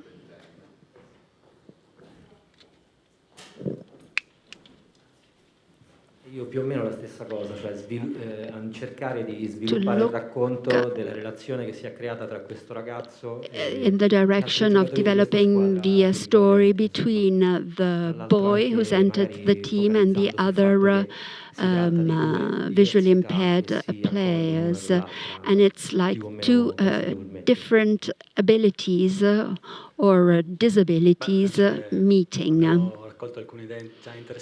Well, a number of interesting ideas came up. So how did we move forward? There was something that the social workers knew that they had told me that did not come out, though, during the discussion with the participants, and that did not come out in the total 20 minutes of the documentary, not even in the 8-minute clip. Seneti has a degenerative disease, and he will slightly become, little by little in time, become blind, and he has a part of vision which is impaired. At the time, he was attending a training course for the Cavazza Institute, which is a training school for visually impaired and blind people. He was following a course to become a dispatcher in a phone center. And this is something that the social workers and Michele Cattane, who was managing the workshop as a video maker, and nobody asked him whether Senti wanted to tell about his disease during the workshop. And this was the reason why we proposed to Senti, after the workshop finished, whether he wanted to tell us about his disease. So in fact, since you did not know about his disease, your ideas of, let's see whether there is a friendship that comes up between him and the other team mates, what happens in his 20-year-old boy's story. So what happened? We waited for the workshop to finish. We asked Senis whether he wanted to continue the pathway and putting into place the story of his intimate life. We asked Arca di Noè whether they were willing to participate to such an experience and to leave this documentary there without unveiling the ending of the story, so that once that documentary came out, you could not think of how the ending was going to be. And therefore, we also asked Seni if he wanted to become a producer. He wanted to tell the story as a co-director or director. But for him, it was too complicated. He was not skilled enough technically. And then we've asked Michele Cattani, communication person in charge of Arca di Noè, and he was a co-director with me, and we collaborated on this project. This is when we started to ask Seni what he would like to share about his life more, what he was willing to tell about his story. And we came up to this log line, which is the summary of a cinema story. i.e., Saini is a 20-year-old guy from Gambia who is aware of his strong and harsh reality because of his fate. He has a degenerative disease. He will become blind. After he has discovered that there's no cure, not even in Europe, Saini he has decided to learn as much as possible to get ready and be prepared to blindness. And in this journey towards blindness and obscurity and darkness, he learns many things. So what happened? The narration of his story, which is part of the log line, is the bridge between the documentary film and the long feature film. And it has a relevance for the story itself, because the images that Seini films are like his heirloom of what he leaves to others before losing his eyesight. It's like a souvenir for the future. And I would have liked him to film the whole film as in selfie and suture that maybe some of you have seen. And so Michele Cattani and I acknowledged that there were going to be 3 obstacles. 2 were quite clear, but the third one not as evident. The first one was that it was complex to ask Seini to learn many complex aspects, technological aspects, and then film himself. So he would be able to play baseball and leave the camera and not film certain scenes. And instead, in the film, we showed that Seini has to focus on learning one thing and also film himself. So the story has been written by intertwining self-narration and the point of view from the external angle chosen by me and Cattani. And we, therefore, chose another point of view versus Seini's point of view. We always shared what he considered important in filming. But nonetheless, that was an obstacle to self-narration. And the second obstacle was that he did not film that much. His shootings were not really independent. He was filming when he was with us, but not when he was by himself. And I acknowledged that Seini did not want to become a filmmaker. Maybe he'll change his mind. But at the moment, at the time, he did not show a lot of love for filming.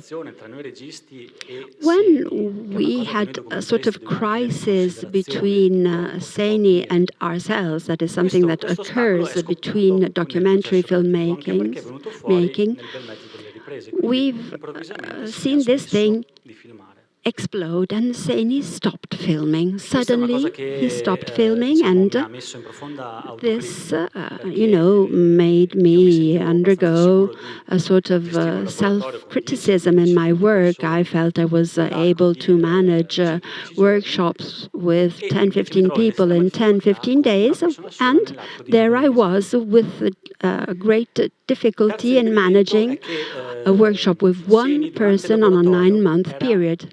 Then, third obstacle, during the workshop, he was high-spirited, very optimistic, but then, during shooting, he was more sullen, more sad, and it was difficult, to force on him situations that were different than his real feelings.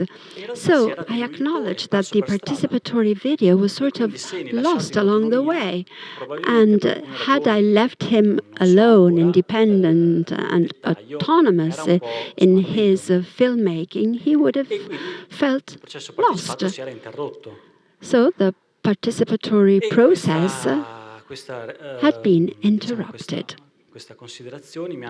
This acknowledgement made me think of a number of, production problems that had to be overcome. I had to go to Bologna. I had to produce a number of shootings.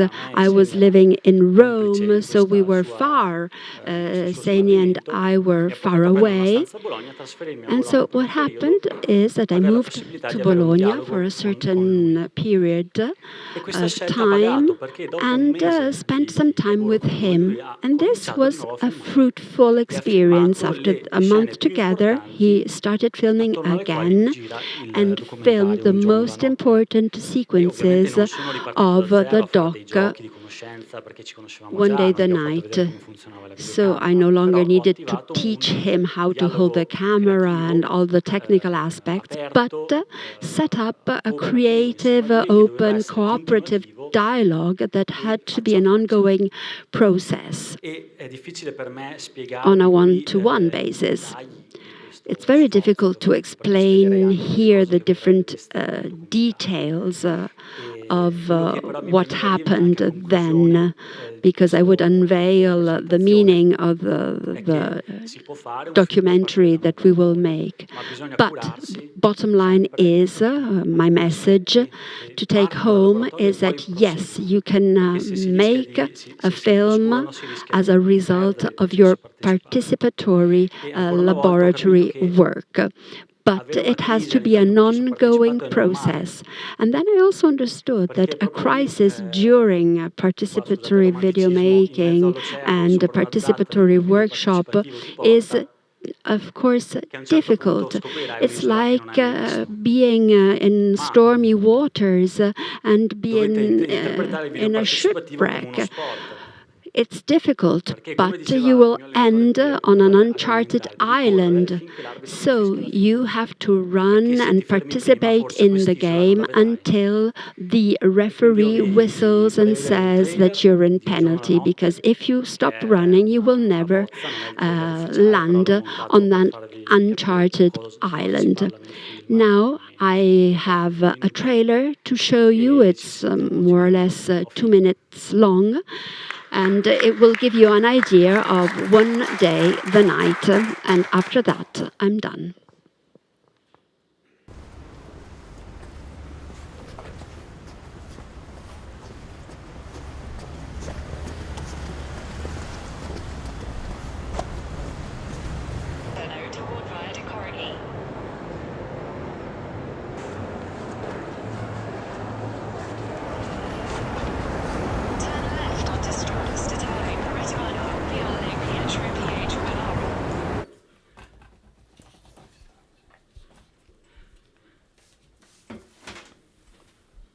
So she'll say, "You cannot see me?"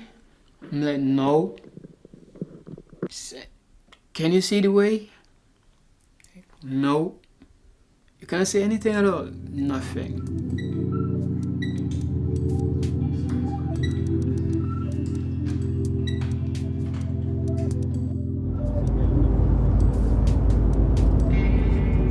So coming to Europe, which was like my last resort, my last big hope, and finding out that there's actually no cure. It was like, having all your dreams shattered in just hours or minutes.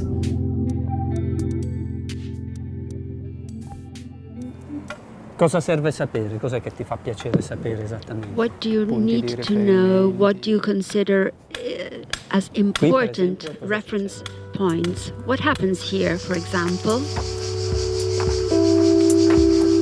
One thing I imagine the most is getting married and having kids.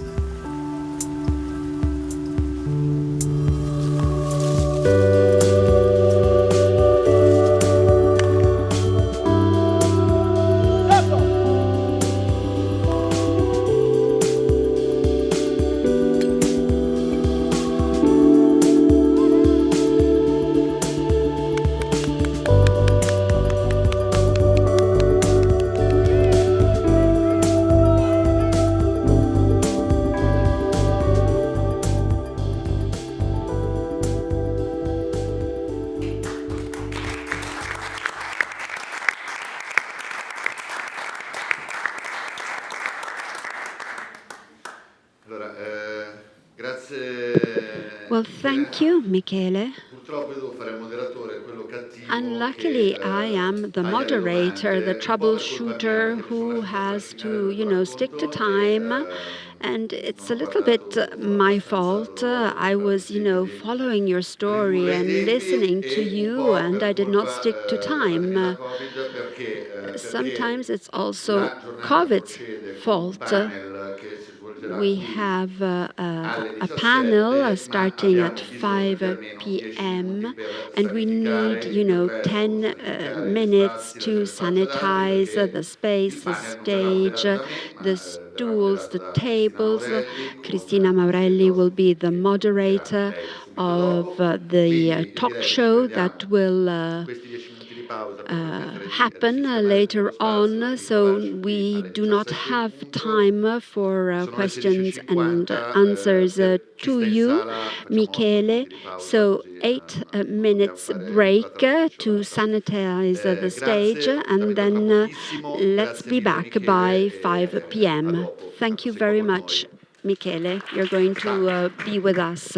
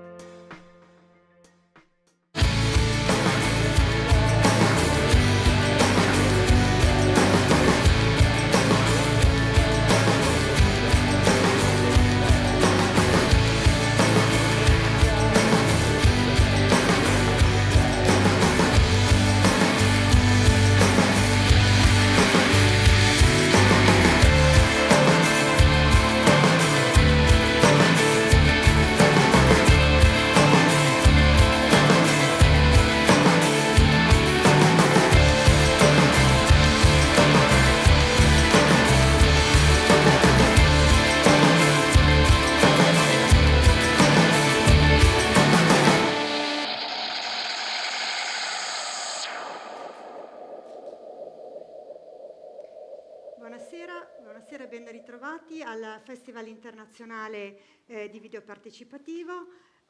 Evening and welcome back to the International PV Festival.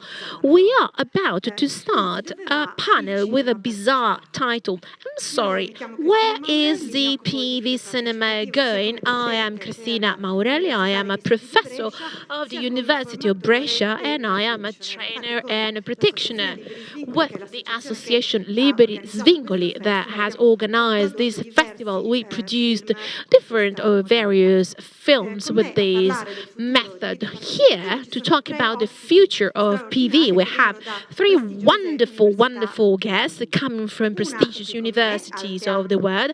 We have one here, the Binario Sette. She is a teacher of theory of education from the University of Milan. She's director of the Laboratory of Cinema and the School of Cinema, head of the School of Cinema. With her students, we did a wonderful project with a video artistic installation that we presented. Right here, we have Emanuela Mancino.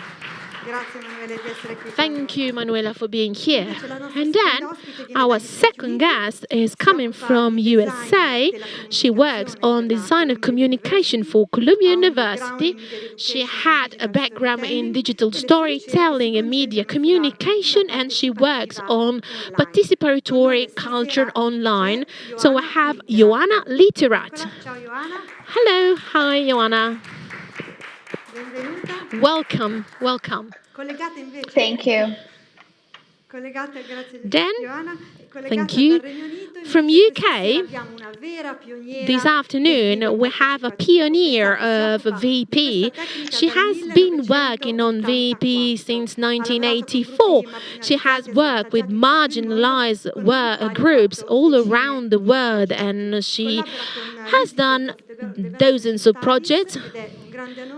It's such an honor to have here Jackie Shaw with us. Hi, Jackie. Hi. From the Institute of Development Studies. Unfortunately, we were waiting for Chris High from Linnaeus University in Sweden, but he had a problem. He cannot participate tonight. He cannot stay here with us tonight. What are we doing? So we'll have a brief talk show with, let's say, 3 questions for our guests.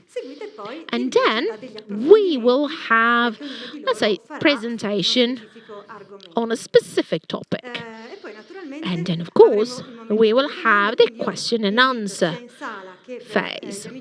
So whether you are here or online, you can just send your questions and we will ask everything to our 3 guests.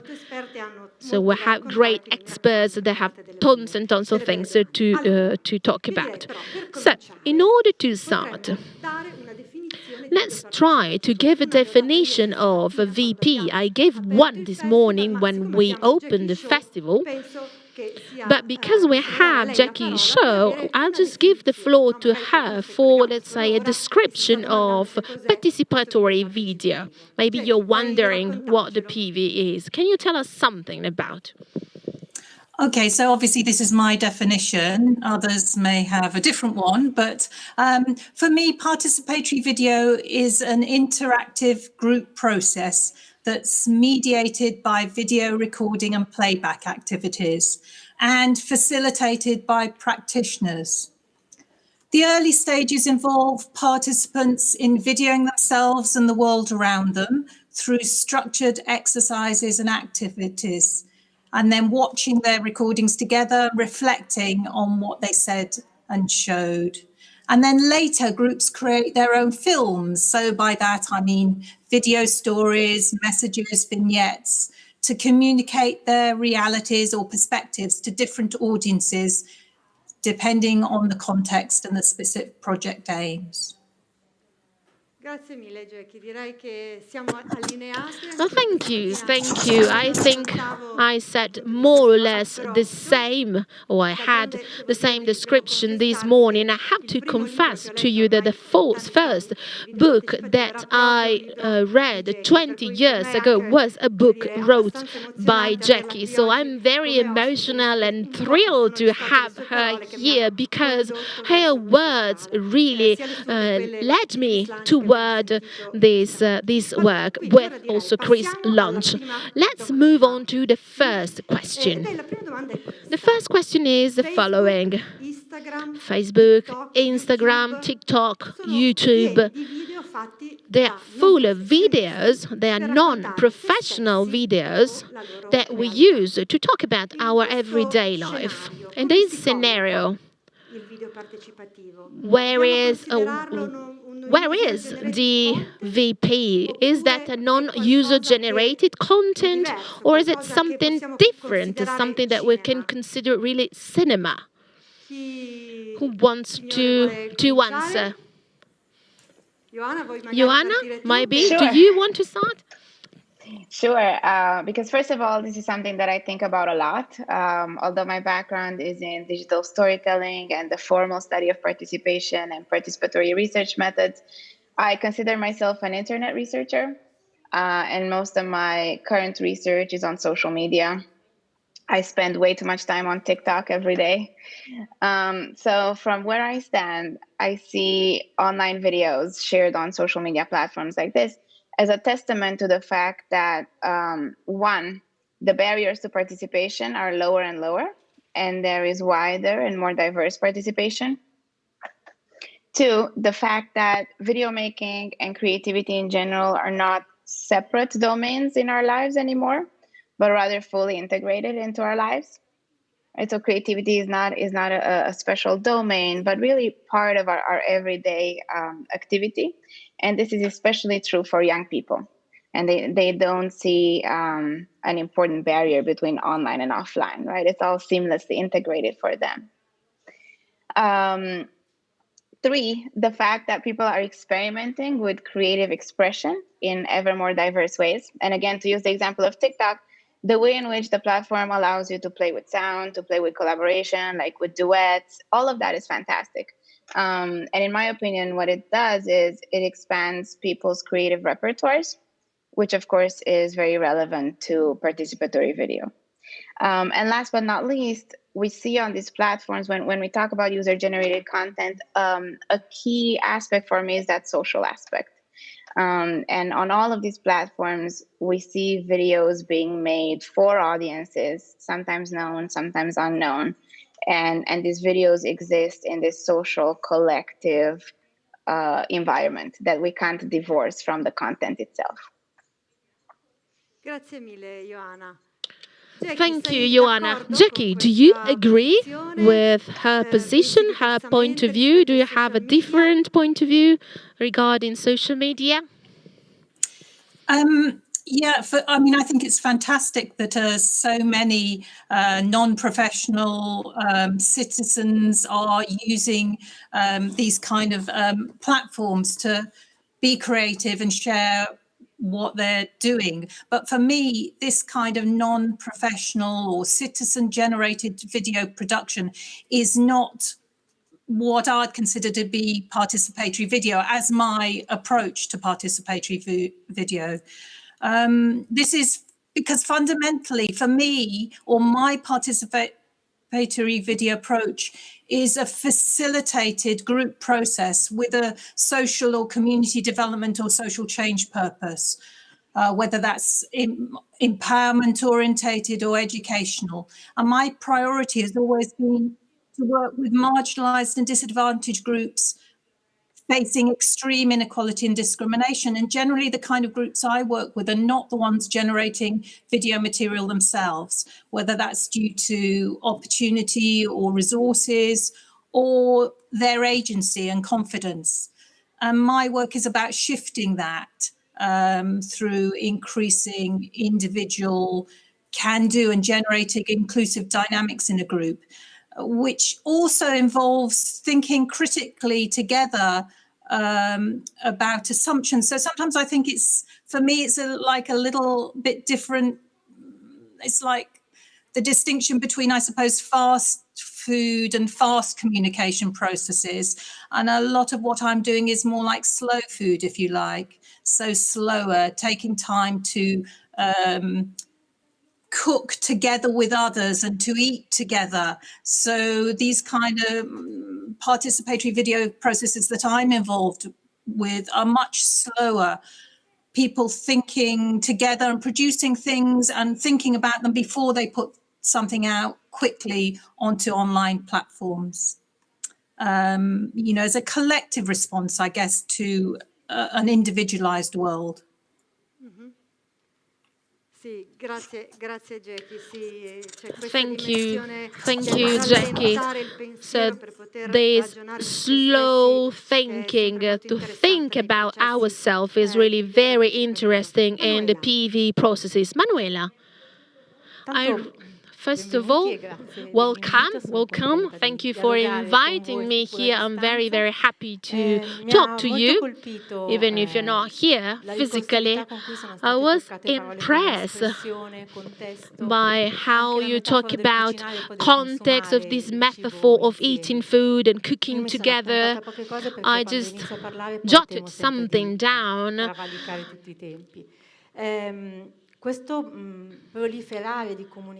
So this communication, widespread communication, the production of videos, as I said, I'm very much impressed about this.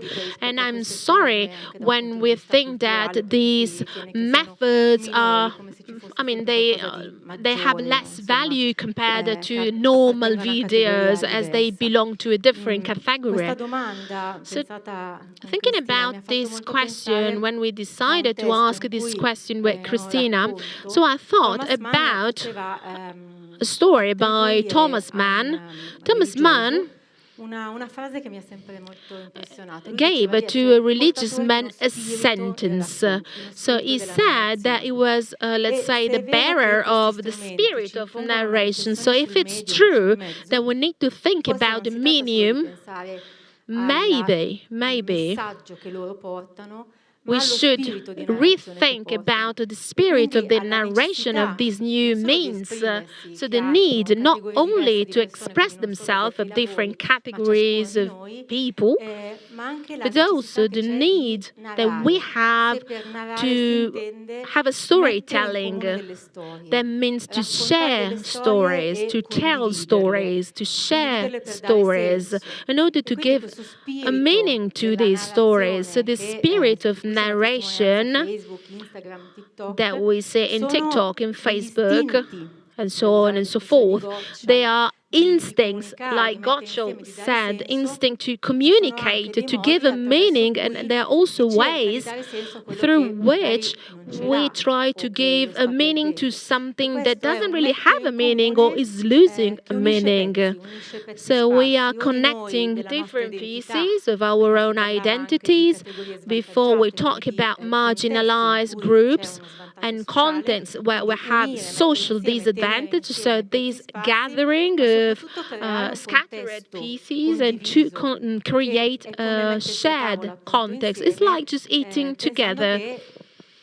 As we said before, as Jackie said before, so to stay around, to sit around a table, to nourish ourselves, and not just eating. So it's a very hidden pleasure, that of eating together. So we tell stories because inside these stories there is this hidden desire of pleasure. So there is this research for the pleasure that we need to foster. Thank you, Emanuela. I'm just moving to another question, because you were talking about this need to express ourselves. So I'm just going to ask to you the following. Fiction or non-fiction? Which kind of film is more efficient if we wanted to work as a trainer or teachers or to work in the creative work? Well, we practitioners, Do we have to foster fiction or non-fiction? Of course, it's a provocation. Jackie, do you want to start first? Because it's more a question for those that are really working on the field. I mean, for me, it very much depends on the context and the communication purpose.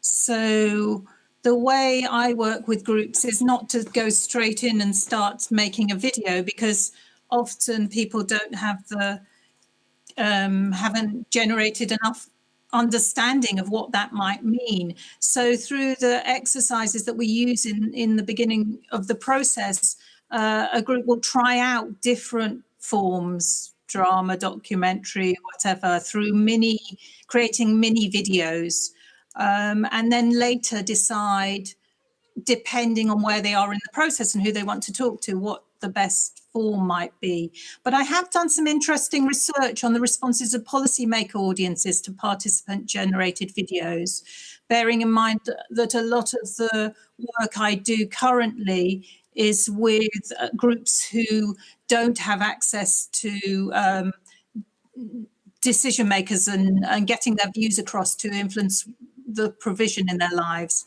And generally, a key rationale for using video to bring people's realities or the realities of people living in difficult circumstances to high-level decision makers is that it's believed to generate empathy through an emotional connection. And then the assumption is that leaders' attitudes are more likely to shift if they're personally moved by what they see. And that can maybe compel them to act with more urgency. And there is some literature that suggests that therefore drama might be the best format. But in fact, my research challenged that assumption, in that, you know, there could be an emotional connection, but also there was sometimes negative reactions and mistrust generated. And some policymakers didn't like drama, as they felt it was unreal, or even digital storytelling, particularly if they couldn't see the people who were telling the story. They didn't really trust that it was those participants' stories. Whereas when we used a more documentary format, they found what was said more believable. So there's not one right answer, but I think that was interesting research. Grazie, Jackie. Ioana, dal tuo punto di vista. Thank you, Jackie. Ioana, from your point of view, from the more creative point of view, what's best, fiction or non-fiction when you work with groups? Well, of course, I agree with Jackie that it's a tough question to answer in a definitive way, because both can be highly effective. And of course, it depends on the context, on the topic, on the audience. Speaking from the United States, where the political climate is so polarized and so tense, speaking from my own perspective as a media researcher that often does media with and about youth, I would say that sometimes, on the one hand, fiction can more easily convey a charged message, or a message that is potentially politically charged, because it creates a needed psychological distance. And again, this is very particular to working with young people as well. For instance, even though this is kind of a different example, but recently we created a game about fake news, and fake news, misinformation is a very politically charged topic. So we did a lot of user testing and play testing, and what emerged was that both students and teachers and parents actually all prefer this fictional environment, where we basically ended up creating a sheep city and a sheep world called Green Meadows that was totally divorced from real news headlines, because it created that psychological distance that allowed young people to really engage and learn. So I think, you know, my answer is a little biased by these kind of experiences. But I will also say that, again, as a researcher of social media and writing from the US right now after a summer of unrest leading up to the elections, you know, in such a polarized climate, nonfiction can also fulfill certain functions and evoke certain responses that fiction cannot. So for instance, here with the Black Lives Matter movement, nonfiction video, for instance, even the user-generated content that we see on TikTok can really tap into this idea of witnessing, and not just seeing, but witnessing, right? Because the perspective of witness is very different from that of spectator. And from where I stand, I feel that nonfiction can really tap into and foster witnessing as a political act, and also foster collectivity, which is what I was talking about earlier. And I think this is in line with what Jackie was mentioning earlier about empathy too, because witnessing is deeply grounded and anchored to this idea of empathy.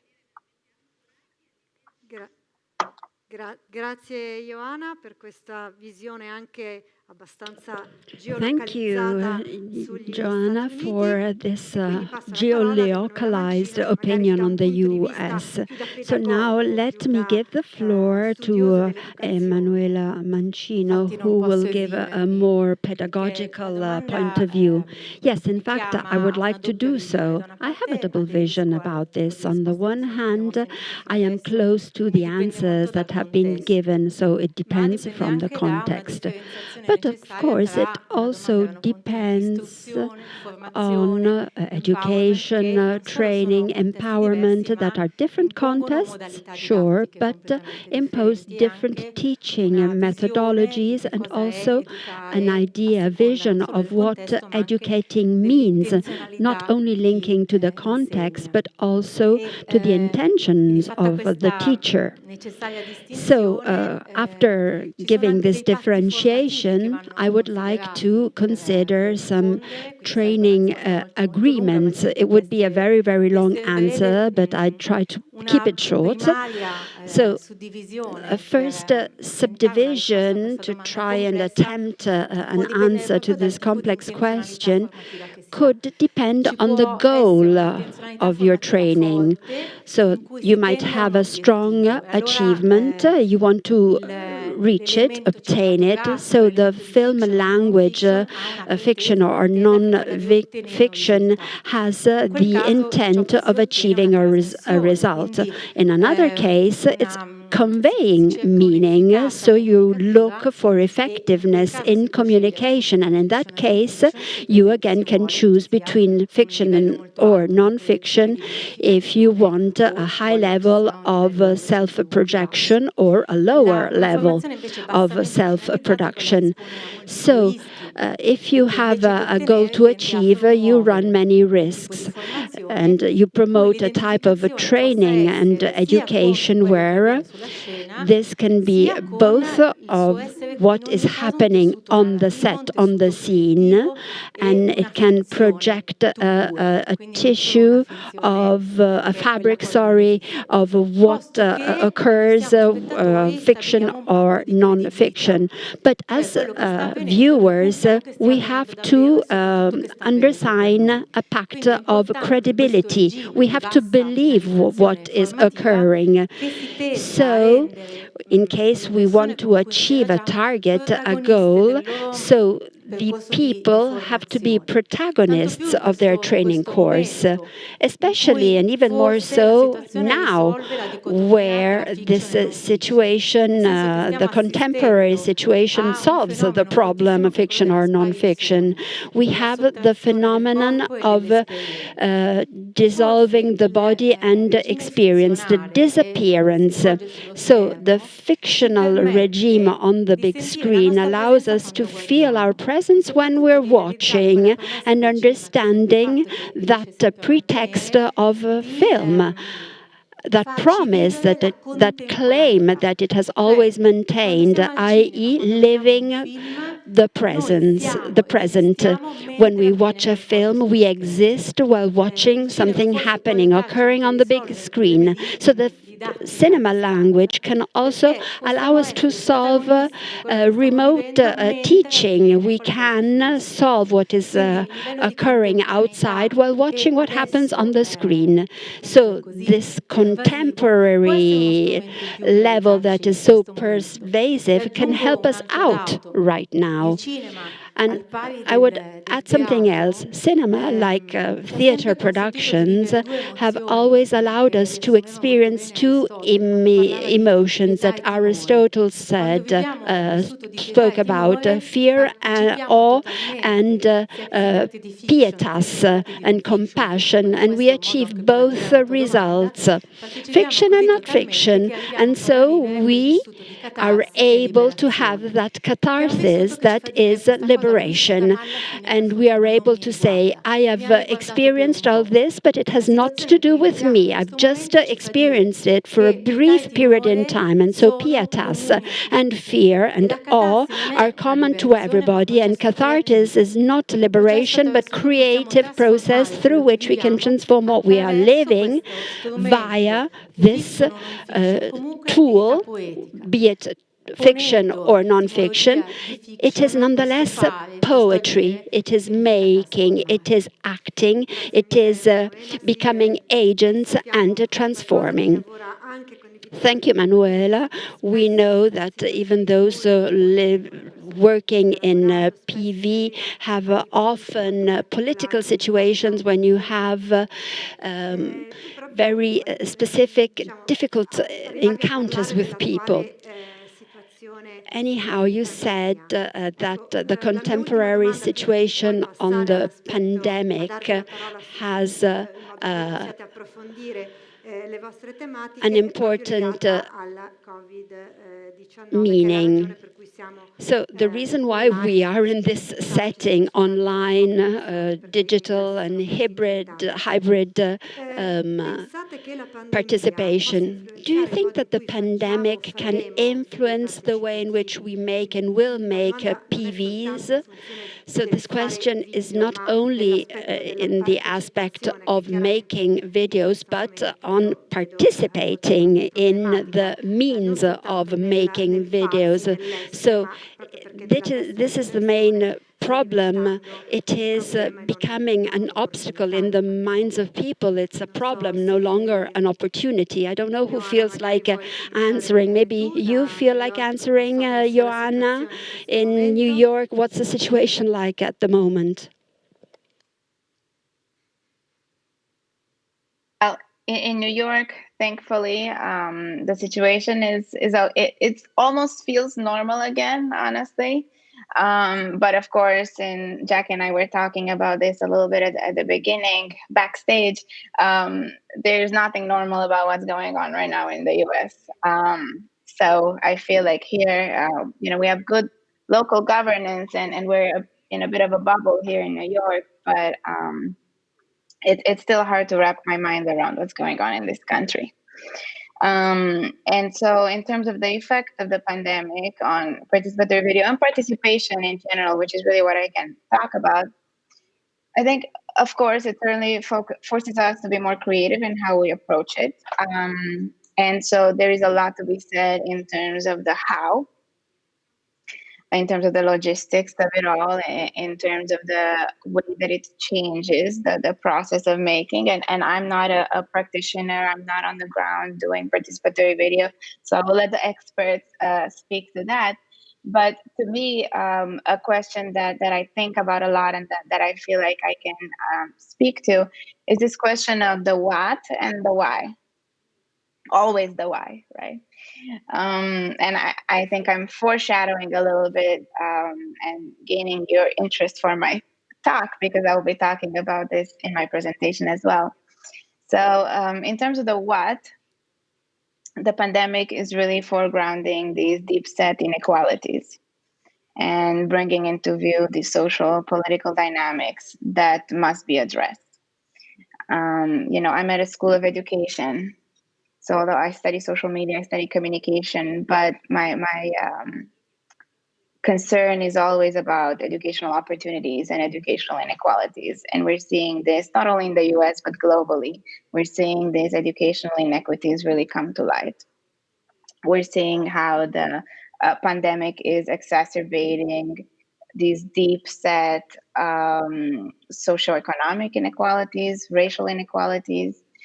And so we cannot turn a blind eye to it anymore.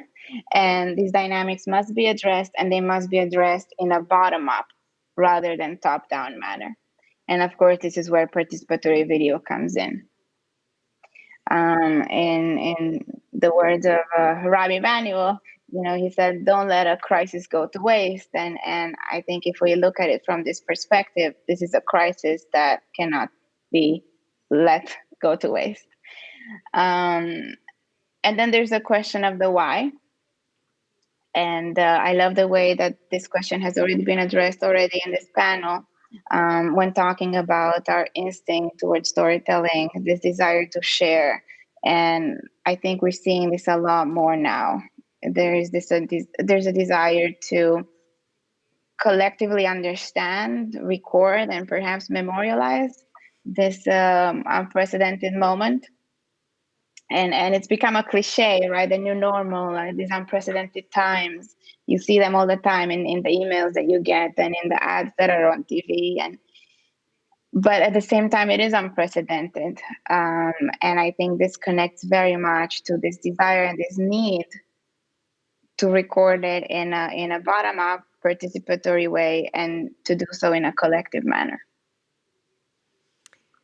Grazie, Ioana. Jackie. Thank you, Ioana, for your point of view. Now, Jackie, your contribution? So, obviously, we're all having to work in very different ways at the moment. And I'm spending a lot of my time in a way that I don't really like. I like working face-to-face in groups with people. And as we all are, we're doing a lot online where there isn't the same kind of direct connection. And I'm spending a lot of time running participatory workshops with people across 7 countries at a time, where everyone I'm working with is in their own home. So it's a very different way of working. I haven't particularly used participatory video in that context, because for me, participatory video is very much a face-to-face thing, although I have been using lots of other visual methods.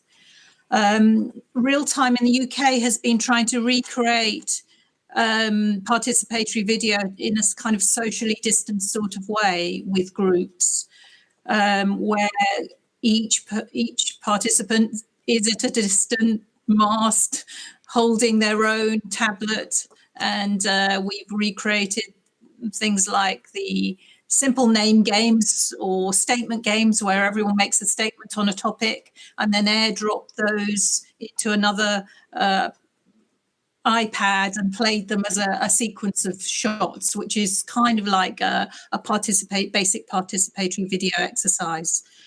But it is very different, because one of the key things this is getting onto my talk in a way about the way I approach participatory video is the idea of taking turns. Everyone gets to do every role. Everyone gets to be the floor manager or the director and tell other people what to do. And this is a very simple technique, but very profound, because a lot of the people I work with are really not used to being positioned in that way. And that's very difficult to create when people are using individual tablets. And there's more chance for individual failure, whereas a lot of the way we work is, with 2 facilitators, one supporting people in front, the other one with someone on the camera. So, and extending their skills gradually so that they succeed. And I think that's not quite the same with this new socially distanced sort of model. So I'm hoping to get back to face-to-face work as soon as possible. Yes, I really understand what you're saying. In these past few months, it was really very, very complicated in teaching and setting up all of our participatory video projects. Tomorrow afternoon, for example, from 4 p.m. on, we will see 2 projects that have been made during the pandemic. Emanuela, I believe it was difficult for you too to teach remotely. Is it true? It was and it still is very difficult. I've tried quite often to forget the nostalgia because it kept coming up, the melancholia for bodies, for presence. But when teaching, starting from experience, well, it's difficult to make do without experience, without contact, without exchange, only via tools, devices that just recreate 1 or 2 possible senses that we normally use in experience and exchange of experience. We should use 5 senses. Nonetheless, I try to find a way of makeshift solutions for what I'm lacking. First of all, the classroom is missing, is lacking. The context is missing. We give it for granted, but it's one of the actors. It gives meaning, it gives shape to our meetings when we do meet.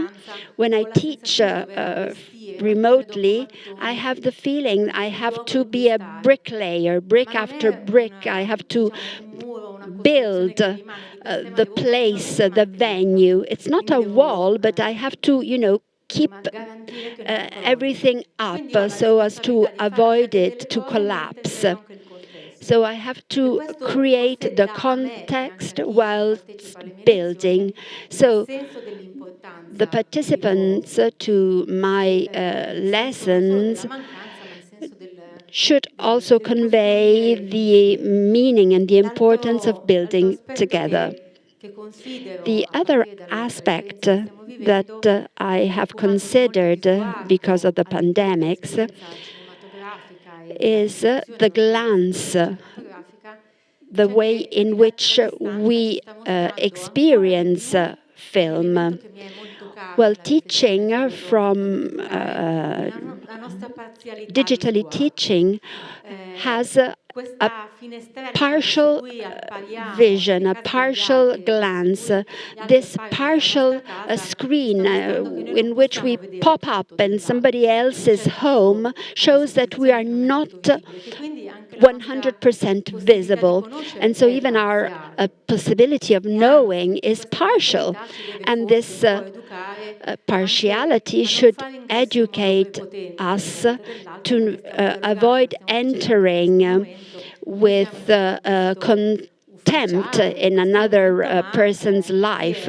Yes, we are officially teaching, but those who are at home are in their own home, and we are accessing their intimate reality. And this is something we have to bear in mind, not only when teaching, but also in sharing PVs. Sharing pictures, images popping up on the screen is a gesture of commonality, of sharing your secrets, something that you want to hide of yourself, but you have to share, and that you are trying to foster in other people. And then another aspect that is coming up is that cinema saves us. We can appear where we disappear. This, in a way, is helping us to allow people who were shy, and they feel free to express themselves because they feel protected by the screen. They would not have raised their hand in the classroom because they were scared by the other classmates. Now they are alone at home, and there's the advantage of being able to express themselves. So finally, you can learn some good manners so as to be able to shut up and allow someone else to speak up. And so maybe this can allow us to foster participatory video even more, because it produces and creates negotiation and procedures that are more evident. If earlier it was necessary to meet and fight and discuss and debate during negotiations, now the negotiation becomes an interior reflection. You can visualize it, and it can become a way of learning. And again, another aspect comes up. The first question you asked, which englobes the three questions we answered, maybe the experience of sharing pictures, so both in production, so PV, or news, and sharing images during trainings and teachings, meet the requirement of giving meaning, but also collecting and keeping together people and opinion in a moment in history and time where we tend to be alone, disunited. We are looking for a story that will connect us and will give us a sense of closeness where distance becomes the main testimony of our daily life. Yes, thank you. In fact, our resistance, our resilience in being stubborn and wanting to organize this festival is to try and feel closeness with people who are so far away. You made me think of a little story. I have taught only online to my students, and even exams were online. One of my students is making her thesis on PV, and so I invited her. I said, Julia, are you going to come to the festival? Yes, Prof. I want to know how tall you are, because I want to see you in person. I was struck dumb. I could never, I never thought that they only saw me sitting down, and they never acknowledge whether I'm tall or short. I am short, if you have any doubts about that. Anyhow, this was another way of, seeing how the students experienced their lessons. So we're on the monitor, on the screen, as faces on the wall, but this is something that came up to mind as a short story. So now the first part of our talk show is over, and then we will go to the detailed part of your speeches.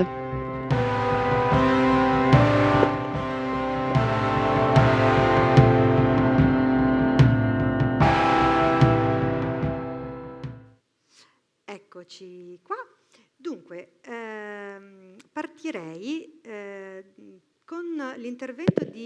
So I'll start with Jackie's speech. I want to introduce her once again in case you are connecting to this session. So Jackie Shaw has been working since 1984 on PV. He has been working with marginalised groups all around the world, and she has worked in dozens of projects. She is a real expert.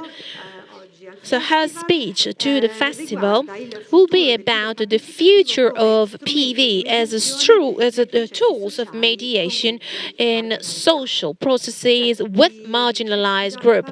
I just give the floor to Jackie for her presentation. I really can't wait to hear what you have to say. Thank you. So, can I have my PowerPoint?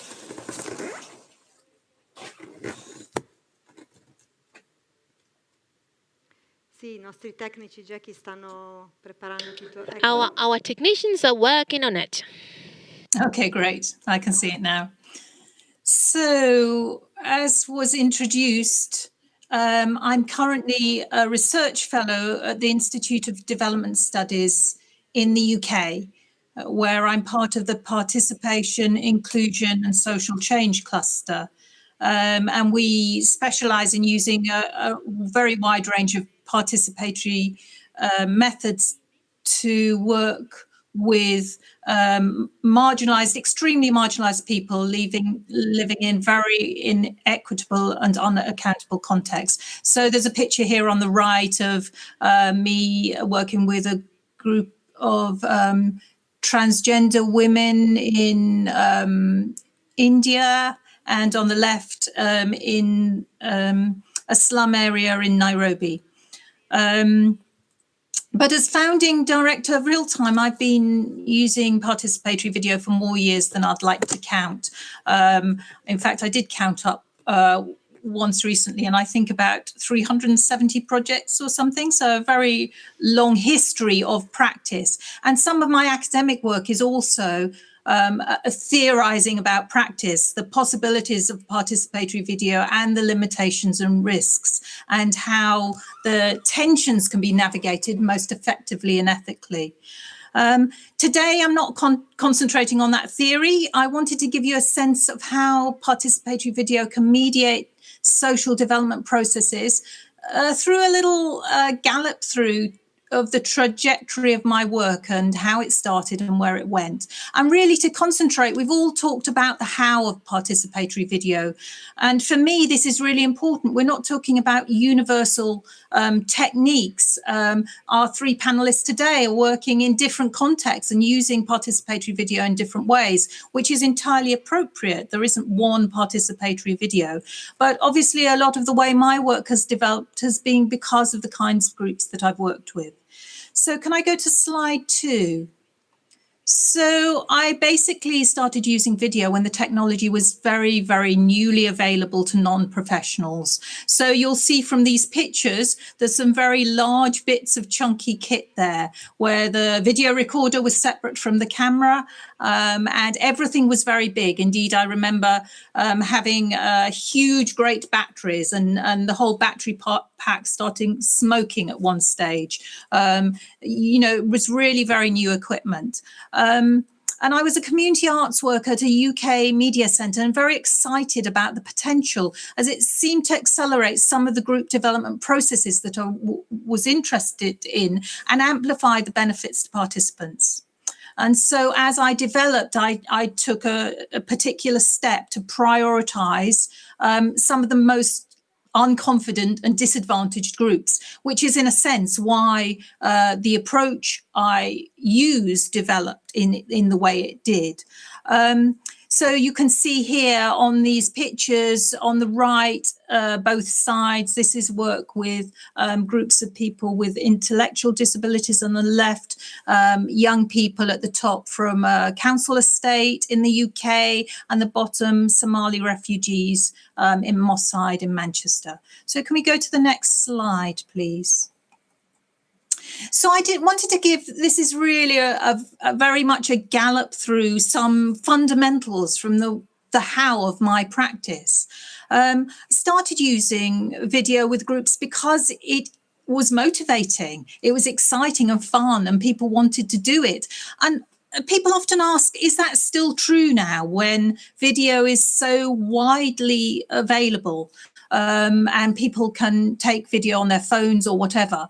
And I would say yes, because I think working in a group with video is quite different from individually capturing some video on your phone. And maybe people have positioned in a different way. And anyway, I work in a lot of places where people don't have access to technology in this sort of way.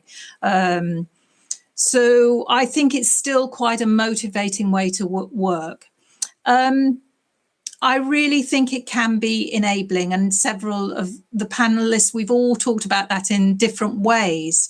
I start through these kind of short exercises. So if you go to the kind of groups I work with and say, well, okay, we're going to make a film, let's get going, what is likely to happen is people will be thrown. They won't know. What does making a film mean? I have no idea. And what might tend to happen is those people within a group who are more confident will take over, and it will become more that one person's or one or two people who are more confident will drive the production. Instead, I work in a way that hopefully gives everyone the chance to develop their confidence and can do. And, the picture at the top shows a typical, everyone sitting around in a semicircle, one person on the camera, a monitor so that we can play things back straight away. And people take turns. So everyone gets a go at everything. The first few exercises are very, short. People just have to say something very simple. People are supported through any embarrassment. And I find that if you work in that way, any embarrassment at being on camera goes relatively quickly. Whereas if someone says, I don't want to be in front of the camera, that person will always be slightly left behind. Can I have my slide? Oh, I can't see my slide. I guess I have to look at my screen here. This is, okay, so I've said before, generating inclusive dynamics, the taking turns is fundamental to my approach. Sorry, can we go back a slide?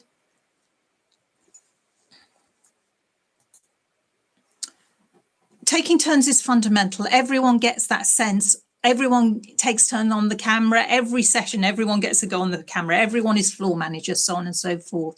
And then we go out and explore with a camera. But I use what we call a shot-by-shot approach. So rather than planning a video and then going out and recording it and coming back to an edit suite, I use an in-camera edited approach to begin with. So each shot is recorded one by one in order, which means that people can go out, explore, whether it's a drama exercise or a documentary exercise, and within an hour or so come back having made a short video, which is really good for confidence. We can do it. We've done something together very quickly, but also informs people's decisions about what next.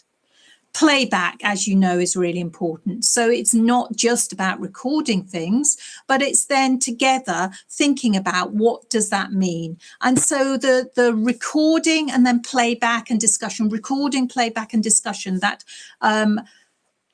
iterative process is for me what provides the opportunity to develop a sense of can-do and an understanding within people about their situation and what it means, chance to unpick damaging stereotypes about people, or to think about what they want to communicate in the world in a more considered way. And then obviously, as things go on, the opportunity to reframe that understanding and produce counter-narratives.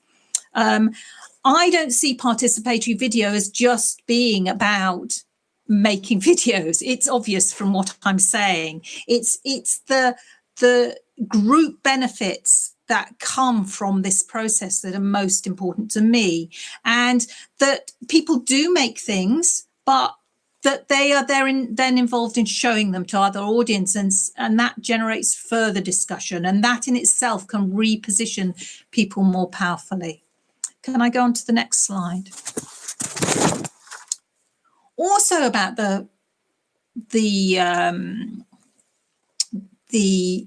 approach, the how, is that technology doesn't do it itself. And I'm sure I'm talking to many experts. I don't need to tell you this, but it's the practitioner's approach and the soft skills and the process activities, the pedagogy, if you like, that gives this approach its power.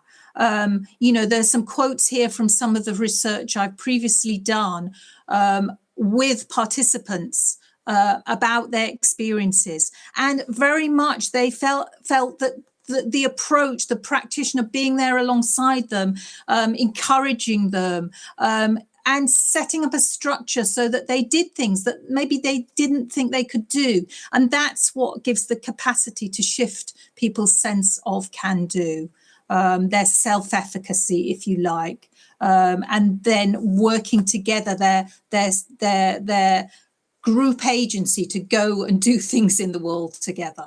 Can we go on to the next slide? I did, though. I mean, I've been committed to participatory video, obviously, for a very long time.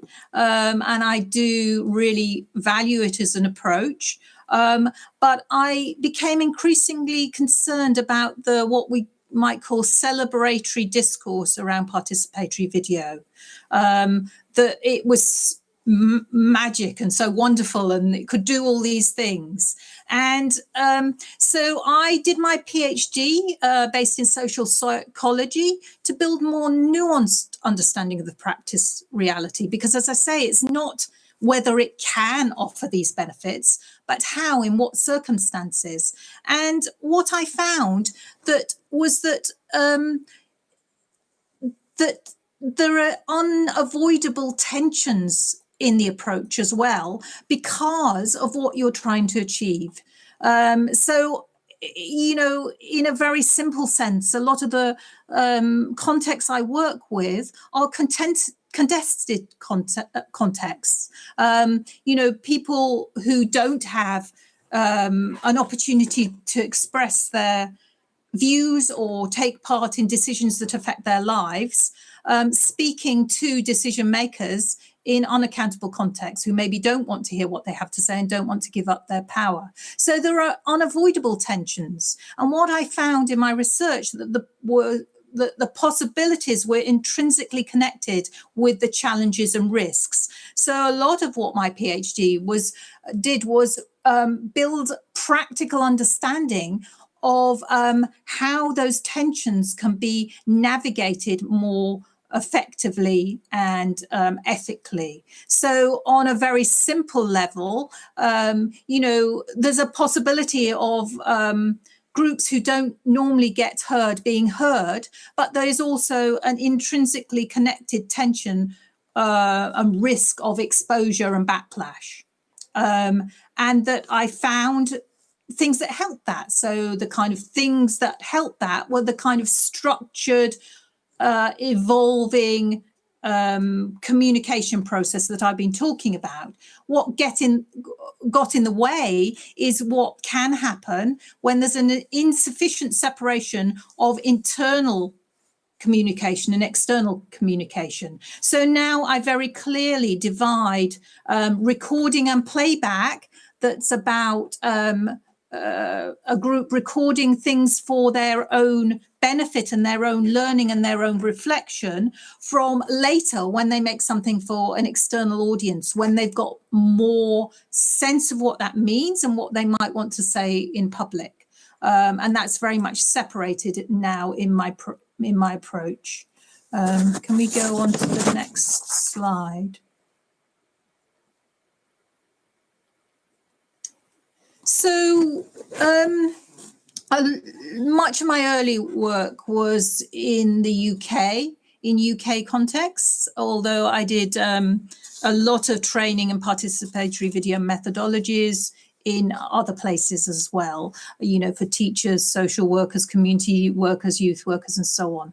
But now most of my work is in global contexts. So I just wanted to give you a sense of how my work has developed and what that's mean for my practice and applying some of my PhD learning. So this project that you see here was with isolated women in the Palestinian West Bank. This village is completely encircled by the separation wall, and women can't go in, or nobody can go in or out without a permit. And people are cut off from their farming lands. And this was part of a global project called Participate that happened in 30 countries and researched how change can happen and what gets in the way from the perspective of some of the poorest and most marginalized groups. And it fed into a UN deliberation before the setting of the Sustainable Development Goals. And for those of you involved in these contexts, you'll know that there's the idea of leave no one behind. And that leave behind narrative was informed by the participant research. And this project, the women involved made a number of videos. One was called Unhappy Birthday, which was a short drama, but showed the extent they wanted UN policy makers to understand not just the wider effects of the conflict, but the very personal ways that they were affected in terms of not being able to get together to have a birthday party because of the checkpoints and the difficulty getting across checkpoints. And across the whole research, lack of hope came across as a key barrier to positive change for these groups.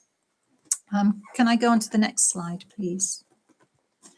But again, for me, some of the biggest impacts, I mean, certainly these women wanted to be heard on the global stage and wanted their views to be heard by UN decision makers, but they didn't really think it would change things.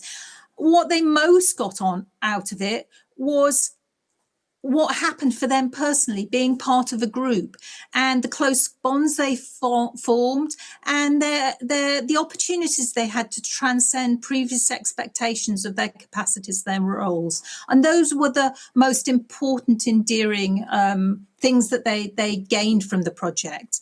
And this is why I really believe that it's some of these relational factors and the shifts in dynamics that happen that are the most important in countering the fragmentation that results from global capitalism.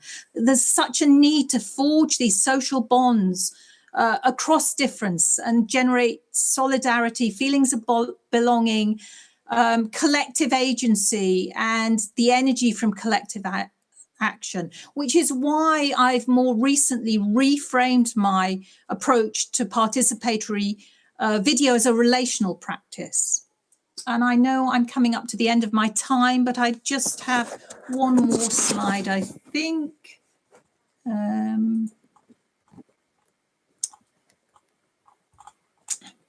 So, you know, more recently, I've been using a much more extended approach to participatory video over a longer time period. So working with groups. I mean, in fact, I think the longest time I worked with a group was with one of those groups of adults with intellectual disabilities, which was a 15-year project. This project here in Kenya was more of an 18-month period, and very much starting with that group forming and building and the group level internal exploration and reflection that I've talked about, and then to navigate the danger of inappropriate exposure, people first making things to show their peers and their supporters to generate more discussion, and then making something maybe to show to the wider community and mobilize other action, and then later making things to influence external audiences. So there's not enough time to go into that now. I think there's just one more slide, if that's okay. And, you know, some of these local impacts that matter to people in context.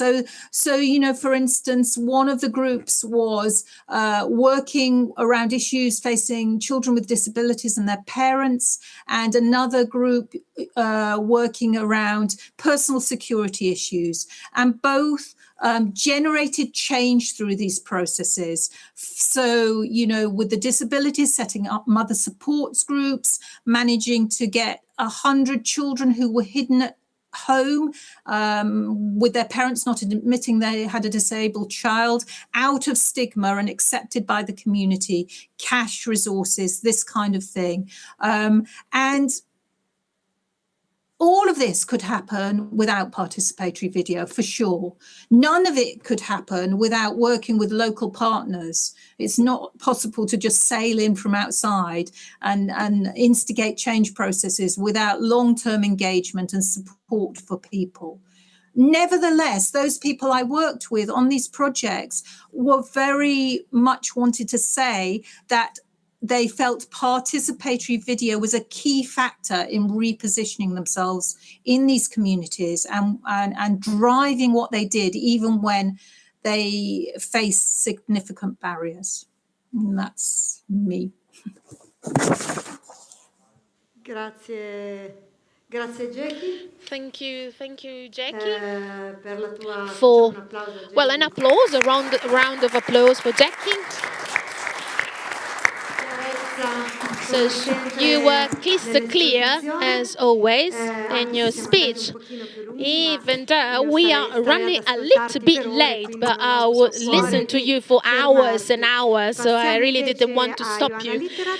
Just give the floor to Ioana Literat, Ioana, sorry. She's working on communication design for Columbia University. She is a media educator and digital storytelling, and she is researching on the participatory online culture. Ioana, this evening, is going to talk to us about participation and action in creative context. I'll just give the floor to you. Thank you so much.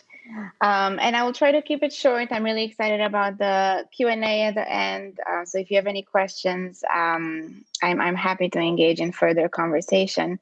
I'm also going to keep it short because my talk is very theoretical and very abstract, and I know that attention is limited when it comes to these things. So can I have my keynote slides, please?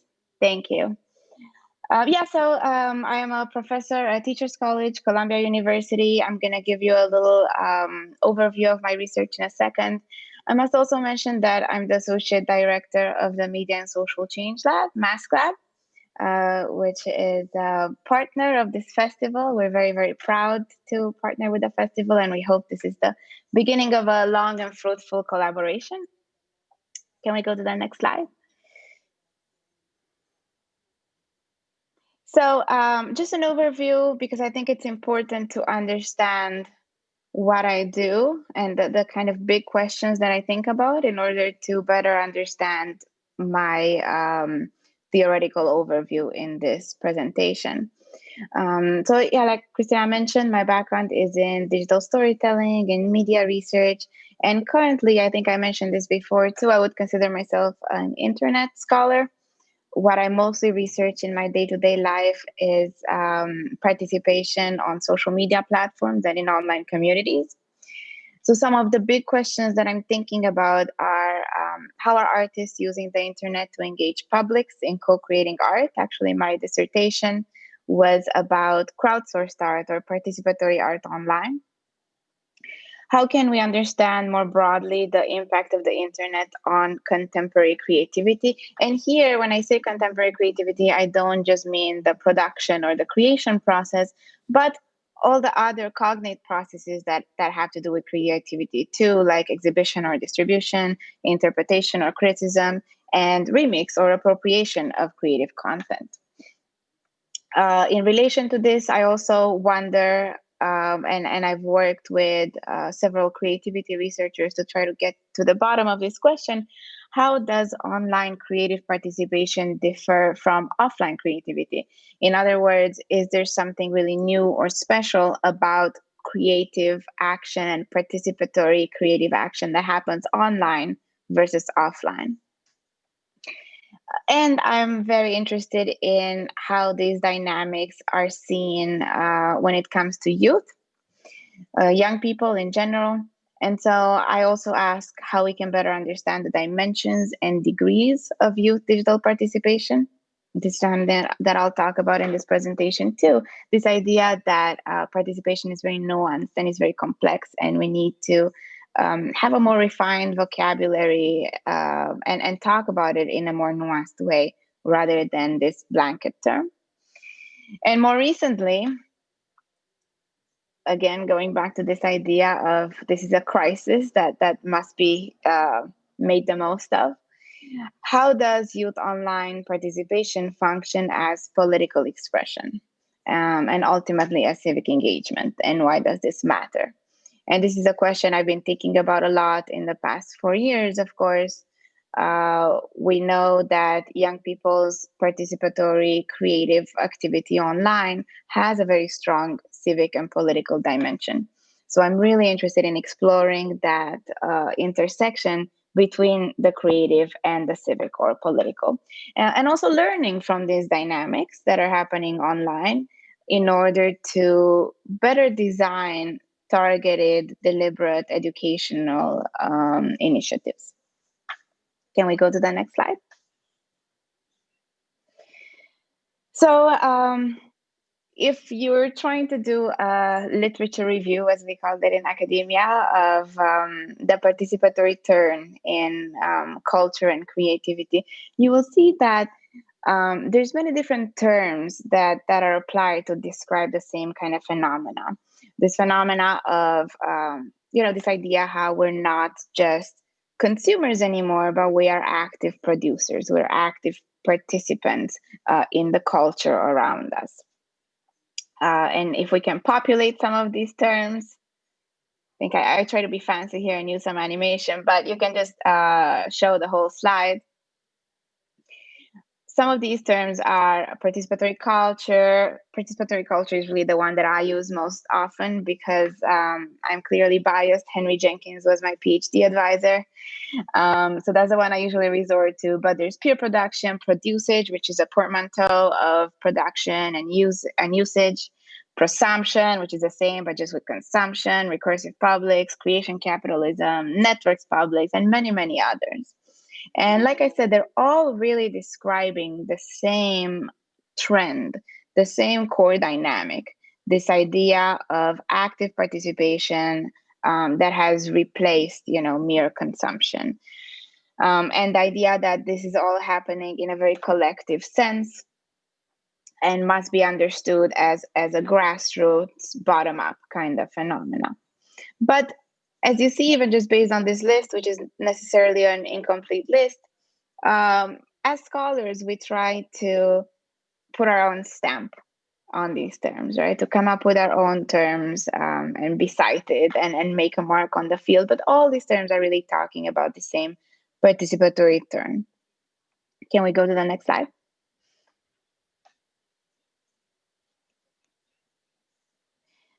And so what's been happening as a result of all these terms circulating without much dialogue between them is that participation in many ways has become a buzzword. I think that Jackie got to this a little bit in her presentation too. But more and more we're seeing that participation is treated as a buzzword, both in academia, in practitioner circles, and very importantly in the media. And it's tied to certain idealized assumptions, right? So there's this idea that participation is always good for everyone. The more participation, the better. This is also shaped by idealized assumptions around technology, and this idea that technology will have, in most cases, a very positive impact in participatory context. And so, to go back again to the words of my former PhD advisor, Henry Jenkins, I could not agree with this statement more, that it becomes more and more urgent to develop a more refined vocabulary that allows us to better distinguish between different models of participation and to evaluate where and how power shifts may be taking place. Next slide, please. Part of my work in recent years on the theoretical side, and I can talk more about my empirical work if there is time in the Q&A, but now I want to focus on this theoretical work, has been to interrogate participation across disciplinary boundaries to create cross-disciplinary bridges so that we may, and by we I mean scholars positioned in different fields, as well as practitioners, really learn from each other and talk to each other rather than talk at each other. In a recent paper that I published in New Media and Society, I asked this basic question of what can we learn from the way participation itself as a concept has been contextualized in other fields.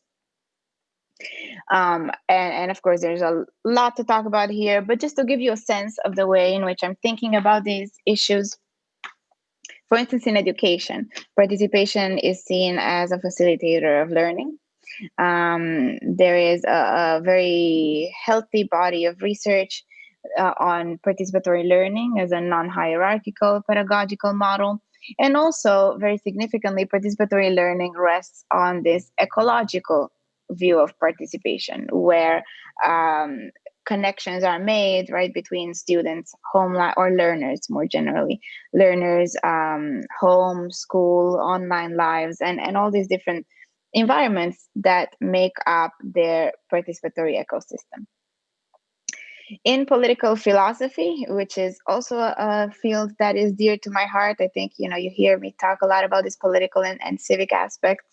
There is a focus on power, and especially the distribution of power, a focus on decision making, so really strengthening the connection between participation and power. And just like in education, there is this view of participation as educative. I love this quote from Pateman. It's a pretty old text. I think it's from 1970, but she says, participation develops and fosters the very qualities necessary for it. And I think that my fellow panelists can really agree that this quote has stood the test of time and perhaps is now more than ever very, very applicable today. In cultural studies, and this is where a lot of the literature, the formal literature on participation has started, there's definitely a nuanced understanding of participation and its limits, especially its lower limits. Is consumption participation, is interpretation participation. There's attention devoted to the role of technology in regards to participation, and also the collective dimensions of participation, because the study of participation in cultural studies is deeply linked to early scholarship on fandom and on fandom communities. Where, of course, that collective dimension is key. And last but not least, in art, and again, these are just 4 domains that I wrote about. We can definitely think of other domains and expand this discussion. But in art, of course, there's a substantial body of work on participatory art and the roots of participatory art, especially in terms of activation and authorship and community.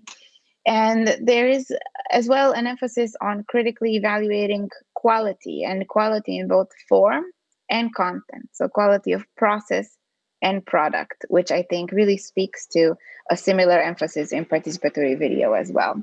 And last but not least, in a very abstract way, art can really model alternative forms of participation and can become blueprints for what can happen, right? Artists can and do take risks.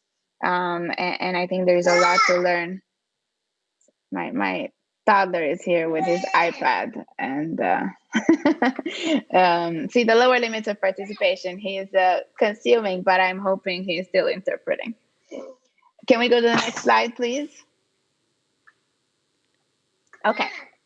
And so after this interdisciplinary, can you come here?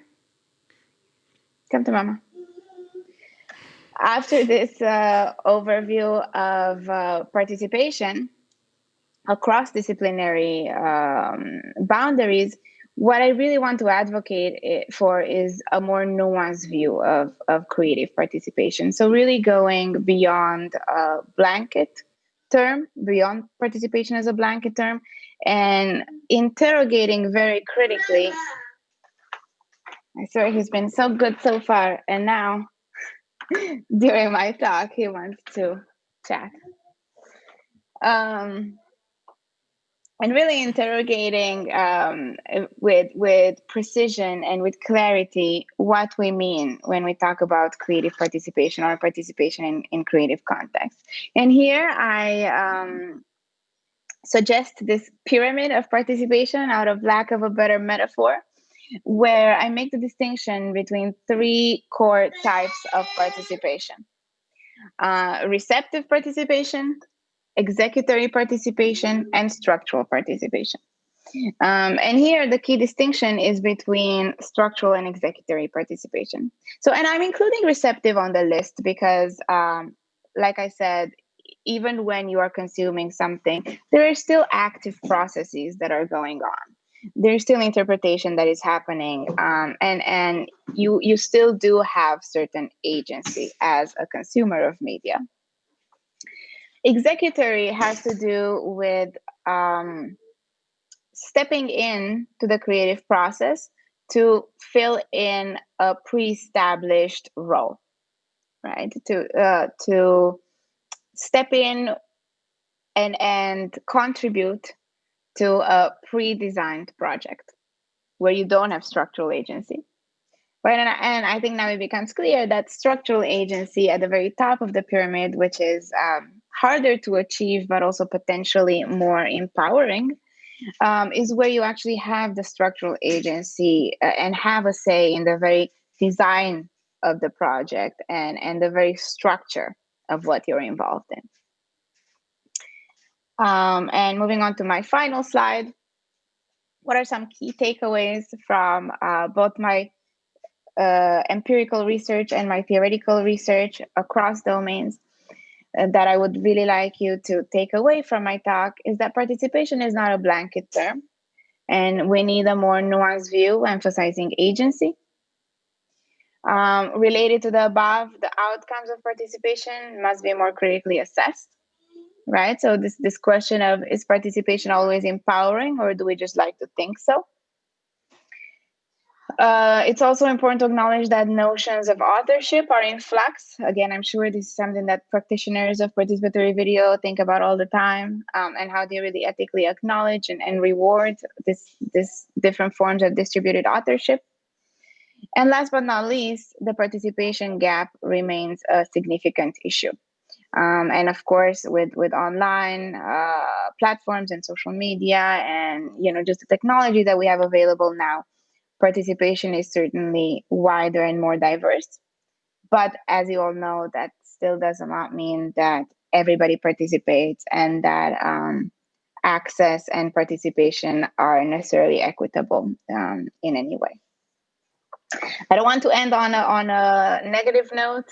Those that know me know that I'm certainly not a pessimist when it comes to participation and when it comes to new media or digital technologies and participation. If I was, I probably would not be in the job I'm in now.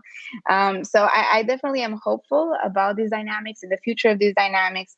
So really where I'm coming from is just pushing us to have a more refined vocabulary and critically interrogate as much as possible, while still being driven by this belief in the positive potential of these participatory practices.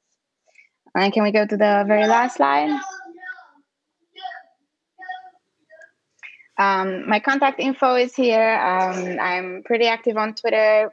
If we don't have time for Q&A now, I definitely am looking forward to continuing the conversation on Twitter. And I also included here the handle of my research lab, the Media and Social Change Lab, Mask Lab on Twitter. Thank you so much.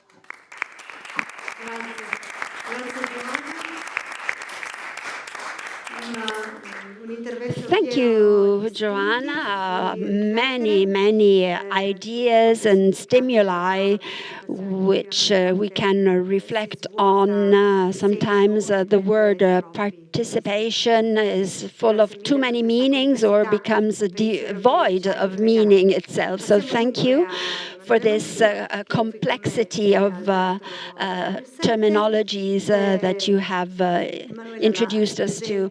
Now I would like to leave the floor to Emanuela Mancino. She works as a professor at the Bicocca University, and she works at the Laboratory of Cinema. And Emanuela tonight is going to focus on unmounting, co-creating, reflecting, and giving sense, actions, and paradoxes between cinema and education. So, I give the floor to you. What about this long and complex title? Thank you, Cristina. Thank you for the words that I've heard up to now. I was very pleased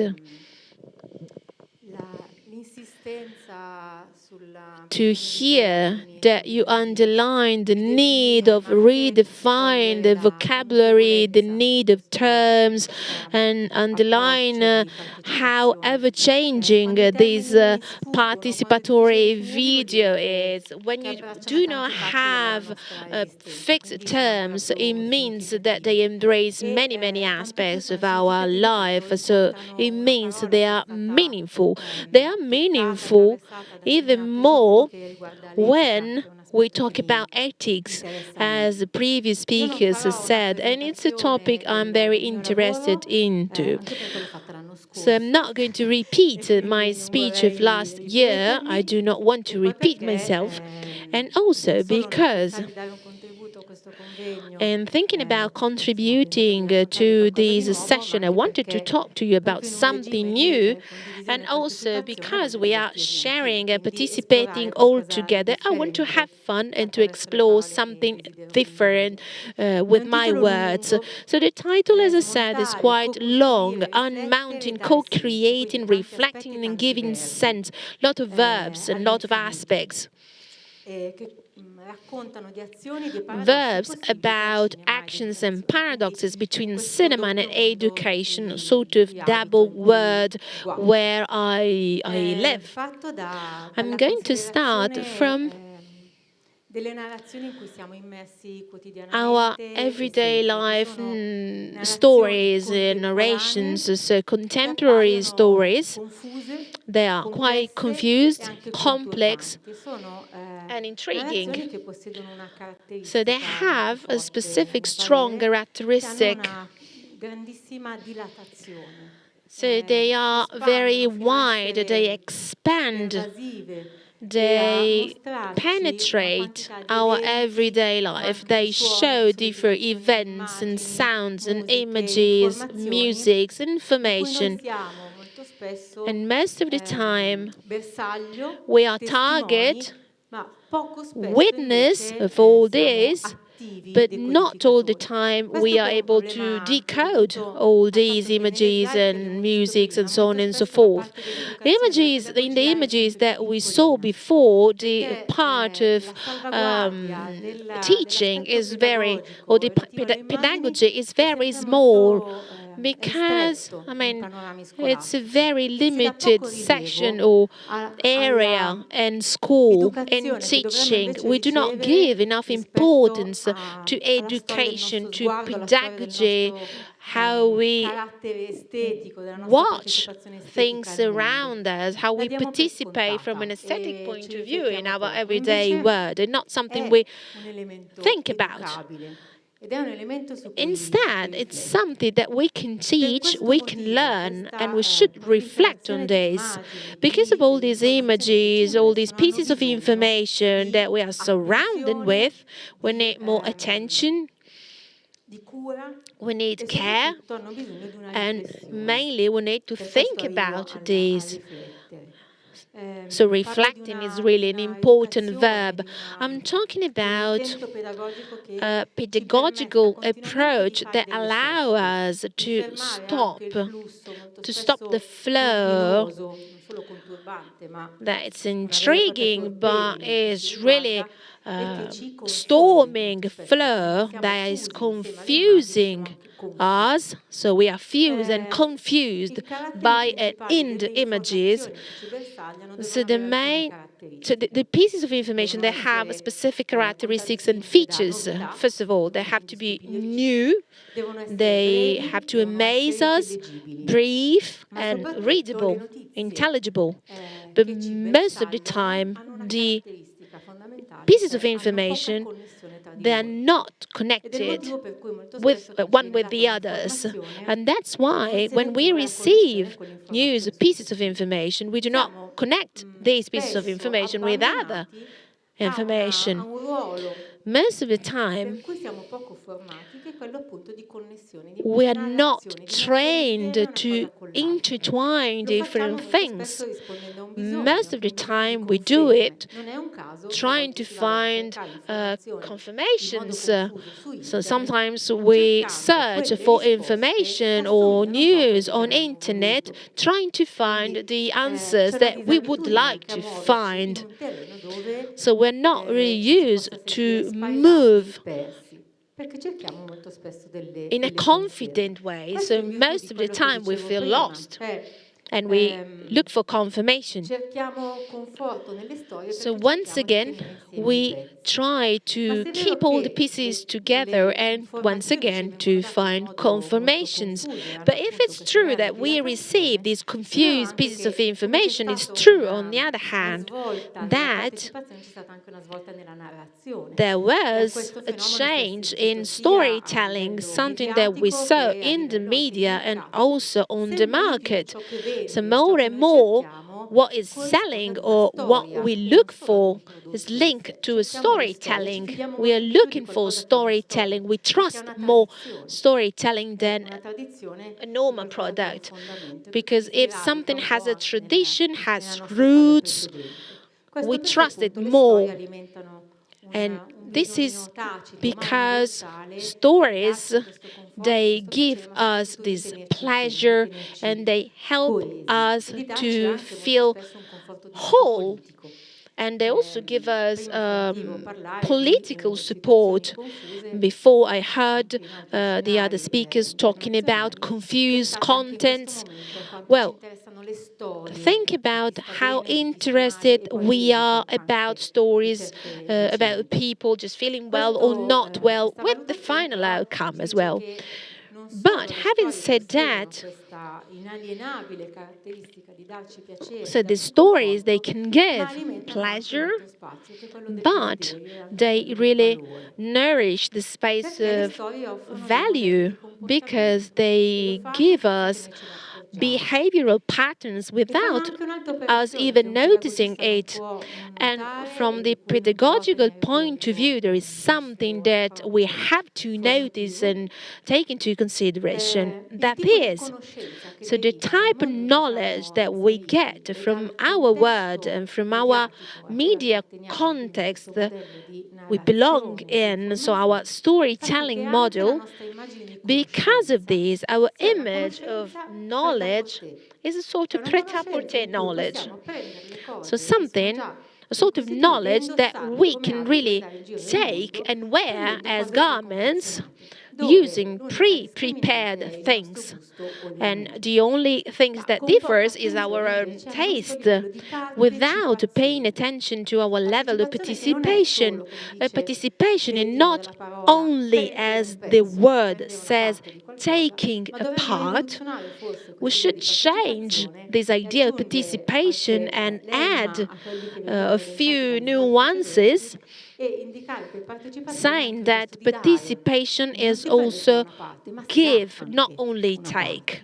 So you give something. Why am I here? Well, I'm here, first of all, because I shared an experience with Cristina. We made together a project.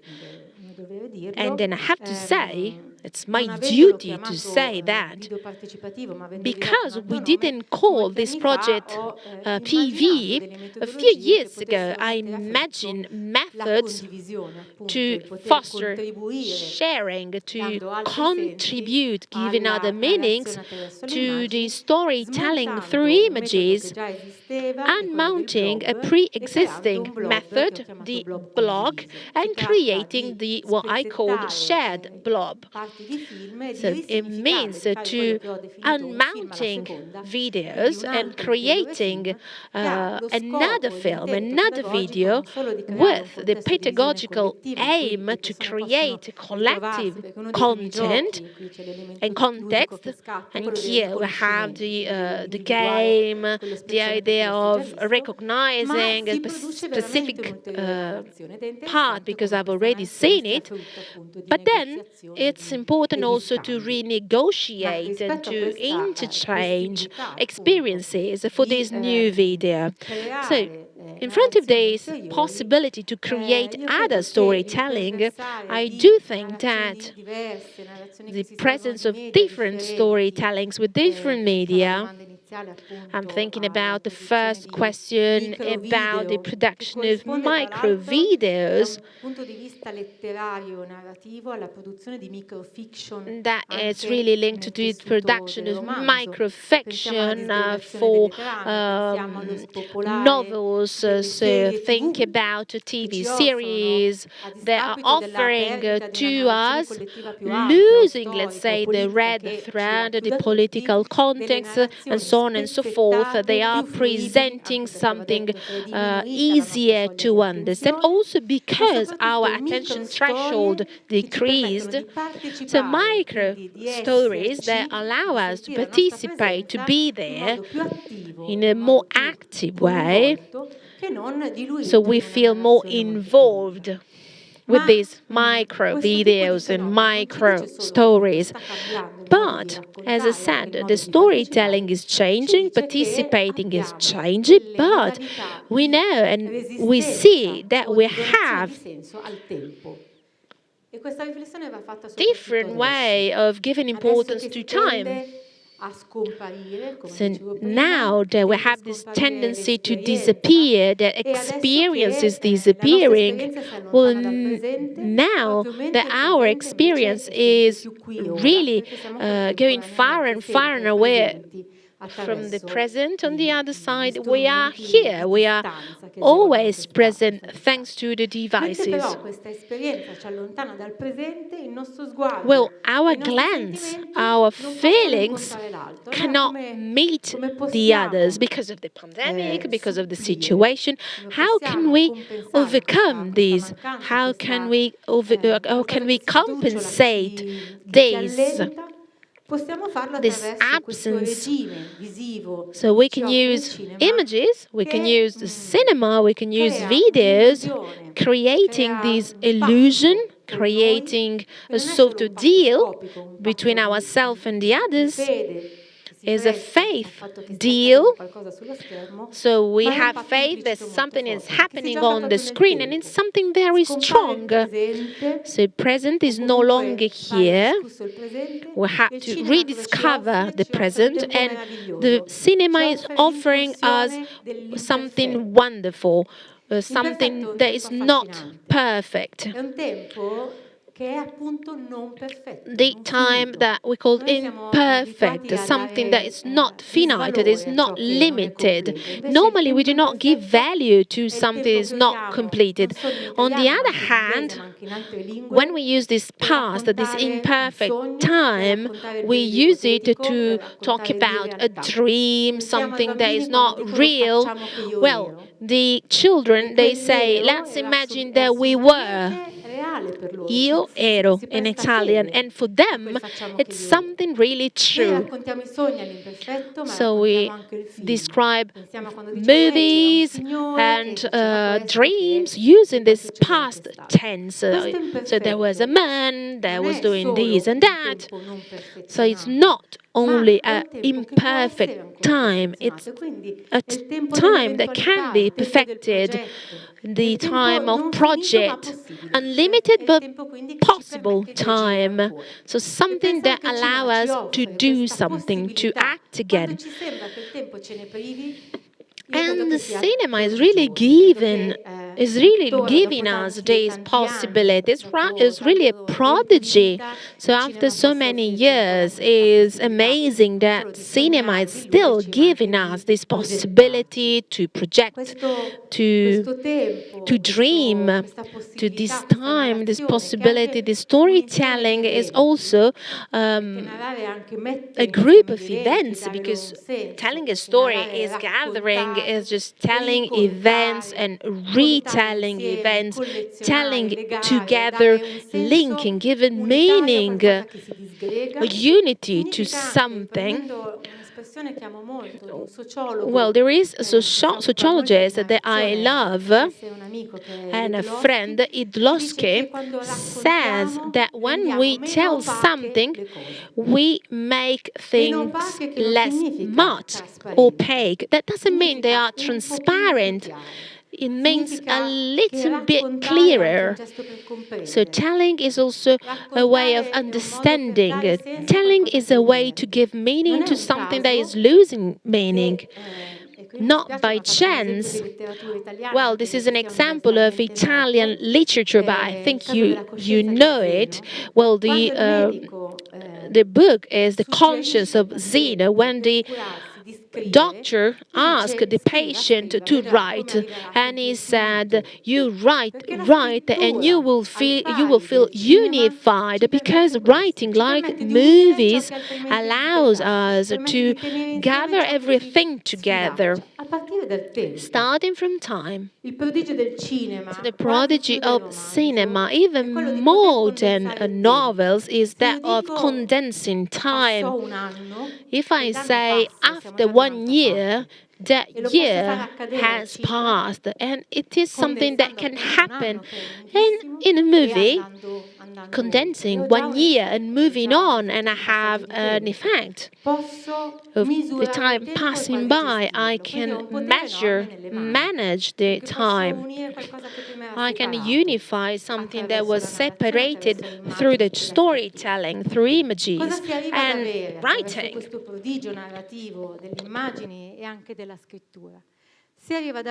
Well, at the end, we get a who and a what that were in there. We get to have a subject and object of our attention. So we can identify a gesture, an action that can really unmounting, like in the title, unmounting, because what is together stand solid. I mean, cinema teaches us how to unmount this solid object. I do not have slides on my background, but my PhD thesis was on this. I wanted to prove how cinema, that was really becoming really a training method, was not just entertaining or a way of just conveying messages in a quicker way of facilitating communication. I hated this word. It's a way to think about how we think and we feel. It's a visible way that show us our learning partners. Is really a strong medium that we have. Why am I saying so? Because if we can unmount what is unified, we can use a telling approach in cinema, in training context, using cinema to produce meaning through PVs, through these share blocks. As I said, that is the main method I use. Well, all these activities, this unmounting, I think is really necessary that we suspend meaning and understanding. So we should foster an interchange of what is inside and what is outside. Since the beginning, cinema has always tried to prove, to do that, to show something that is invisible. Through cinema, we can mount and unmount this mechanism. And I think that is really something wonderful for training, for pedagogy. And all this in order to prove that our relation with the world can really stop for a while, in order for us to realize that we can receive images or we can be target of pieces of information, but we can also represent them. We can be active, we can have an active role. So we can decode and unmount everything, and on the other side we can produce meaning. We have the possibility to represent something. Represent means to make, to create something that was no longer there, there is no longer there, to represent something from the past or something that is far away. Well, with the cinema, writing, we have great possibility. We can see how our thoughts work, how we can project our thoughts. So projection for me is a fascinating word. Projecting a film, projecting our feelings. So that means to project something outside, to communicate. So cinema and education can be adventure, an adventure that means meeting what is really waiting for us in the future. That means leaving our own position, because when we when we leave for an adventure, we need to leave our country, our safety, our comfort zone, to abandon someone or somewhere, a place that we know very well. We run risks to find something new, for example. An adventure means to find something unusual. And this situation we are living now, it's really an adventure. And going back to the title of my presentation, to create a co-construction. That is a term of the pedagogy. Co-constructing means to construct together, to give a meaning, because we need a group of people giving meaning to a training phase. My teacher Piero Bertolini said we need at least 2 actors for pedagogy to happen, 2 people meeting here and now, also from a virtual point of view, each of them bringing a story, bringing a meaning. So the training event, with the help of film and videos, has to be a continuous event. So long-lasting event, an event in a particular social context, logical context, or logistic concept, or we thought about the planet context. We cannot consider a part without considering the whole, otherwise we are blind. We cannot see the context anymore. So an event that can allow us to build together the event itself, but also all the surrounding meanings. All these in order to transform the storytelling into something that can create a network, create a dialogue that can enter in all our spaces of these distances. That it's not social distancing, it's a physical distancing, it's not social distancing. And this dimension of participation, of negotiation, can allow us, and maybe this is the political turning point, can allow us to meet those that have other opinions, different opinions. And here is my proposal. Because I am an education philosopher, I can just play with words. So this proposal of PV in a training contest can allow us to combine storytelling, a knowledge that connects, So it allows us to give new meanings to words, the words that we use. I really love to play with the meaning, the etymology of words, and the use of the words through time, because we can manipulate words, and we're not always aware of how we use these words. So we can give a new meaning to the word plot. Plot in English in the past was just a lot of land that was fenced to say this land was something different. Now is, I don't know, a sacred land, or it's my land, it's not yours. And the same for the classic culture.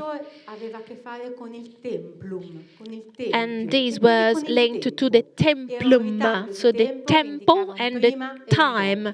So there was a before and an after.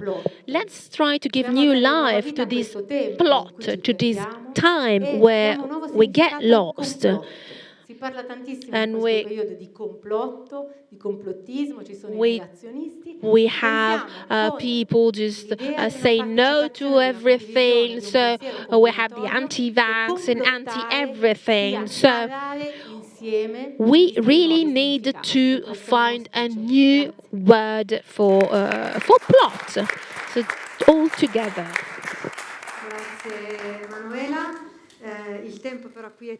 Thank you, Manuela. We've reached really the limit of our time, the time that the theater is given to us. But after your words, things are clearer. We should talk hours and hours, but I'm just asking if here in the room we have questions. Yes, we do have questions. Hello. Thank you to all the panelists here this evening. It was a very informative session. My question goes out to Professor Literat. I really like the distinction that you made between witnesses and spectators. And I think participatory video, in a sense, makes witnesses out of stakeholders through the process of participatory video, thereby giving them some agency. So could you speak a little bit about how social media users can be turned into witnesses through this medium, despite the lack of a moderator or a process that, or a professional that takes them through this process?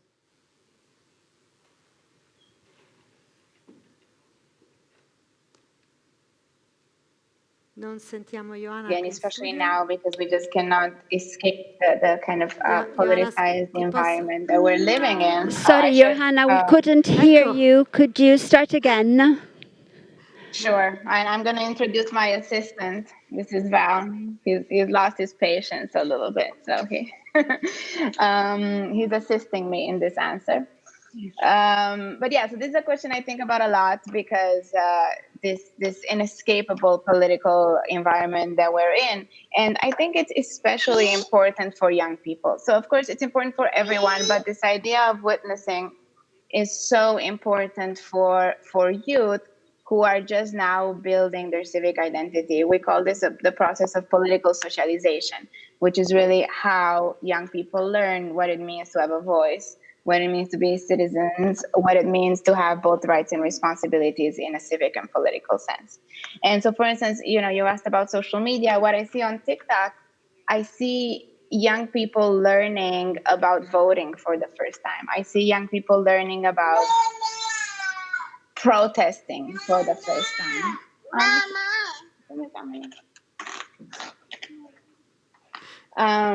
I see a collective political expression forming, which really gives me goosebumps in a sense, that I think, again, going back to this idea of hopefulness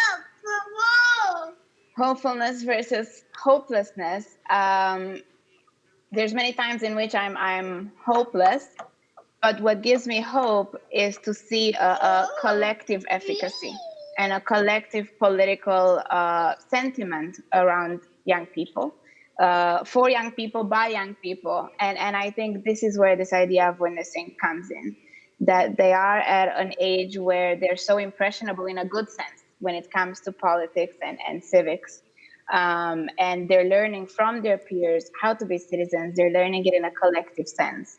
And our future is in their hands. So I think it's incredibly important and inspiring and empowering. Grazie Ioana. Qualche altra domanda da studio? Thank you very much, Joanna, for your answer. Do we have other questions here from the theater here? Let me see whether there are questions in the chat box. And Luisa asks, which types of participation can support the redistribution of power? What a difficult question. Do we have the time to answer? Or do you feel like you have the ability to answer to such a wide-reaching question? Sergio asks, can we consider PV as a form of resistance to unique thinking, to which all neoliberalistic way of thinking in fiction and non-fiction converge to? So can PV be a way of getting out of this unique direction? Manuela? Yes, I believe that the two questions can find one answer. Well, for the management of power and for the, what was the question again? Which forms of power can allow us to redistribute power? And the second question was, which forms of PV can foster going against this common way of thinking that is crossing all forms of media and fiction too? Well, one of the advantages that put these things in common in participatory video making that I know of are founded on the concept of taking the floor, of participating with words, with your opinion, and giving voice. So all the participants can have an opinion, and also being able to have this opinion come to the surface. Power management has to do with the management of visual power. A visual power where we can access everything, but we cannot see everything, is a boundary, is a limitation. And even the fact of being controlled in our vision is an abuse of power. We should really organize a convention on this, a conference. Michel Foucault speaks of the management of power and the power of the gaze and the system of coercion that gaze allows. So being able to see more, negotiate the partiality of glancing of information is the ability of having a critical thought that allows us to participate more actively. When we are viewers, to go back to the first question, we are not only receivers of information, because spectare, from spectators, spectare etymology is not only looking passively and receiving something in our ears and eyes. Spectare implies an activity of involvement, an active gesture of decoding, therefore a critical thought of protest, participation and choice. Thank you very much, Manuela. We are really to the limit of our time. We cannot ask other questions, so all I can do now is really thank from our heart Jackie Shaw, Ioana Literat, and Emanuela Mancino. Thank you very much for all of the glimpses, ideas, and stimuli you've offered us. Look up their work and their websites on social media, and I invite you to come back tomorrow at 10 a.m. We have a full wealth of panels. We are running out of time, but I would really listen to these three ladies without end. Thank you very much, and closing signature song. Thank you.